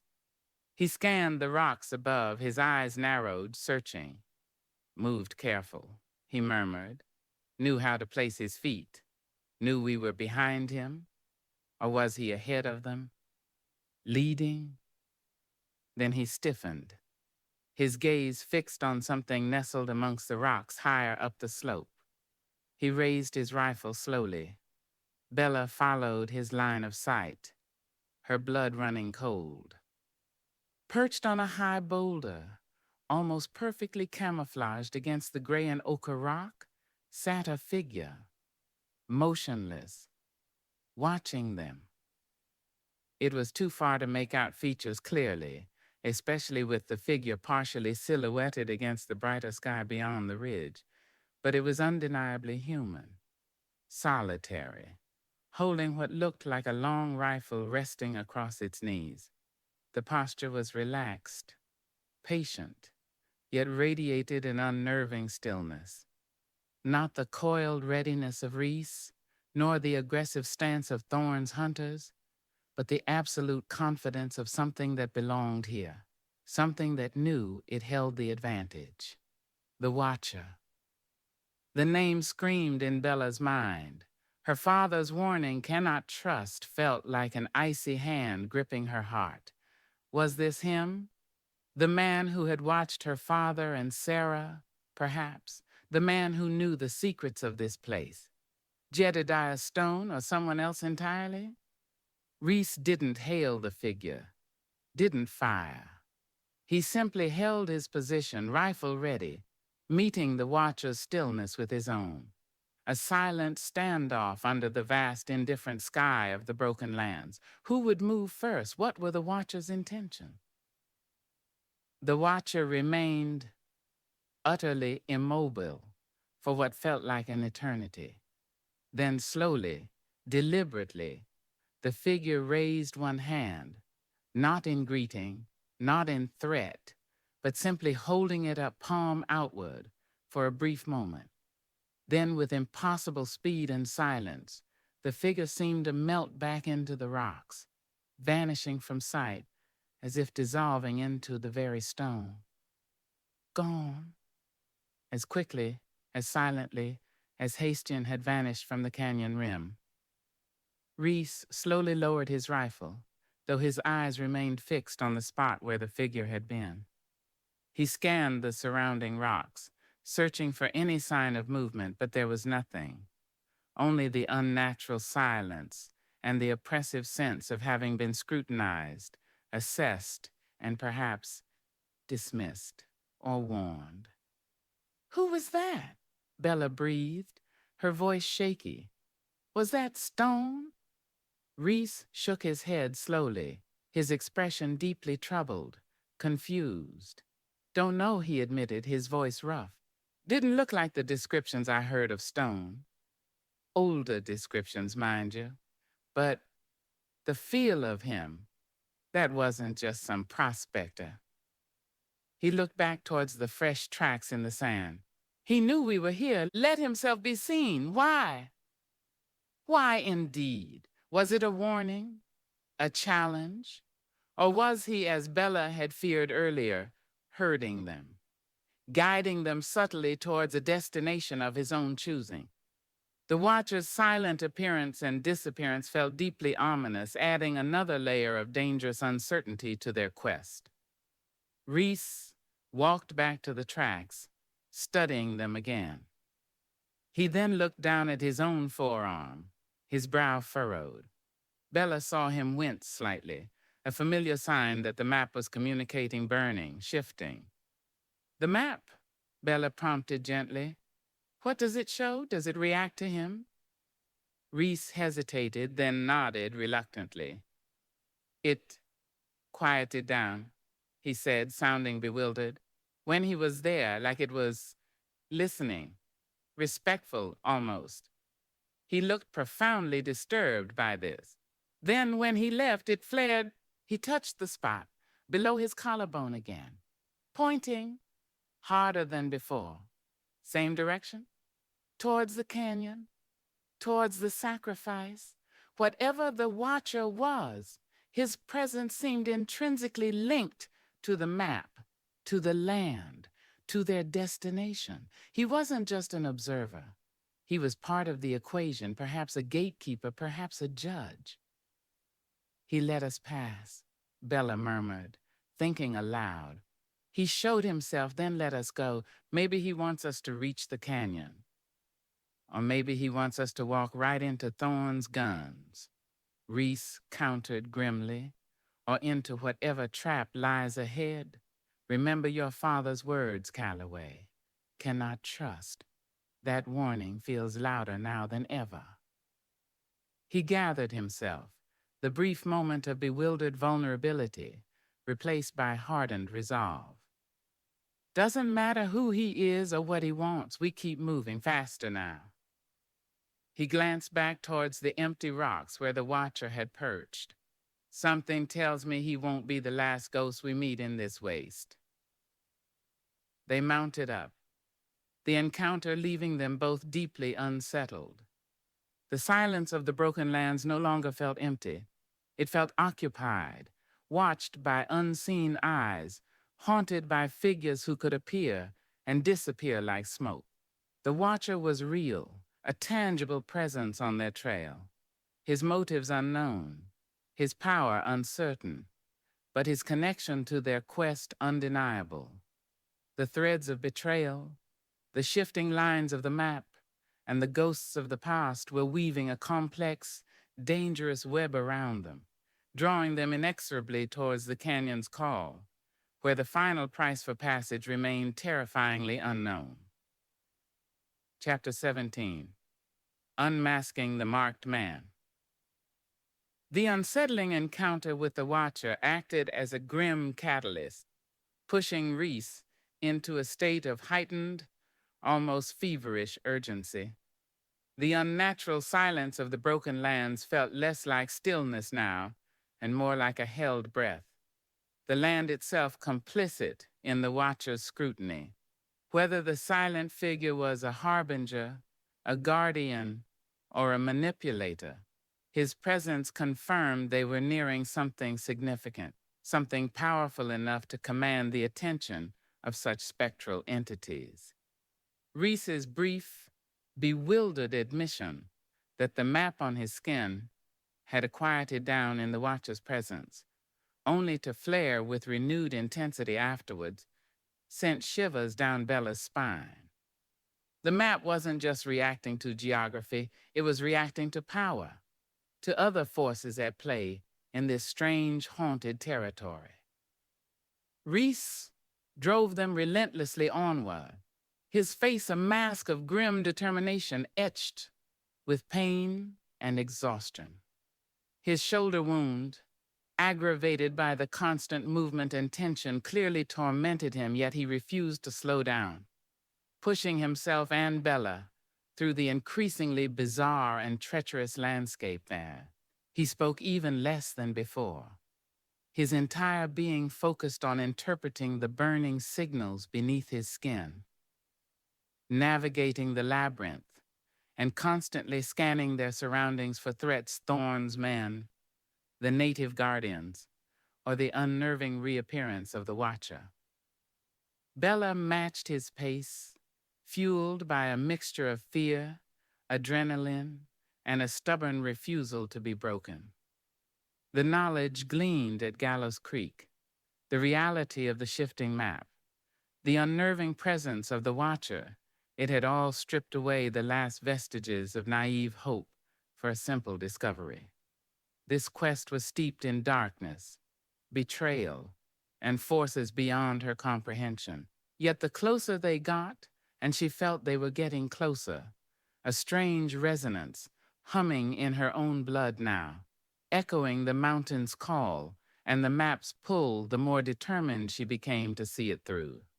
For her father, for Sarah, and perhaps, confusingly, even for Reese, the man cursed to carry the burden of it all.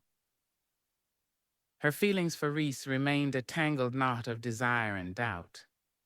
The memory of his kiss, the raw vulnerability she'd glimpsed, warred constantly with his secrecy, his haunted past, and the chilling possibility of his unknown connection to her father's fate beyond the map's terrible echoes. Had he been near Gallows Creek when it happened? Had he known Jedediah Stone? His refusal to answer, his violent deflection, left fertile ground for suspicion.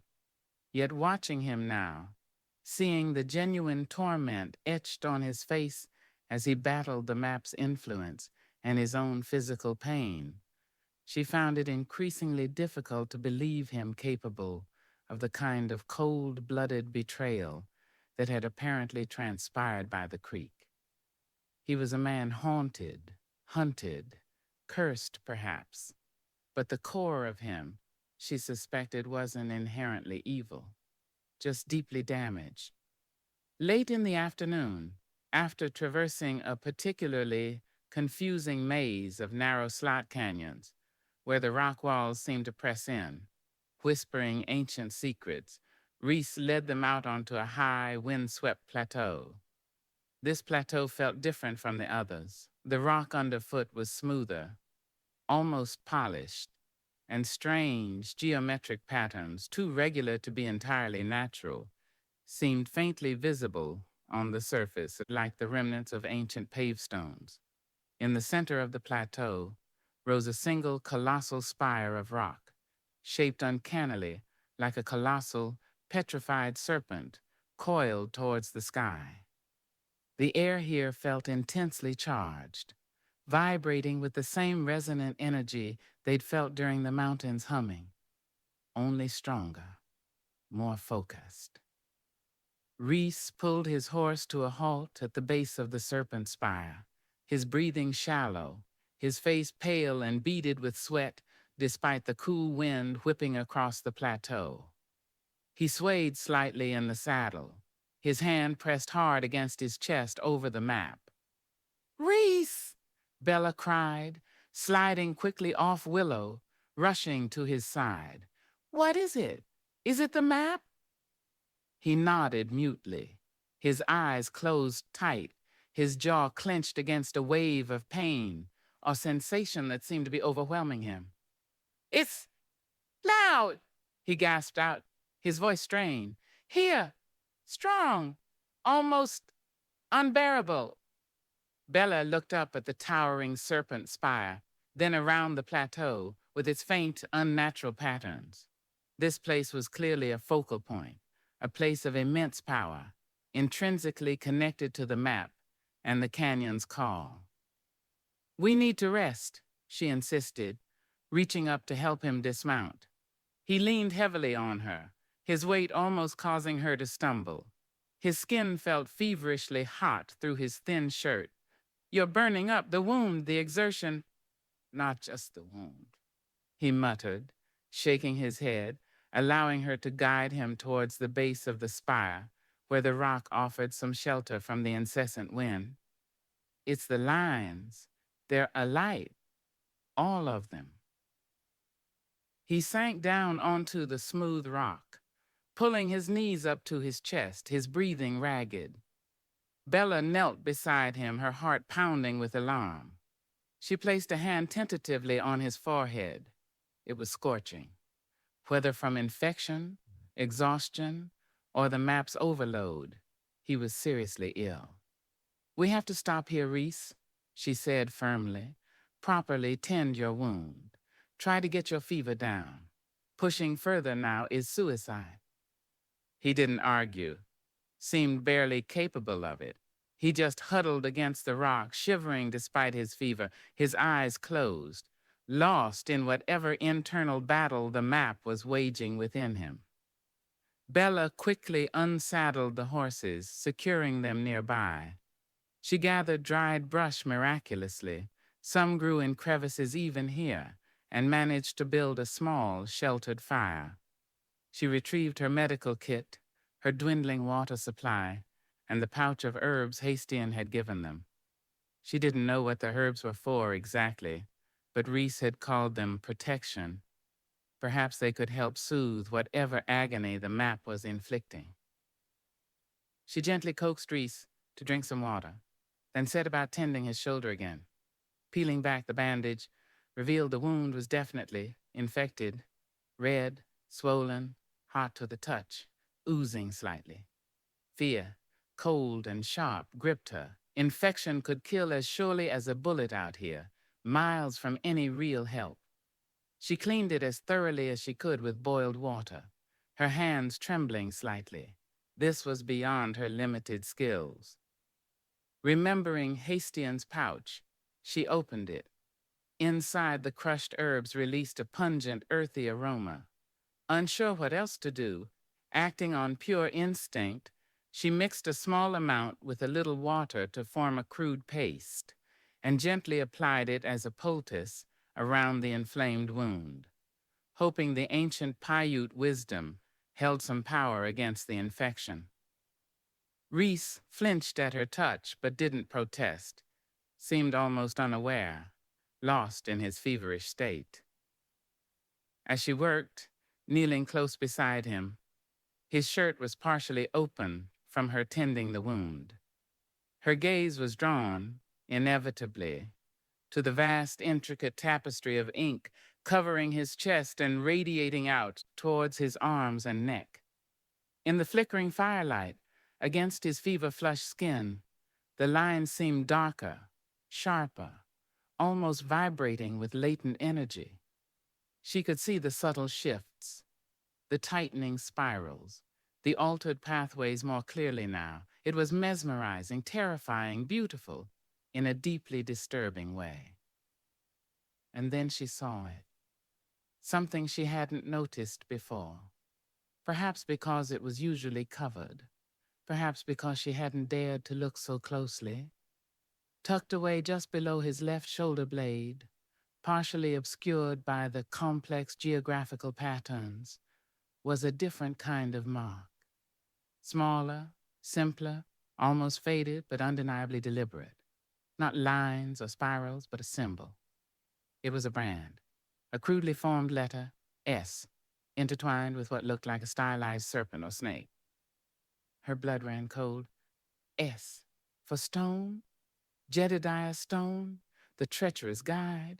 Why would Reese carry the brand of the man who had betrayed her father?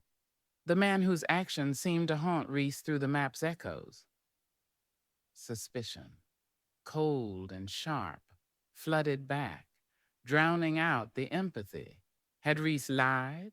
Had his connection to Stone been more direct, more sinister than he admitted? Was he not just haunted by Stone's betrayal, but somehow complicit in it? Had he been part of Stone's crew, marked like livestock before escaping, or worse?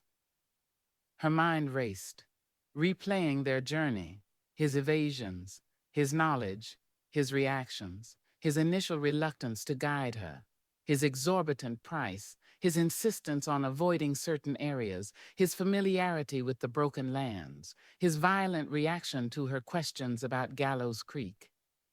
The pieces clicked together in a new, horrifying pattern. He stirred, moaning softly, his eyes fluttering open. They were glazed with fever, unfocused, but they found her face. He saw the look in her eyes, the dawning horror, the accusation. He didn't need her to speak. He knew she had seen the brand.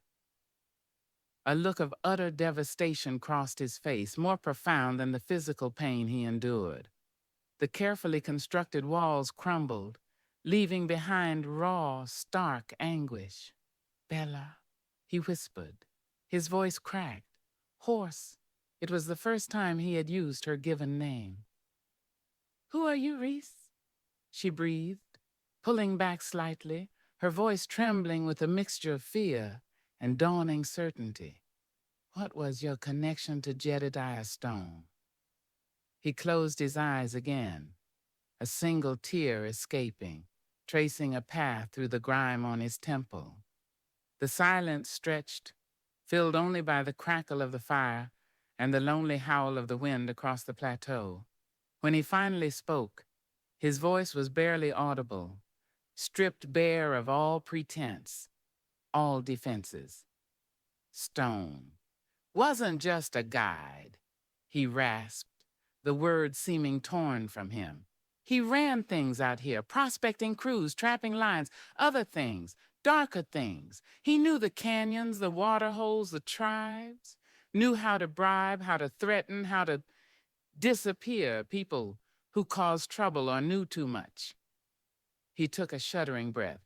"I was young, ran away from something worse back east, ended up out here starving, desperate. Fell in with Stone's crew, just a kid really, didn't know what I was getting into." He opened his eyes again, looking directly at her, holding her gaze with a desperate plea for understanding. "He branded us, all his core crew, like cattle, loyalty sworn in blood and pain." Bella listened, her heart pounding, absorbing the confession. So he had been part of Stone's operation. The brand was proof. "My father," she whispered, her voice tight. "Did you know him? Were you there at Gallows Creek?" Reese shook his head weakly, fresh tears welling. "No, not then. I ran. Before that, Stone, he got interested in the legends, the canyon, the sunstone, heard whispers about a map, not on paper, got obsessed, started pushing deeper, demanding more from his men, doing things even I couldn't stomach. He swallowed hard. I saw where it was heading. I bolted, stole a horse, vanished into the mountains, lived rough, lived with the Paiute for a time. That part was true. Learned their ways, their maps." He paused, his gaze drifting towards his own chest. "But Stone, he didn't forget. He put a price on my head. Not just for running, but because I knew too much. About his operations, about his obsession with the canyon, and because," his voice dropped again, filled with self-loathing, "because before I ran, I was the one who told him about the other map." Bella stared at him, confused. "Other map?" "The stories I'd heard," Reese explained, his voice barely a whisper now, thick with shame.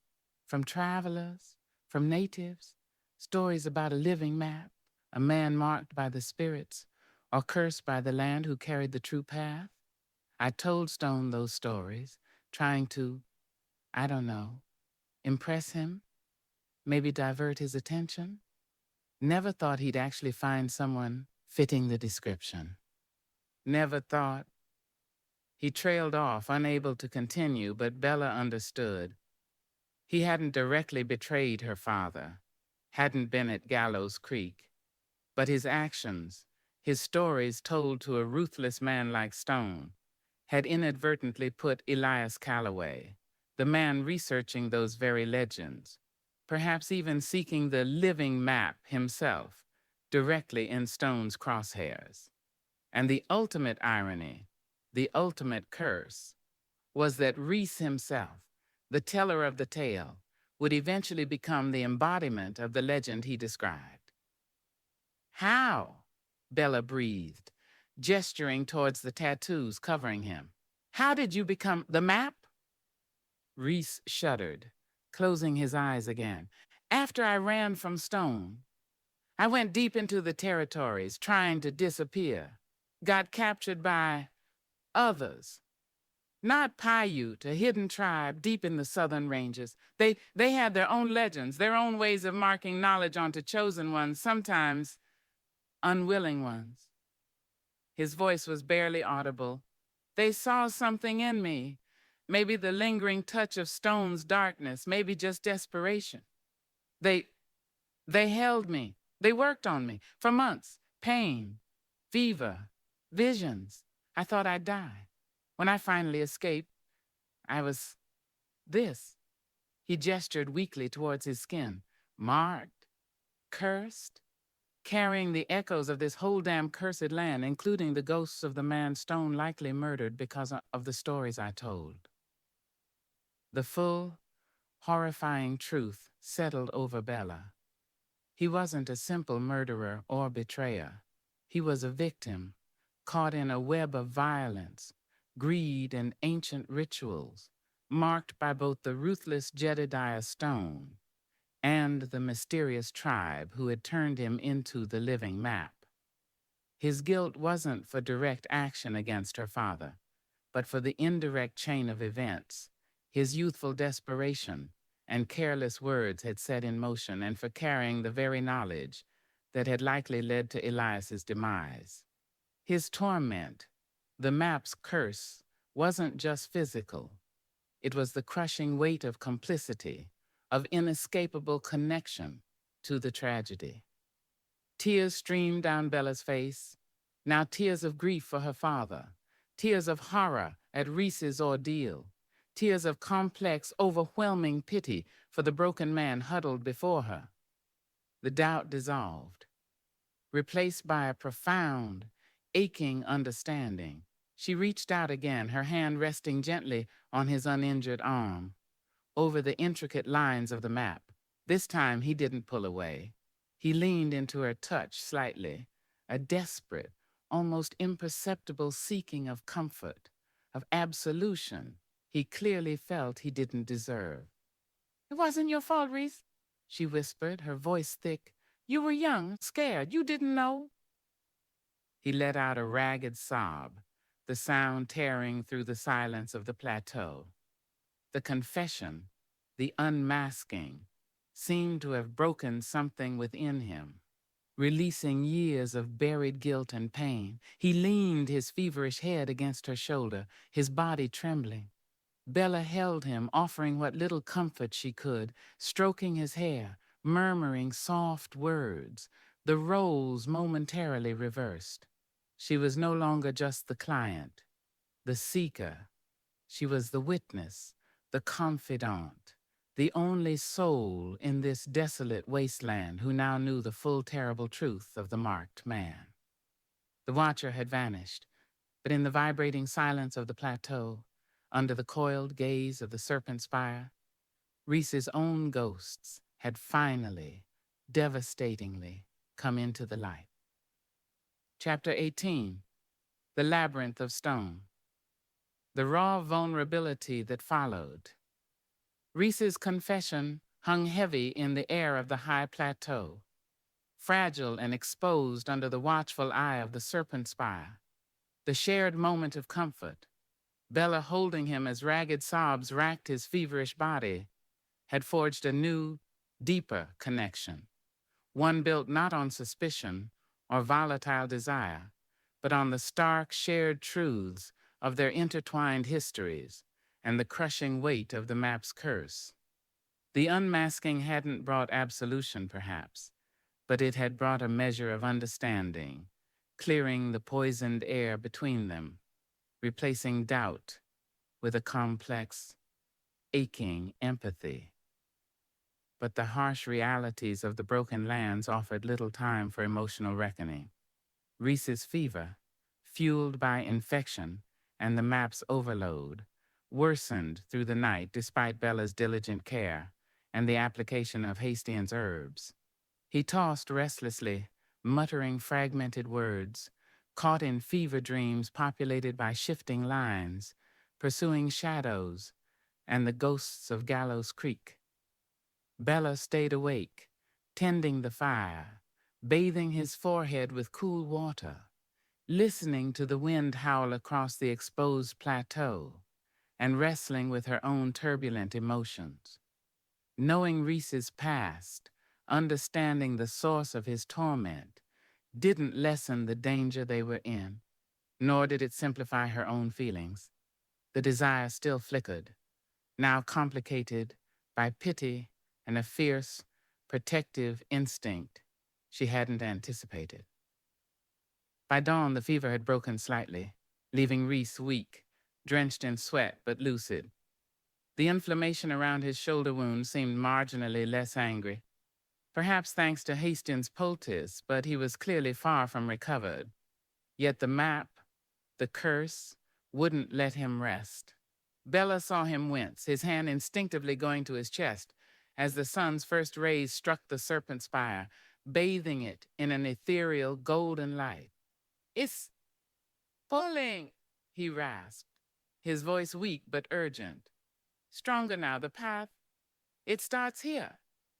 He struggled to sit up, leaning heavily against the rock. Bella helped him drink some water, her heart aching at his obvious weakness.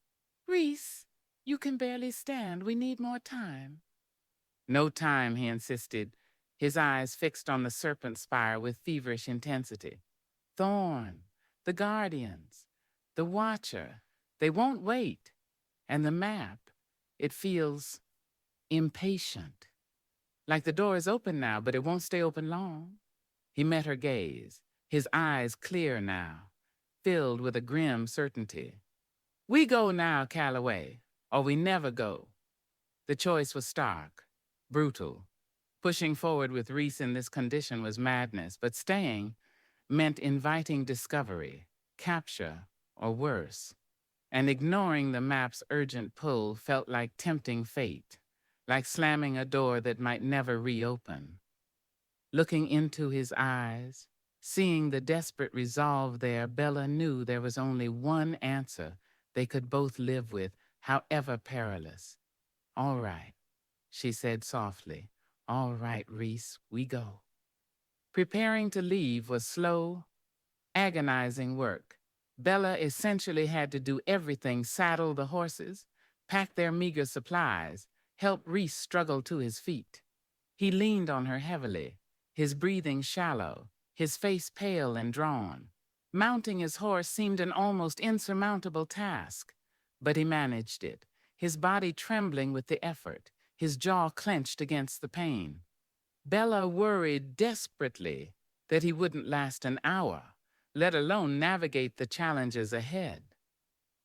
But as they approached the base of the colossal serpent spire, following the map's insistent pull, a strange change came over Reese. The closer they got to the spire, the more the lines on his skin seemed to calm, the feverish tension easing slightly from his body. He still looked ill, weak, but the agonizing overload seemed to lessen, replaced by a focused, almost trance-like intensity. The map wasn't just pulling him, it was resonating with this place, drawing strength or perhaps finding equilibrium. At the very base of the spire, Hidden behind a curtain of wind-carved rock that resembled drooping scales was an opening. Not a cave, but a narrow fissure, barely wide enough for a horse to pass through, plunging down into darkness. It looked like the entrance to the underworld.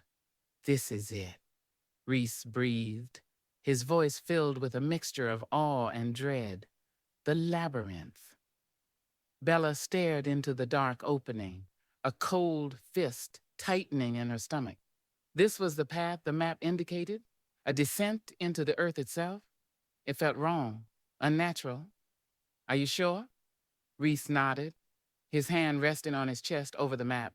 "It's singing now, not burning, leading down."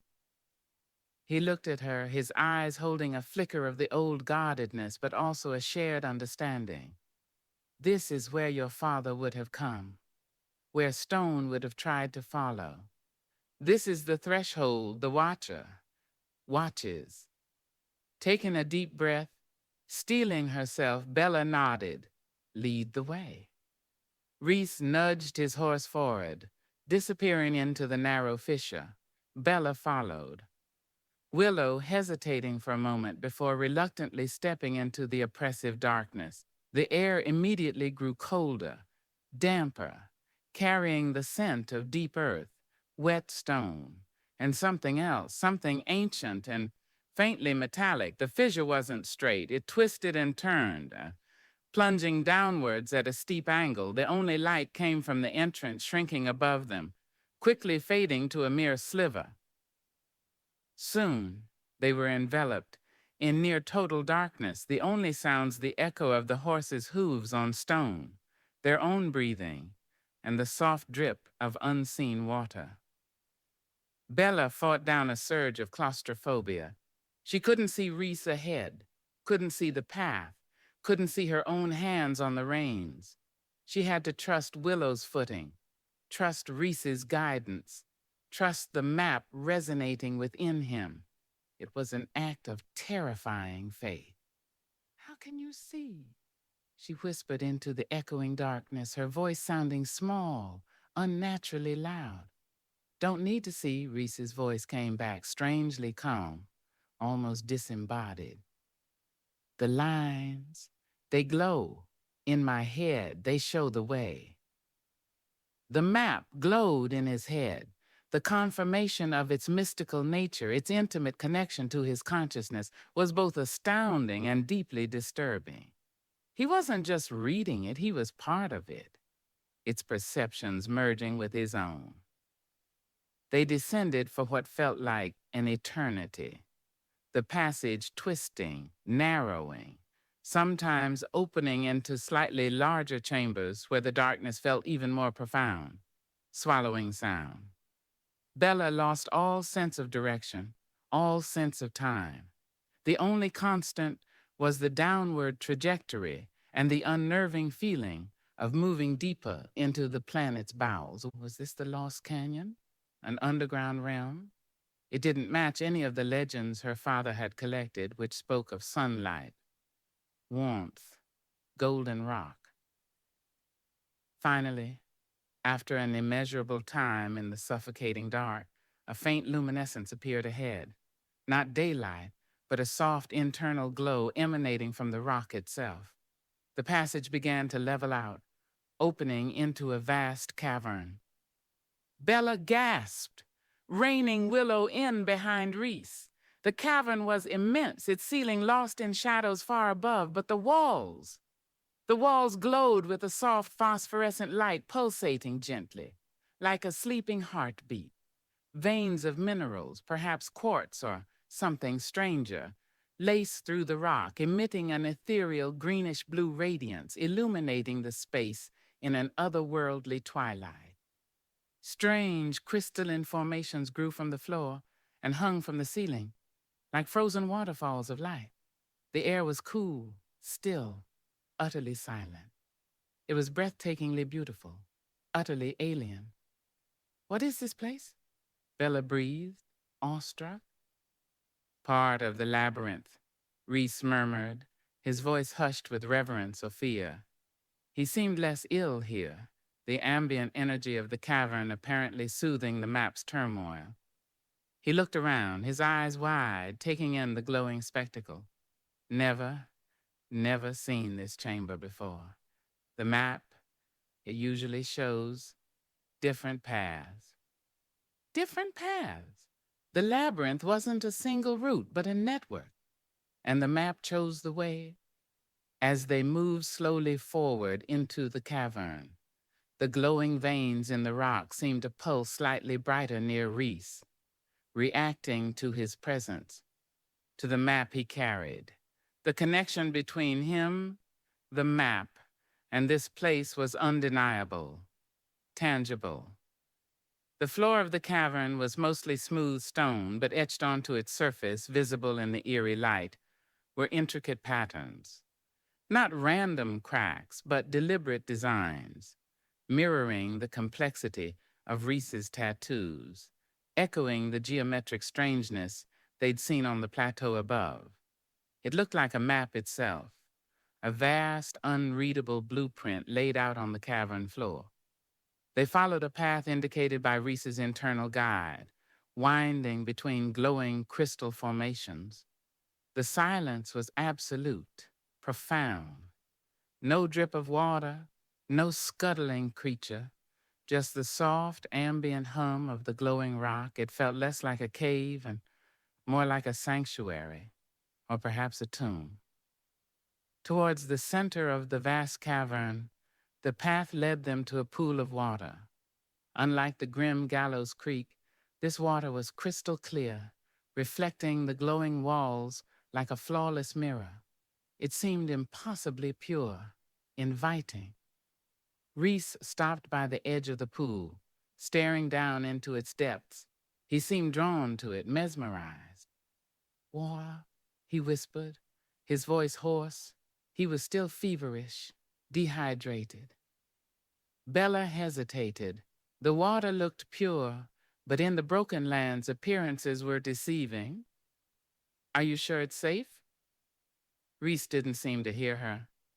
Guided by instinct, or the map's pull, he knelt by the pool's edge, cupped his hands, and drank deeply. Bella watched, her heart pounding, half expecting him to collapse or go mad like the prospectors at Gallows Creek. He drank for a long time, then slowly sat back on his heels, wiping his mouth with the back of his hand. He looked different. The feverish glaze in his eyes had cleared. Color was returning to his face. The drawn lines of pain seemed softer.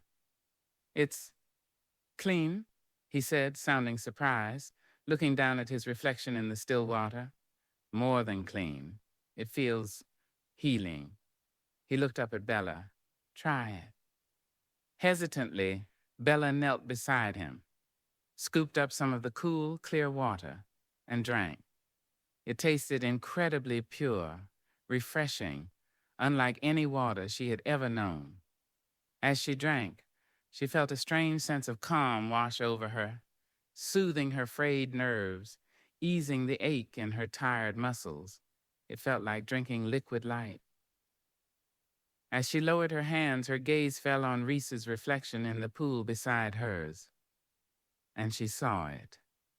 Reflected in the pure water, under the ethereal glow of the cavern, the brand beneath his shoulder blade, the S, intertwined with the serpent, seemed fainter, almost dissolving, overshadowed by the intricate, vibrant lines of the map that covered the rest of his skin.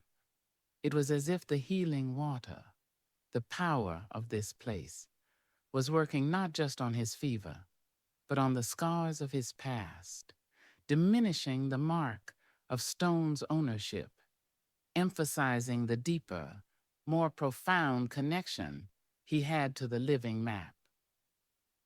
Reese saw it too, staring at his reflection with stunned disbelief. He reached back, touching the spot where the brand was as if expecting to feel it vanish.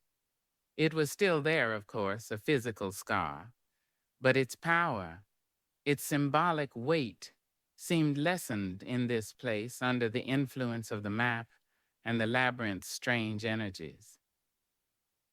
He looked at Bella, his eyes wide with a dawning, hesitant hope. Could the curse be broken? Could this place, this map, offer not just guidance, but healing? Redemption? Before either of them could speak, a subtle shift occurred in the cavern's light. The gentle pulsing quickened slightly, a low vibration, similar to the mountain's hum but softer, more melodic, began to fill the air, emanating from the glowing veins in the rock. Reese scrambled to his feet, pulling Bella up with him. "It's changing," he said, his voice urgent. "The labyrinth. It's showing us the next way." He looked around the vast cavern. On the far side, a section of the glowing wall seemed to brighten, revealing a previously unseen opening, another dark passage leading onwards.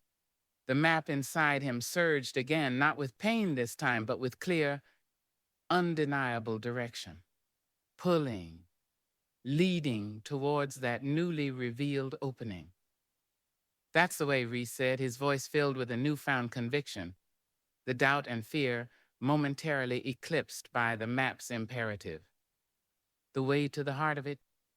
He strode towards the horses, his steps steadier, stronger than before. The healing water, the resonant energy of the cavern, seemed to have revitalized him, focused him. Bella followed, her mind reeling from the beauty, the mystery, the healing water, the fading brand, the undeniable power of this place. The labyrinth wasn't just a passage, it was a place of transformation, revealing truths, offering healing, and guiding them inexorably towards the final destination, towards the lost canyon that waited at the heart of this subterranean maze. The dangers were far from over, but for the first time Bella felt a flicker of genuine hope, a sense that the shifting map might lead not just to answers, but perhaps finally to redemption. Chapter 19, Beneath the Golden Sun. The passage leading from the glowing cavern was different from the oppressive fissure they had descended. Though still subterranean, it felt less like a tomb and more like a constructed tunnel, albeit one crafted by forces far removed from human hands. The walls were smoother, curving gently, and the same soft, phosphorescent glow emanated from veins within the rock, providing enough light to see, bathing everything in an ethereal, submarine luminescence. The air was cool, fresh, carrying the faint scent of minerals and ozone, and the low melodic hum they'd heard in the cavern persisted, a constant, soothing vibration that seemed to resonate within their very bones. Reese moved with a newfound purpose, his earlier weakness and fever remarkably diminished by the strange healing water of the underground pool. The map beneath his skin, while still actively guiding him, seemed less like a burning curse and more like a symbiotic compass, its energy flowing in harmony with the labyrinth's own resonant frequency. The haunted look in his eyes hadn't vanished entirely. The ghosts of Gallows Creek and the brand of Jedediah Stone were etched too deep for easy erasure, but it was tempered now by a focused intensity, a sense of nearing a destination he had perhaps unconsciously sought or dreaded for years. Bella rode beside him now, the narrowness of the passage forcing them closer than they had been since leaving the plateau. The awkward tension following the near kiss had lessened, transformed by his confession and the shared experience in the glowing cavern into something quieter, deeper, more complex. She still felt the dangerous pull of attraction, saw the flicker of awareness in his eyes when their arms brushed, but it was interwoven now with empathy, understanding, and a shared sense of awe and trepidation about what lay ahead. They were bound together, not just by circumstance, but by the unfolding mystery of the map and the labyrinth. The passage wound onwards, sometimes gently sloping upwards, sometimes leveling out. Strange crystalline formations occasionally lined the walls, catching the phosphorescent light and refracting it into miniature rainbows. It felt like traveling through the veins of the earth, guided by its secret pulse. They spoke little, hushed by the profound silence and the palpable sense of ancient power surrounding them. After what felt like several hours, though time seemed fluid, distorted in this subterranean realm, the character of the passage began to change again. The phosphorescent glow started to fade, replaced gradually by a different kind of light, filtering from ahead a warm, golden radiance, growing steadily brighter. The air grew warmer too, losing its subterranean chill, carrying a new scent, dry, warm rock, unfamiliar pollens, and a faint, elusive fragrance like sun-baked honey. The low hum intensified slightly, taking on a richer, more harmonic tone. Reese slowed his pace, his expression a mixture of intense concentration and barely suppressed anticipation. His hand rested constantly over the map on his chest, his connection to it and to their destination seemingly absolute now. "We're close," he breathed, his voice husky. "Can you feel it?" Bella could. A warmth spread through her, unrelated to the rising temperature, a sense of arrival, of nearing the culmination of her father's obsessive quest, of her own long search. It was exhilarating and terrifying in equal measure. The legends, the whispers, the desperate hope, could they possibly be true? The passage opened abruptly, not into another cavern, but out into blinding light. They emerged onto a wide ledge overlooking a scene of such staggering, impossible beauty that Bella gasped, reeling in the saddle, momentarily overwhelmed. They stood at the rim of an immense canyon, far larger, far deeper than any she had ever imagined. But it wasn't dark or shadowed. The entire canyon was bathed in a soft, perpetual, golden light, emanating not from the sky above, which was obscured by a strange, shimmering haze far overhead, but seemingly from the very rock itself. The canyon walls, composed of smooth, golden-hued sandstone, glowed with an internal luminescence, casting warm, gentle light throughout the vast space. Waterfalls, seemingly sourced from within the rock, cascaded down the glowing walls in shimmering veils, feeding a wide, tranquil river that snaked along the canyon floor far below. Lush vegetation, unlike anything Bella had seen before, trees with silvery leaves, ferns of iridescent green, flowers blooming in impossible jeweled tones, thrived along the riverbanks, and in hanging gardens clinging to the canyon walls. The air was warm, balmy, filled with the scent of blossoms and warm stone, and alive with the gentle murmur of flowing water and the buzz of unseen, iridescent insects. This was it, the lost canyon of the golden sun. Not a myth, not a prospector's dream, but a real, breathing, impossibly beautiful sanctuary hidden deep within the earth, bathed in its own internal, golden light. Bella stared, tears streaming unheeded down her face, a profound sense of wonder and vindication washing over her. Her father hadn't been mad. He had been right. This place existed. It was real. Reese sat motionless beside her, his face stark in the golden light, his expression unreadable but intense. He wasn't looking at the breathtaking panorama. His gaze was fixed downwards, towards his own chest, towards the map hidden beneath his shirt. He seemed to be listening, feeling, absorbing the concentrated energy of this place. The lines, Bella sensed, must be blazing now, not with pain, but with fulfillment, with arrival. The map had brought them home. "It's real," Bella whispered, her voice choked with emotion, turning to Reese. "He was right." Reese finally looked up. his eyes meeting hers. The guardedness was gone, replaced by a raw mixture of awe, disbelief, and something else. Release. The map, the curse that had defined his life, had led him here, to this place of impossible beauty and peace. Was this the end of his torment, or the beginning of something else entirely? Slowly, almost hesitantly, he began to unbutton his shirt. Bella watched, holding her breath. He pulled the fabric aside, revealing the intricate tapestry of ink across his chest and shoulder, fully exposed now to the canyon's golden light. The effect was instantaneous, breathtaking. The lines of the map seemed to absorb the golden radiance, glowing faintly, no longer black ink on pale skin, but channels of liquid light. The dark, ominous quality they usually possessed vanished, replaced by a vibrant, living energy.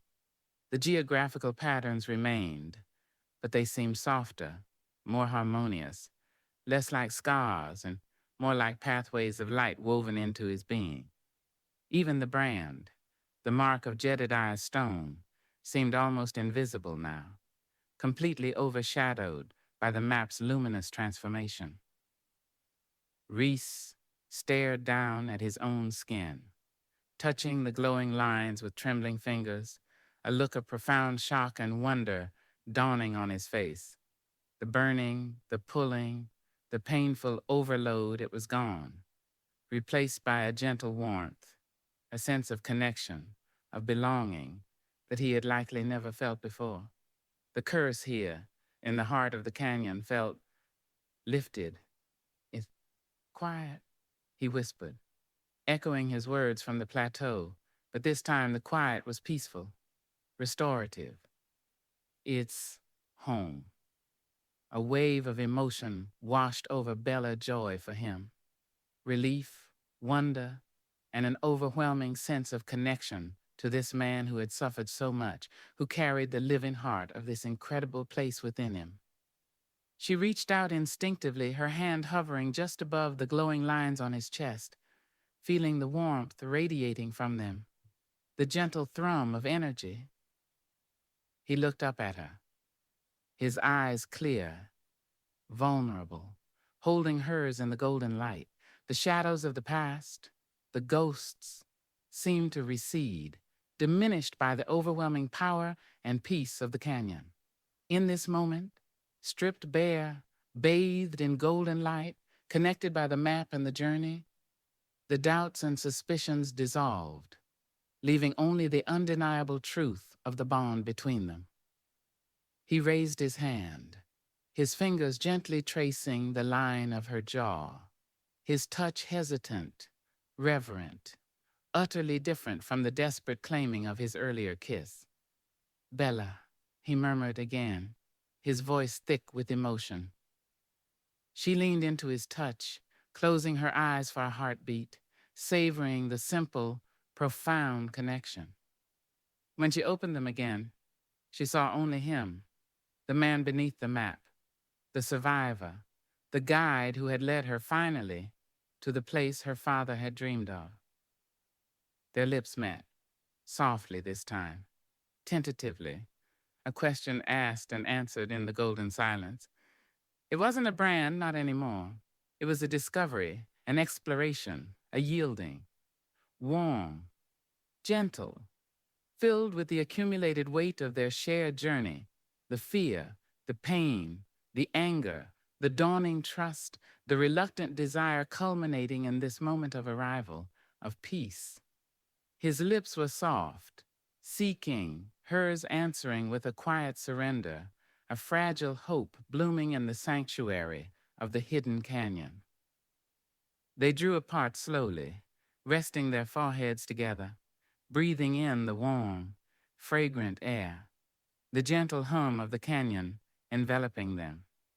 The journey had been brutal, paved with blood and betrayal, but it had led them here, to this place of impossible beauty, beneath the golden sun where a cursed map glowed with healing light, and two lost souls found a fragile, unexpected moment of grace. But even in the heart of the sanctuary, the echoes of the outside world, of threats unresolved, lingered like faint shadows at the edge of the golden light. How long could this peace last? Was the canyon truly safe? And what other secrets, what other sacrifices might it still demand? The labyrinth had led them here, but the final chapter of their story, Bella knew, was yet to be written. Chapter 20. Scars that bind, truths that bleed. The kiss lingered between them, soft as the golden light bathing the hidden canyon, yet potent enough to reshape the landscape of their precarious relationship.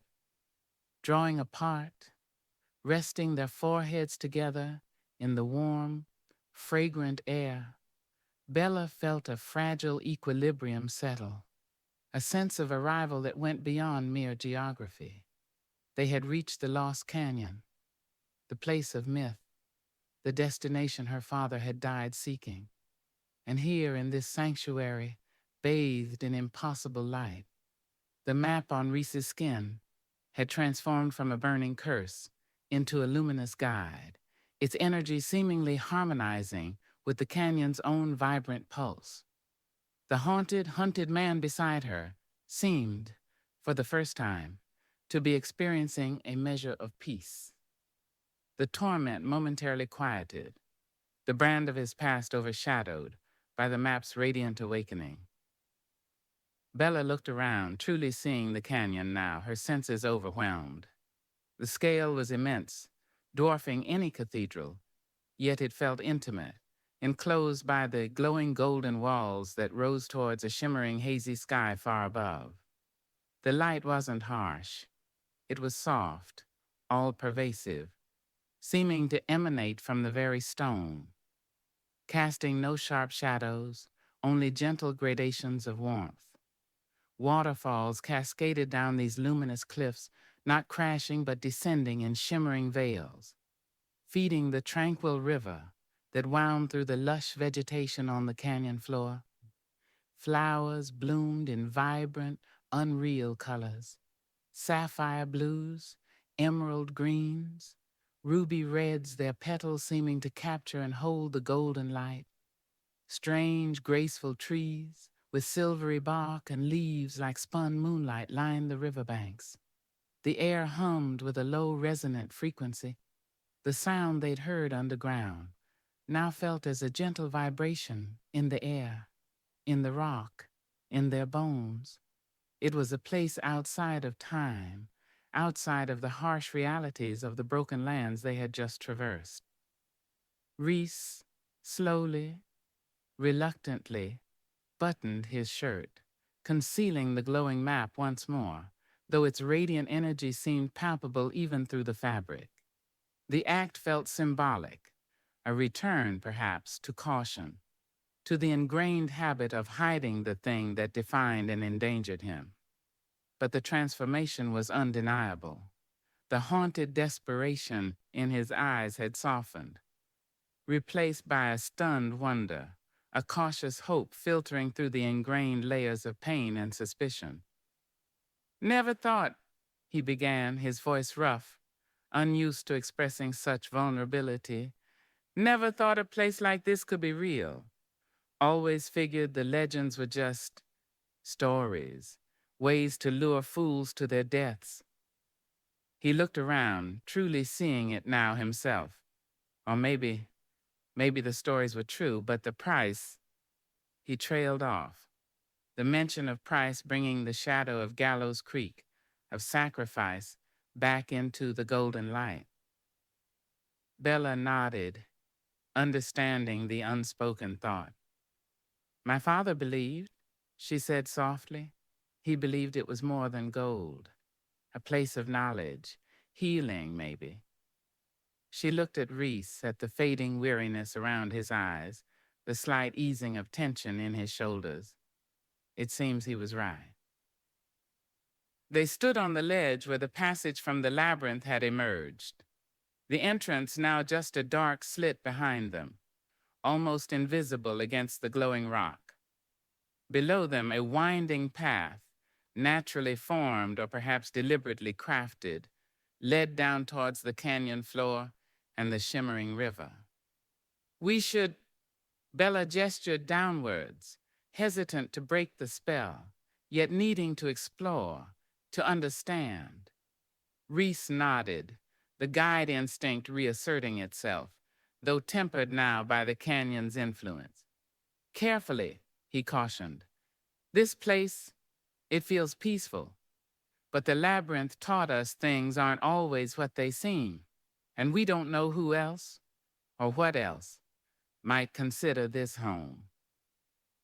They led the horses slowly down the winding path. The animals, like Reese, seemed calmer here, the oppressive fear they'd shown in the petrified forest replaced by a quiet curiosity, their steps sure on the smooth golden rock. As they descended, the air grew warmer, filled with the rich scents of unknown blossoms and damp earth. The gentle hum of the canyon seemed to envelop them, a soothing, resonant song. Reaching the canyon floor, they found themselves in a grove of the silver-leaf trees near the riverbank. The ground was soft, carpeted with a moss that glowed faintly underfoot. The river flowed gently, its water as clear and inviting as the pool in the glowing cavern. Everything felt pristine, untouched, impossibly ancient. No sign of anyone, Reese murmured, scanning the grove, his senses still alert despite the tranquil atmosphere. No tracks, no recent fires. But my father, Bella began, looking around, searching for any clue, any sign of his passage beyond the journal found at Gallows Creek. He must have made it here. Or Sarah? Stone? Reese's expression tightened slightly at the mention of Stone. If they did, they left no trace we can see. He walked towards the riverbank, kneeling to examine the soft earth. The ground here, it feels resilient, like it heals itself quickly. He frowned, touching the faintly glowing moss. Or maybe time works differently here. The thought was unsettling. A place outside of time, hidden from the world. It explained the legends, the difficulty in finding it, but it also deepened the mystery. They made a simple camp in the Silver Grove, needing rest after the ordeal, despite the revitalizing effects of the labyrinth's water and the canyon's air. Reese's shoulder wound, protected by Hastian's herbs and the strange peace of the canyon, looked significantly better. The angry inflammation subsided, though it still pained him if he moved too quickly.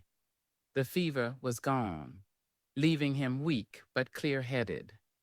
As Bella prepared a small meal from their dwindling supplies, mostly reconstituted beans, and the last of the jerky, Reese sat staring towards the center of the canyon, where the golden light seemed infinitesimally brighter, more concentrated. The map, Bella asked quietly, sitting beside him, offering him a portion of the food. How does it feel now? He accepted the food, eating slowly, thoughtfully. Different, he admitted, touching his chest. It's not demanding anymore, not burning. It feels settled, like it belongs here. He looked at her, his eyes holding a complex mixture of wonder and apprehension. It still shows things, though. Not paths, not dangers, more like impressions, feelings, echoes fainter than before, but clearer somehow. Echoes of what? Bella prompted gently. He hesitated. Joy, he said surprisingly. Peace, a sense of deep time, ancient presence, like the rocks themselves are dreaming contentedly. He frowned. But underneath it, there's still a sadness, a memory of a loss, sacrifice. His gaze grew distant again. The price the canyon demanded. They ate in silence for a while, absorbing the implications. The canyon wasn't just a place, it was sentient in a way, holding memories, emotions within its glowing rock and resonant hum, and it remembered sacrifice. After eating, drawn by an invisible pull, they began to explore further along the riverbank. They found strange, beautiful rock formations carved by water and time into smooth, flowing shapes. They saw small, iridescent creatures flitting between the jewel-toned flowers, unlike any birds or insects Bella knew. They found pools where the clear water shimmered with captured golden light. It was paradise, but a strange, lonely paradise. There were no ruins, no overt signs of previous civilization, yet the faint geometric patterns on the rock, the feeling of ancient presence, suggested otherwise. Then, rounding a bend in the river, they saw it. Set back from the water, nestled against the glowing canyon wall, was a structure. Not ruins, but something seemingly crafted from the living rock itself, or perhaps grown from it. Smooth, curved walls flowed upwards, blending seamlessly with the cliff face, forming chambers and balconies open to the golden light. Strange symbols, similar to those on the labyrinth floor, and echoing elements within Reese's tattoos, were subtly integrated into the structure's design. It looked incredibly ancient, yet strangely alive. Gods above, Bella breathed, stopping in her tracks. Reese stared at the structure, his hand going to his chest again. The map recognizes this place. It resonates. Cautiously, they approached.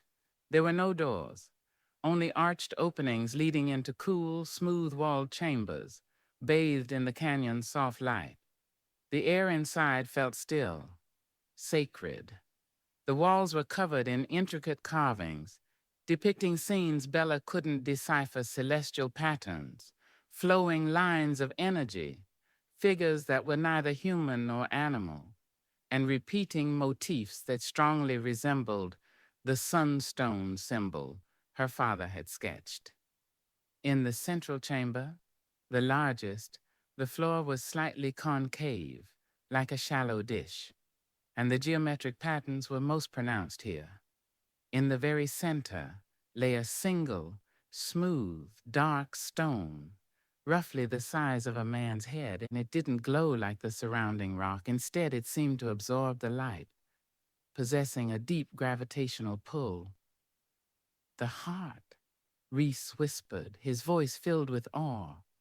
He seemed to know the name instinctively, the map feeding him the knowledge. The source. Was this the sunstone itself? It didn't radiate light, but seemed to be the focal point of the canyon's energy, the nexus of the patterns, the lines, the power. As they stood gazing at the heartstone, Bella noticed fainter carvings on the wall behind it, partially obscured by shadow. Moving closer, she traced the lines with her fingers. These were different, cruder, more recent, clearly made by human hands, not grown from the rock. They were initials, ELC, and beside them S.J., Elias L. Calloway, and S.J. Sarah. Jenkins, Jones, Doe, the woman from Gallows Creek. They had made it. They had stood in this very chamber, before the heartstone. Her father had found his prize.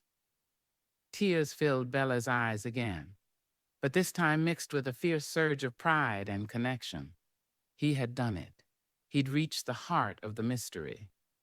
But then her gaze fell on other carvings nearby, even cruder, more frantic. A date, the same one from the journal, and words scratched desperately into the living rock. Stone took it. Demands map. Sarah, gone. Sacrifice. The rest was an unreadable jumble of frantic scratches. The blood drained from Bella's face. Stone. Jedediah Stone had been here too. He hadn't just abandoned them at Gallows Creek. He had followed them, or perhaps forced them here. He had taken something. The it must refer to the heartstone. or something associated with it. He knew about the map, Reese's map, or perhaps Elias had possessed some other form of map Stone coveted, and Sarah, gone. Sacrifice. The terrible truth crashed down on Bella. The sacrifice wasn't some mystical demand of the canyon. It was murder. Stone had likely killed Sarah here, perhaps as a twisted offering, perhaps simply to eliminate a witness before making off with whatever prize he sought, leaving Elias alone, bereft, to scratch his final desperate warning onto the wall before meeting his own end, perhaps trying to return to Gallows Creek only to perish there. "Reese!" she choked out, pointing towards the frantic carvings. Reese stepped closer, reading the desperate message etched in stone. His face went ashen. The ghosts he carried, the echoes he saw, suddenly coalesced into a single horrifying narrative. His guilt, his connection, wasn't just indirect. Stone, the man who had branded him, the man whose darkness he had inadvertently fueled with stories of living maps, had defiled this sacred place, murdered the woman, traveling with the very man Reese now felt responsible for. The threads of betrayal tightened into a noose. "Stone?" Reese breathed, his voice shaking with a mixture of fury and horror. "That bastard? He was here. He did this." The map on his skin seemed to flare in response, not with light this time, but with a cold, dark anger, resonating with the violation, the remembered pain etched into the rock. He looked at Bella, his eyes filled with shared grief and a new, terrible understanding. The piece of the canyon shattered, replaced by the bleeding truth of what had happened here. The scars they both carried, hers emotional, his physical, and emblazoned on his skin, bound them together in the shadow of Jedediah Stone's treachery. Suddenly, a sharp, piercing whistle cut through the canyon's gentle hum, echoing from the direction of the labyrinth entrance high above. It was a signal, human, unmistakably hostile. Reese spun around, rifle instantly in hand, all traces of peace vanishing, replaced by the hardened instinct of survival. "Thorn," he spat, his voice grim. "He found the entrance. Or," his eyes narrowed, "or Stone led him here." The sanctuary had been breached. The bleeding truths had summoned the lurking threat. There was no escape, no turning back now. The final confrontation, foreshadowed by ghosts and sacrifice, was upon them. Here, in the heart of the canyon, beneath the golden sun. Chapter 21. Reckoning at the canyon's edge. The sharp, intrusive whistle sliced through the tranquil hum of the canyon like a knife, instantly shattering the fragile peace, the momentary sense of sanctuary. Thorn, or stone, or both. The outside world, with its relentless greed and violence, had breached the labyrinth, following them even here, into the heart of the myth. The golden light suddenly felt less like a blessing and more like stage illumination, highlighting their vulnerability on the canyon floor. Reese reacted with the instantaneous reflex of a man long accustomed to ambush.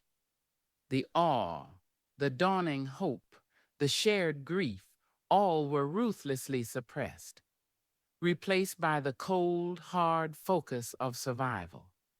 Rifle ready, he moved swiftly towards the arched opening of the rock structure, using the smooth, curved wall for cover, scanning the ledge high above where they had emerged from the labyrinth passage.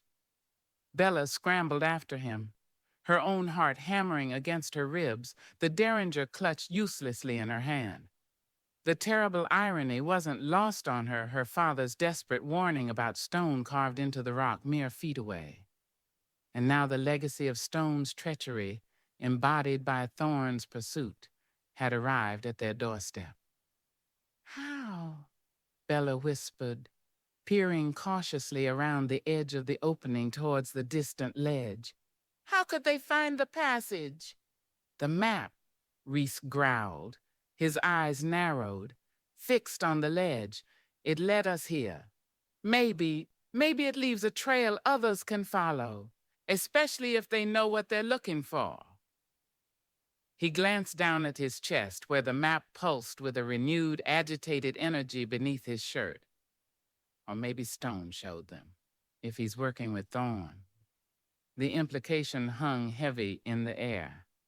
Jedediah Stone, the betrayer, potentially allied with Marcus Thorn, the ruthless collector obsessed with the map, a deadly combination. Movement flickered on the high ledge. Figures emerged from the dark slit of the passage. Thorn's men, identifiable even at this distance by their rough clothing and wary, predatory movements. There were at least 4 of them, spreading out along the ledge, rifles glinting in the golden light. They moved with confidence, clearly expecting their quarry to be trapped below. Then 2 more figures emerged. One was tall, broad-shouldered, dressed in slightly better clothes than his men, carrying himself with an air of cold authority, Marcus Thorn. Bella assumed, the man whose obsession had driven this relentless chase. The final figure stopped beside Thorn, standing slightly apart, older, leaner, with a weathered face and eyes that seemed to pierce the distance, surveying the canyon below with an unnerving familiarity. Even from afar, Bella felt a jolt of recognition, fueled by Reese's description and the venomous hatred in his eyes as he looked at the man. Jedediah Stone.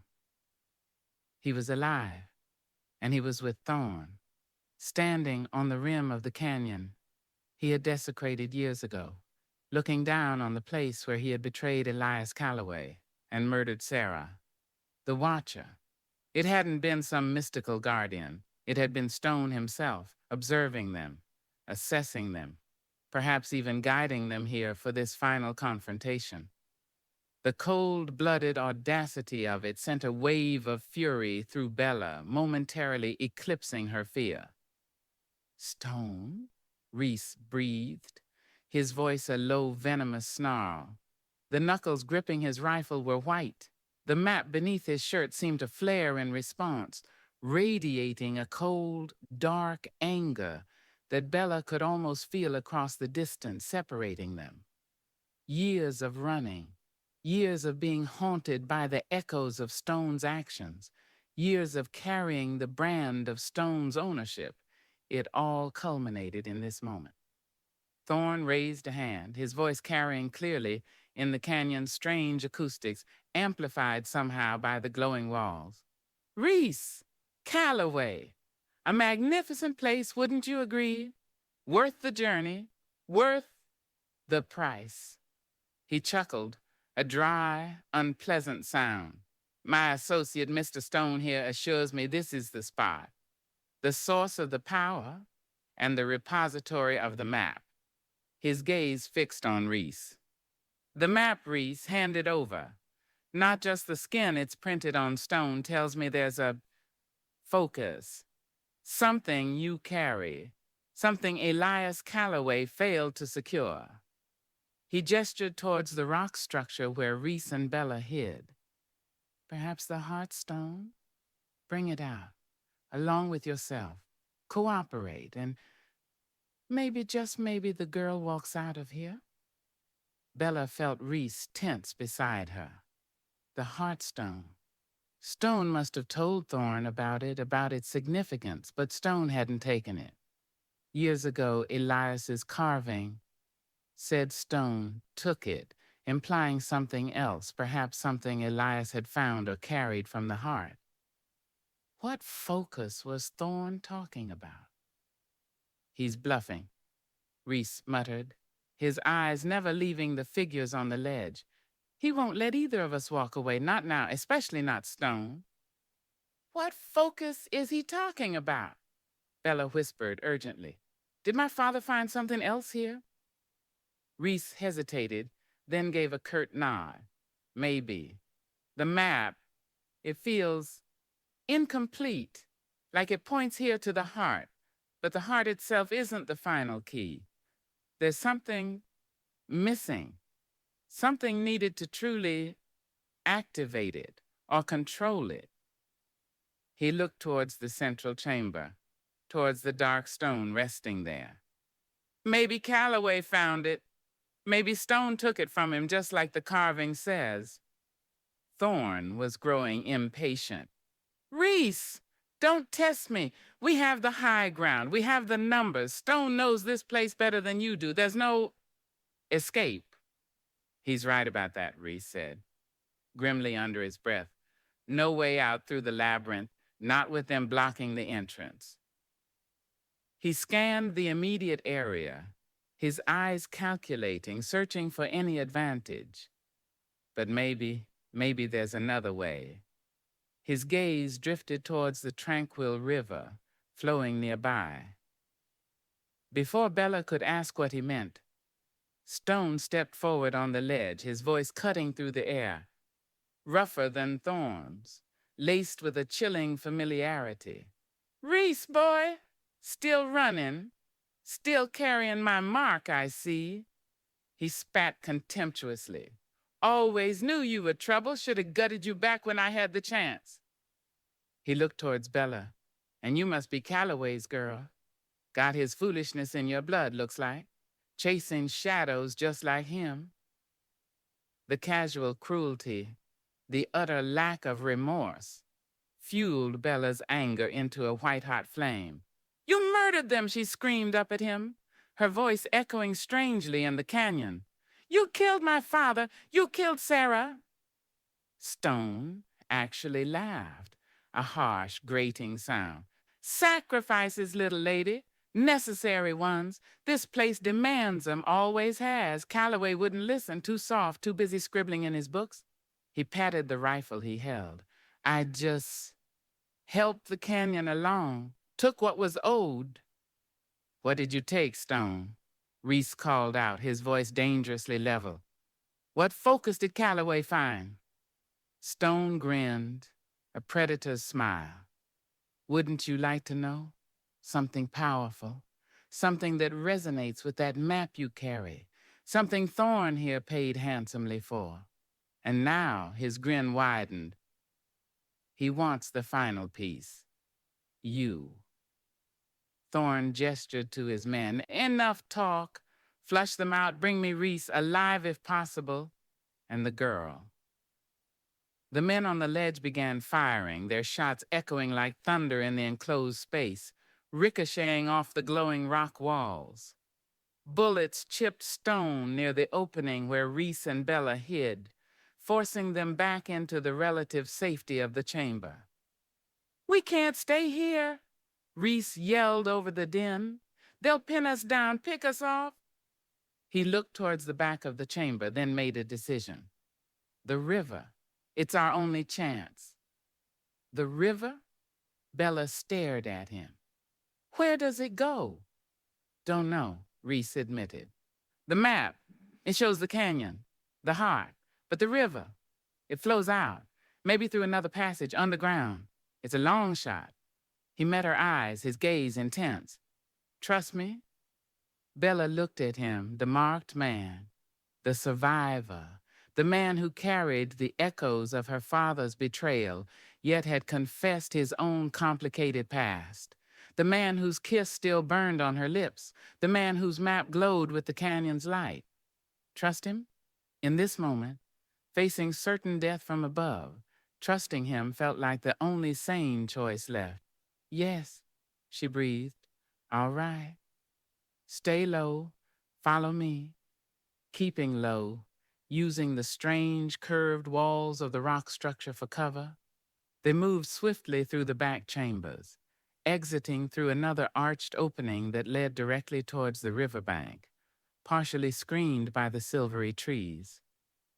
The firing from the ledge continued, but the shots were less accurate now, hampered by the angle and the cover. They reached the river's edge. The water flowed smoothly, deceptively calm, its depths impossible to gauge in the golden light. It felt cool against Bella's ankles as they waded in. "The horses?" Bella asked, glancing back towards where they'd left Willow and the buckskin near the structure's entrance. "Can't risk it," Reese said grimly. "They'd be targets. They might follow the river or find their own way. We have to go now." He took her hand, his grip strong, reassuring despite the circumstances. He plunged into the deeper water, pulling her with him.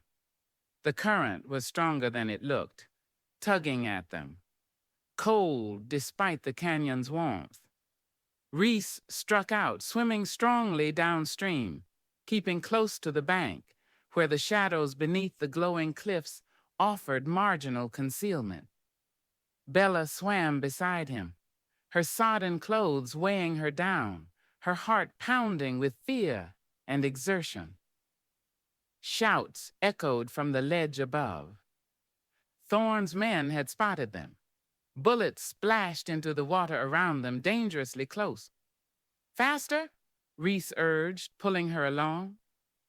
The river curved, flowing towards a section where the canyon walls seemed to fold inwards, creating deeper shadows. And there, nestled amongst ferns and glowing moss at the waterline, was another opening, a dark archway, from which the river seemed to emerge, or perhaps into which it flowed. "There!" Reese gasped, pointing. "Another passage underground." They swam desperately towards the opening, bullets still peppering the water around them. The current seemed to speed up here, pulling them towards the dark archway. Just as they reached it, Reese glanced back towards the ledge. Thorne and Stone stood there watching them, Thorne lowering his rifle in frustration, Stone's face unreadable. Then Reese looked down at his own chest, a look of sudden agony crossing his face. He clutched at his side. Bella saw a dark stain spreading rapidly across his wet shirt, blossoming near his ribs. He'd been hit. One of the last shots, fired wildly, had found its mark. "Reese!" she cried, reaching for him as the current swept them both into the dark maw of the watery passage. He gasped, his eyes meeting hers, filled with pain and a terrible urgency. "Go!" he choked out, pushing her forward, towards the darkness, towards escape, even as his own strength seemed to fail him. The current took them, pulling them away from the golden light of the canyon, away from Thorne and Stone, plunging them back into the cold, echoing darkness of the earth's embrace. Bella clung to Reese, trying to support him, feeling his lifeblood potentially flowing out into the cold river water. The roar of the underground river filling her ears, uncertain if this passage led to freedom, or simply another, darker labyrinth, another sacrifice demanded by the scars that bound them and the truths that continued to bleed. The reckoning hadn't ended, it had merely shifted underground. Chapter 22. Dust settles on the heart. The darkness was absolute, suffocating. The roar of the underground river filled Bella's ears, a deafening torrent that swallowed all other sound. Cold water churned around them, pulling them relentlessly deeper into the unseen passage, away from the golden light and the echoing gunshots of the hidden canyon. Bella clung desperately to Reese, her arm hooked around his chest, trying to keep his head above the turbulent water. She could feel the alarming warmth of his blood flowing freely from the wound in his side, slick against her own skin, staining the frigid water around them. Reese was barely conscious, his body limp, his breathing shallow and ragged. He'd taken a bad hit, maybe fatal. The desperate gamble on the river, their only escape from Thorne and Stone, now felt like a plunge into oblivion. Fear, cold and sharp, threatened to overwhelm Bella, but she fought it back, fueled by a primal instinct to survive, to protect the man who, despite everything, had become inextricably linked to her fate. "Hold on, Reese!" she shouted, though her voice was lost in the river's roar. "Just hold on." The current tossed them violently, slamming them against unseen rocks, dragging them under, then spitting them back up into the churning darkness. Bella choked on swallowed water, her limbs growing numb with cold and exhaustion, her grip on Reese threatening to fail. She had no idea where they were going, how long this subterranean river journey would last, or what lay at its end. The map, Reese's internal guide, was useless now, eclipsed by his injury, his fading consciousness. They were utterly at the mercy of the current, lost in the earth's dark veins. Just as her strength began to give out, as despair threatened to pull her under alongside Reese, she felt the current slacken slightly. The roar lessened, replaced by a more sedate gurgling. She sensed, more than saw, that the passage was widening, opening into another space. With a final desperate surge of adrenaline, she kicked towards what felt like a bank, dragging Reese with her. Her feet touched mud, soft and yielding. She scrambled awkwardly out of the water, hauling Reese's dead weight onto the muddy shore.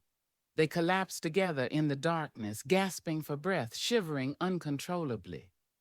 Bella lay there for a long moment, utterly spent. The sound of Reese's shallow, rattling breaths the only anchor in the profound blackness. Slowly, painstakingly, she forced herself to move. She felt for Reese's pulse. It was weak, thready, but there. He was alive, but the bleeding, she had to stop the bleeding. Working by touch alone in the absolute dark, she tore strips from her own sodden blouse, pressing them hard against the wound in his side, trying to create a makeshift pressure bandage. His skin was frighteningly cold, clammy. "Reese, can you hear me?" she whispered urgently, shaking his uninjured shoulder gently. He moaned softly, a flicker of consciousness returning. "Bella?" His voice was a faint thread of sound. "I'm here," she said, relief washing over her, though quickly tempered by the severity of his condition. "We made it out of the main current. We're on a bank, but you're hurt badly." "Cold," he murmured, shivering violently. She huddled closer to him, trying to share her own meager body heat, pulling his sodden blanket from where it was still miraculously strapped to his back, draping it over both of them. It offered little warmth, but it was something. They lay there in the darkness for what felt like hours, listening to the gurgle of the underground river beside them, the slow drip of water from unseen sources, and Reese's labored breathing. Bella's mind raced. Where were they? Was there a way out? Would thorn and stone follow them even here? And could Reese possibly survive this wound without proper medical attention, without light, without warmth? As her eyes slowly adjusted, a faint luminescence became discernible, far fainter than the glow in the labyrinth cavern, more like residual phosphorescence, clinging to patches of moss or fungus on the unseen walls around them. It wasn't enough to see clearly, but it hinted at the shape of their surroundings, another cavern, vast and damp, the river flowing through its center. Reese drifted in and out of consciousness. When lucid, his thoughts were fragmented, focused on the immediate past. Stone saw him. Thorn, he muttered, his hand weakly clutching his side. The map, did they? No, Bella reassured him softly, though she wasn't entirely certain. We got away. They didn't get the map. She felt the skin beneath his shirt, where the map resided.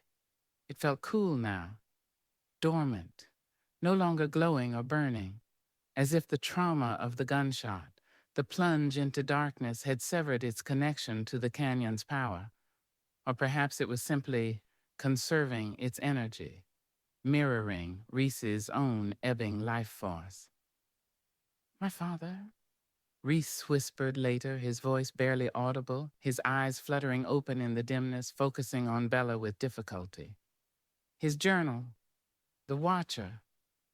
It was stone.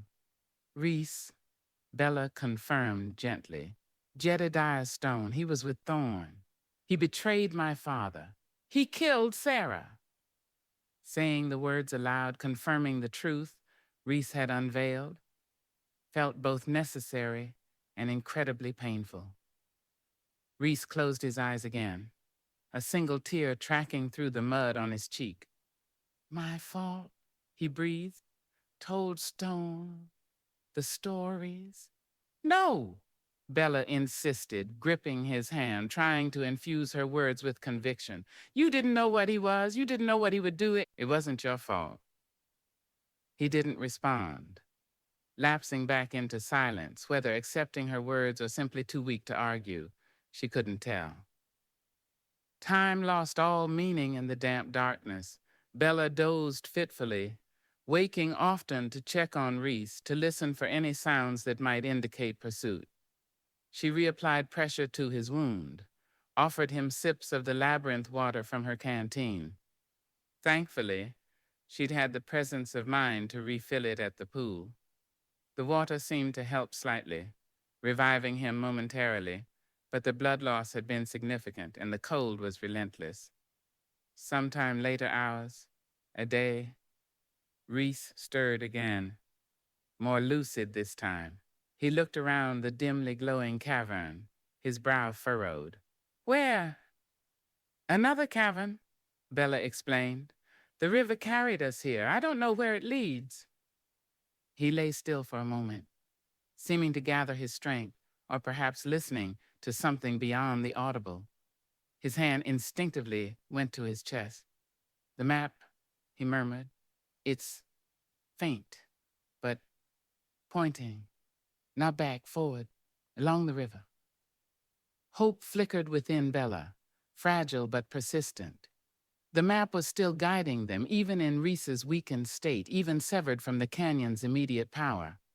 It offered a direction, a possibility of escape from this subterranean prison. Can you move? She asked hesitantly. He tried to push himself up, gritting his teeth against the pain, but collapsed back with a groan. Not yet. He looked at her, his eyes clear, filled with a grim pragmatism. You should go, Bella. Follow the river. The map. It feels like the way out is ahead. Don't wait for me. Thorn, Stone, they might find a way down. No, Bella said immediately, fiercely. I'm not leaving you. The thought was inconceivable. After everything they had endured, everything they had discovered, everything that now existed between them, abandoning him here, to die alone in the dark, was simply not an option. Calloway, he started to argue, his voice weak but stubborn. Don't, she interrupted firmly. We got this far together. We'll find the way out together, or not at all. She squeezed his hand. Rest now. Save your strength. I'll watch. He looked at her for a long moment, reading the unwavering determination in her eyes. He didn't argue further, just closed his eyes, a flicker of something gratitude, acceptance, softening the harsh lines of his face before exhaustion claimed him again. Bella kept vigil, listening to the river, watching the faint phosphorescent patches pulse on the cavern walls, tending to Reese as best she could. She thought about the canyon, the golden light, the heartstone, the terrible beauty, and the bleeding truths they had found there. Had they truly escaped? Or had they simply traded one prison for another? Would Thorn and Stone follow? Was Stone still carrying the focus he had stolen from her father? And what would become of the canyon, now its secret was potentially exposed? Her own future felt inextricably bound to Reese's survival. The cartographer seeking answers had become a caregiver, a protector, driven by a loyalty that defied logic. The lines on his skin, the scars of his past, the brand of betrayal, they felt like her burdens too now. The scars that bound them were no longer just metaphorical. As more time passed in the timeless dark, Bella began to explore their immediate surroundings, moving cautiously away from the riverbank, using the faint glow to navigate. The cavern was vast, echoing, filled with strange rock formations and deep shadows. She found dripping stalactites providing fresh water, cleaner than the river, and collected some in her canteen. She found patches of edible-looking fungus, though she hesitated to risk eating it. What she didn't find was any obvious way out other than the river passage itself. Returning to Reese's side, she found him awake again, watching her, his expression thoughtful. "Find anything?" he asked, his voice stronger than before. "Water," she said. "No clear path out. The map still says follow the river." He nodded slowly. "Yeah, downstream. It feels weaker now. Like the power fades the further we get from the canyon, but the direction, it's steady." He struggled to sit up again, managing it, this time with Bella's help, though the effort left him pale and sweating. "We try," he said grimly. "Follow the water, see where it takes us." Using a sturdy piece of driftwood Bella had found as a crutch, leaning heavily on her, Reese managed to stand. They began to walk slowly along the riverbank, following the current downstream into the echoing darkness, guided only by the faint glow of the cavern walls and the fading whispers of the living map. Each step was an agony for Reese, a test of endurance for them both. The passage narrowed again, the river quickening, its gurgle becoming a roar once more. Ahead, Bella thought she could feel a faint draft of air, different from the damp stillness of the cavern. And was that a change in the light? Not phosphorescence, but a distant grayish luminescence filtering from somewhere ahead? "Reese? Look," she breathed, pointing into the darkness. He squinted, then nodded, a flicker of hope igniting in his eyes. "Outlet?" he rasped. "Maybe. Daylight." They pushed forward, driven by the possibility of escape, Reese leaning heavily on Bella, his breath coming in harsh gasps, but his steps determined. The gray light grew stronger, the roar of the river louder as it plunged downwards. They rounded a final bend, and there it was, an opening, choked with rocks and debris, through which the river tumbled out into daylight. Blinded by the sudden harsh glare, after so long in darkness, Bella shielded her eyes. As her vision cleared, she saw they had emerged not back into the broken lands, but into a narrow, steep-sided gorge somewhere far beyond the territory they had known. The river, exiting the underground passage, cascaded down a series of rocky falls before continuing its path through the gorge. The sun, low in the western sky, cast long shadows. The air was fresh, clean, smelling of pine and damp earth. They were out. They were alive. They collapsed onto a patch of dry gravel near the cave mouth, utterly spent, blinking in the unfamiliar light. Reese lay back, his eyes closed, his breathing shallow but even. Bella looked at him, then around at the unfamiliar gorge, then back towards the dark opening from which they had emerged.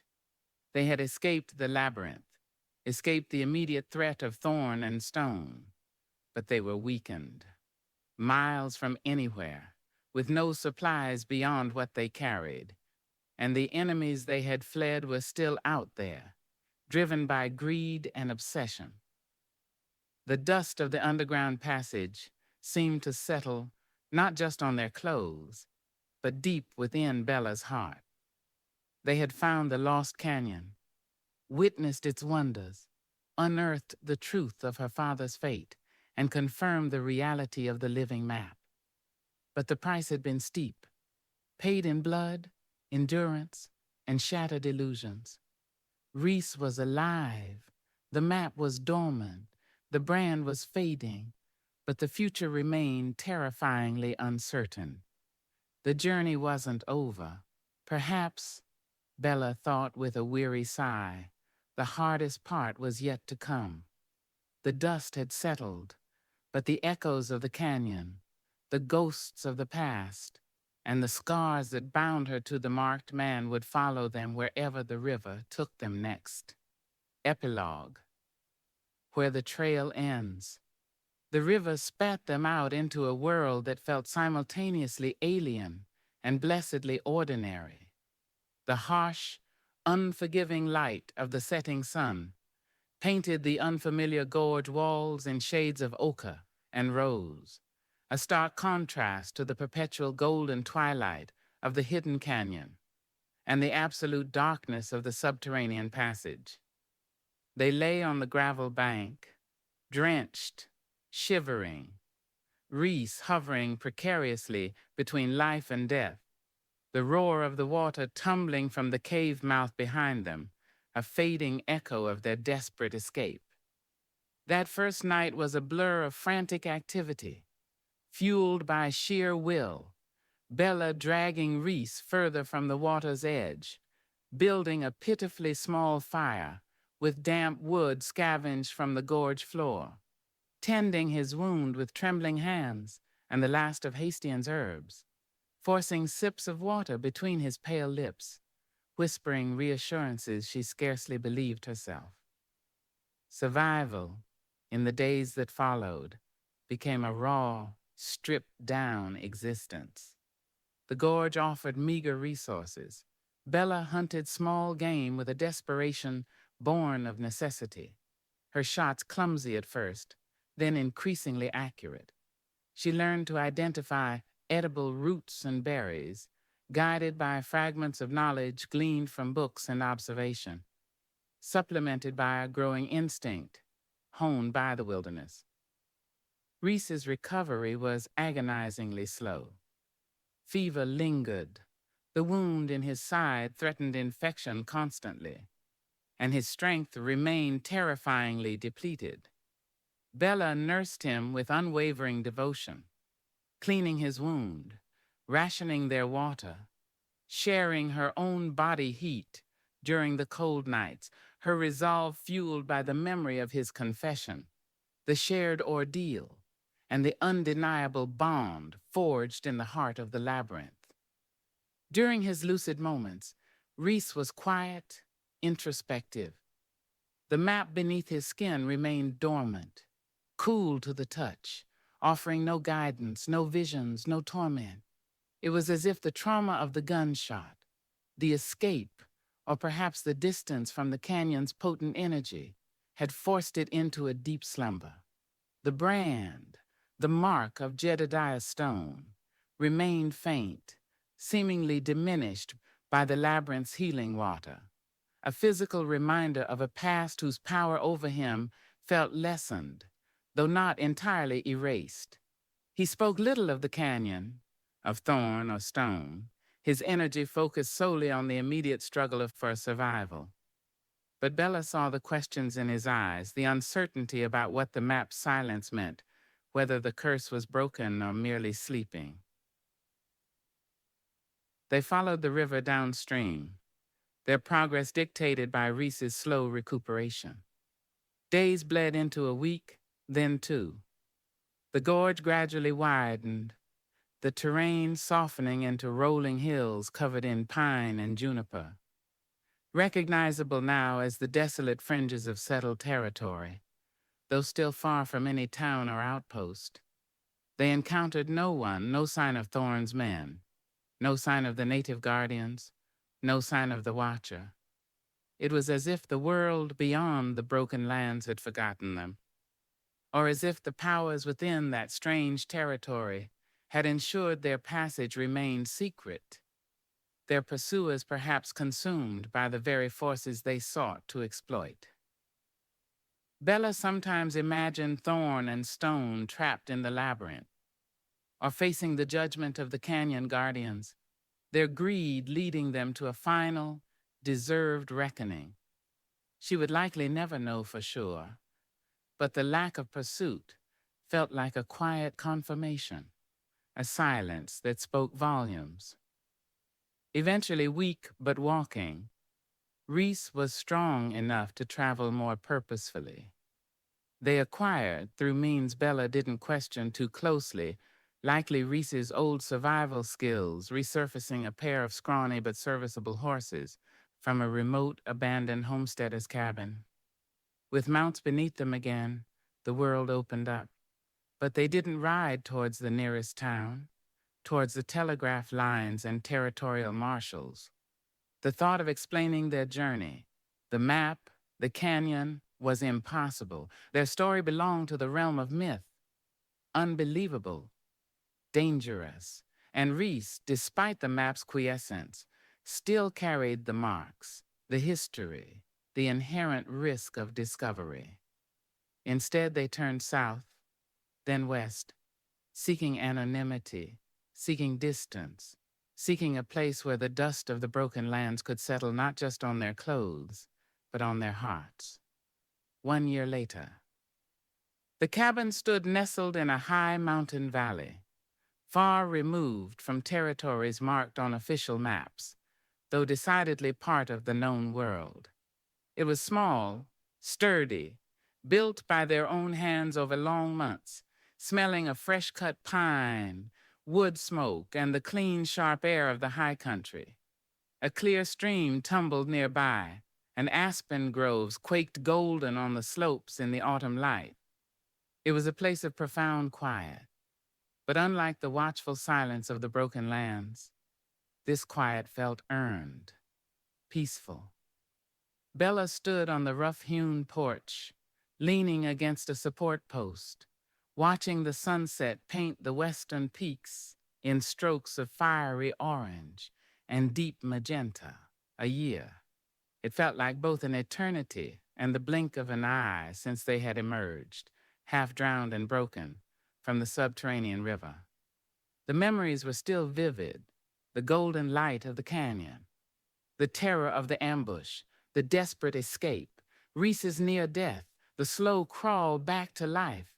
They were scars etched onto her soul, as indelible as the lines on Reese's skin. She had found a measure of peace regarding her father. Reaching the canyon, seeing the proof of his journey, understanding the circumstances of his betrayal and probable death, it hadn't erased the grief, but it had answered the gnawing questions, replaced the torment of uncertainty with a sad, final clarity. He had found his wonder, pursued his truth to the very end. His sacrifice and Sarah's felt less like a senseless tragedy now, and more like a testament to the powerful forces, both human and otherwise, that guarded the earth's deepest secrets.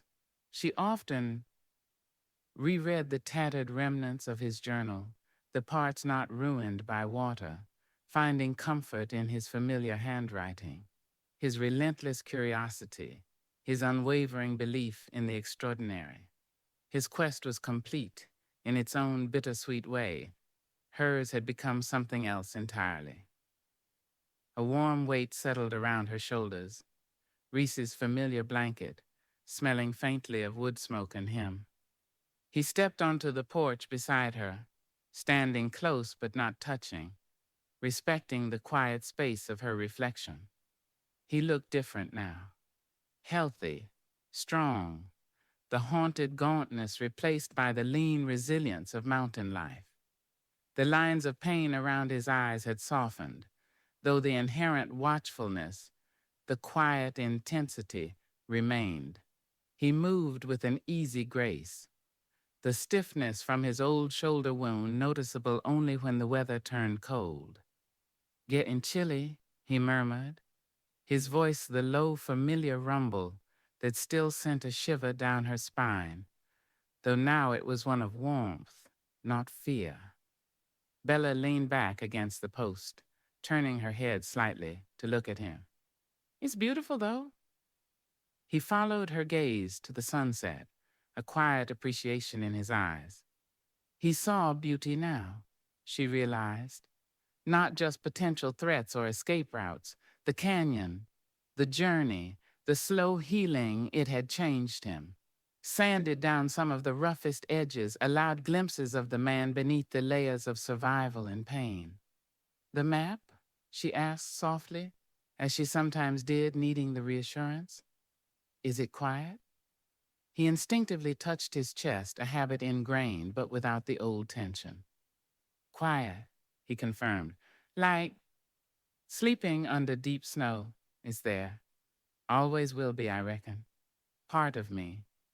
He met her eyes, his gaze steady, open in a way it never could have been before the canyon. But it doesn't burn anymore. Doesn't pull. Doesn't show. The ghosts. He paused. Maybe finding the canyon. Accepting what happened. Maybe that settled it somehow, or maybe Hastings herbs did more than fight infection. The brand, too, remained faded, a faint silvery tracery against the intricate, quiescent lines of the map, a scar signifying a past overcome, not erased. He carried his history, but it no longer solely defined him. Their relationship had settled into a quiet rhythm, built on shared experience, unspoken understanding, and a deep, abiding affection that had grown slowly, tentatively, in the peaceful soil of this remote valley. The fierce desire that had flared between them still existed, a banked fire that warmed their nights, but it was tempered now by tenderness, by patience, by the knowledge of each other's scars. They didn't talk much about the future, about formal commitments or societal expectations. Their bond was forged outside those conventions, defined by the journey they had survived together. It was enough. Do you ever miss it? Bella asked, voicing a thought that sometimes surfaced in her own quiet moments. The trail? The searching?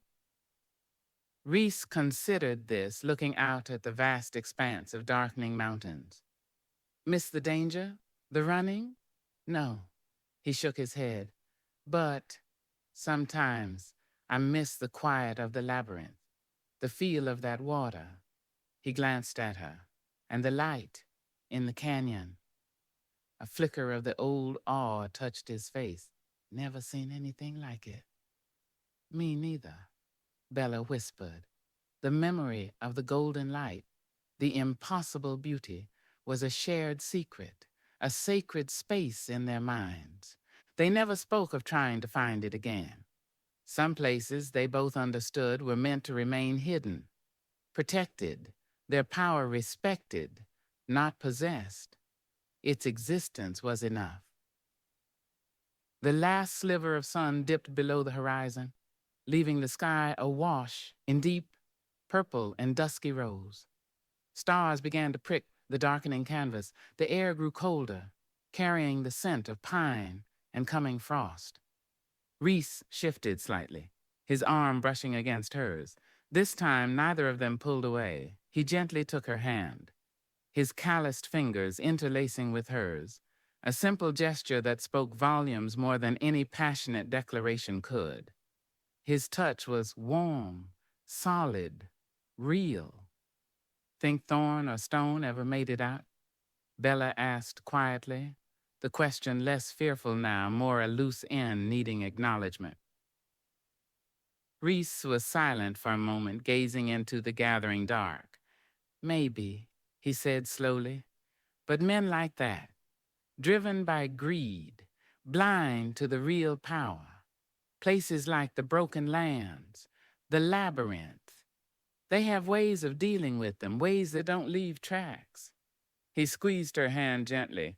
I think the canyon keeps its secrets safe and collects its debts. Bella nodded, accepting his intuition. It felt right. The canyon, the map, The guardians, the watcher, they belonged to a different order of reality, one that wouldn't easily yield to brute force or avarice. The reckoning had likely been final, silent, absorbed back into the ancient pulse of the land. They stood together on the porch as full darkness descended, the silence broken only by the murmur of the nearby stream and the sigh of the wind in the pines. The vastness of the wilderness stretched out before them, no longer a landscape of threat and pursuit, but one of hard-won peace, of chosen solitude. The journey had scarred them, changed them irrevocably. It had demanded sacrifice, unearthed bleeding truths, and forced impossible choices.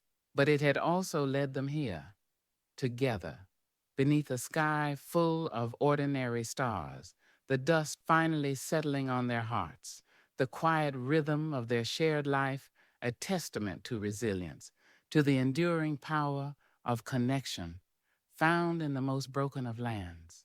The trail hadn't ended, perhaps. It had simply led them home,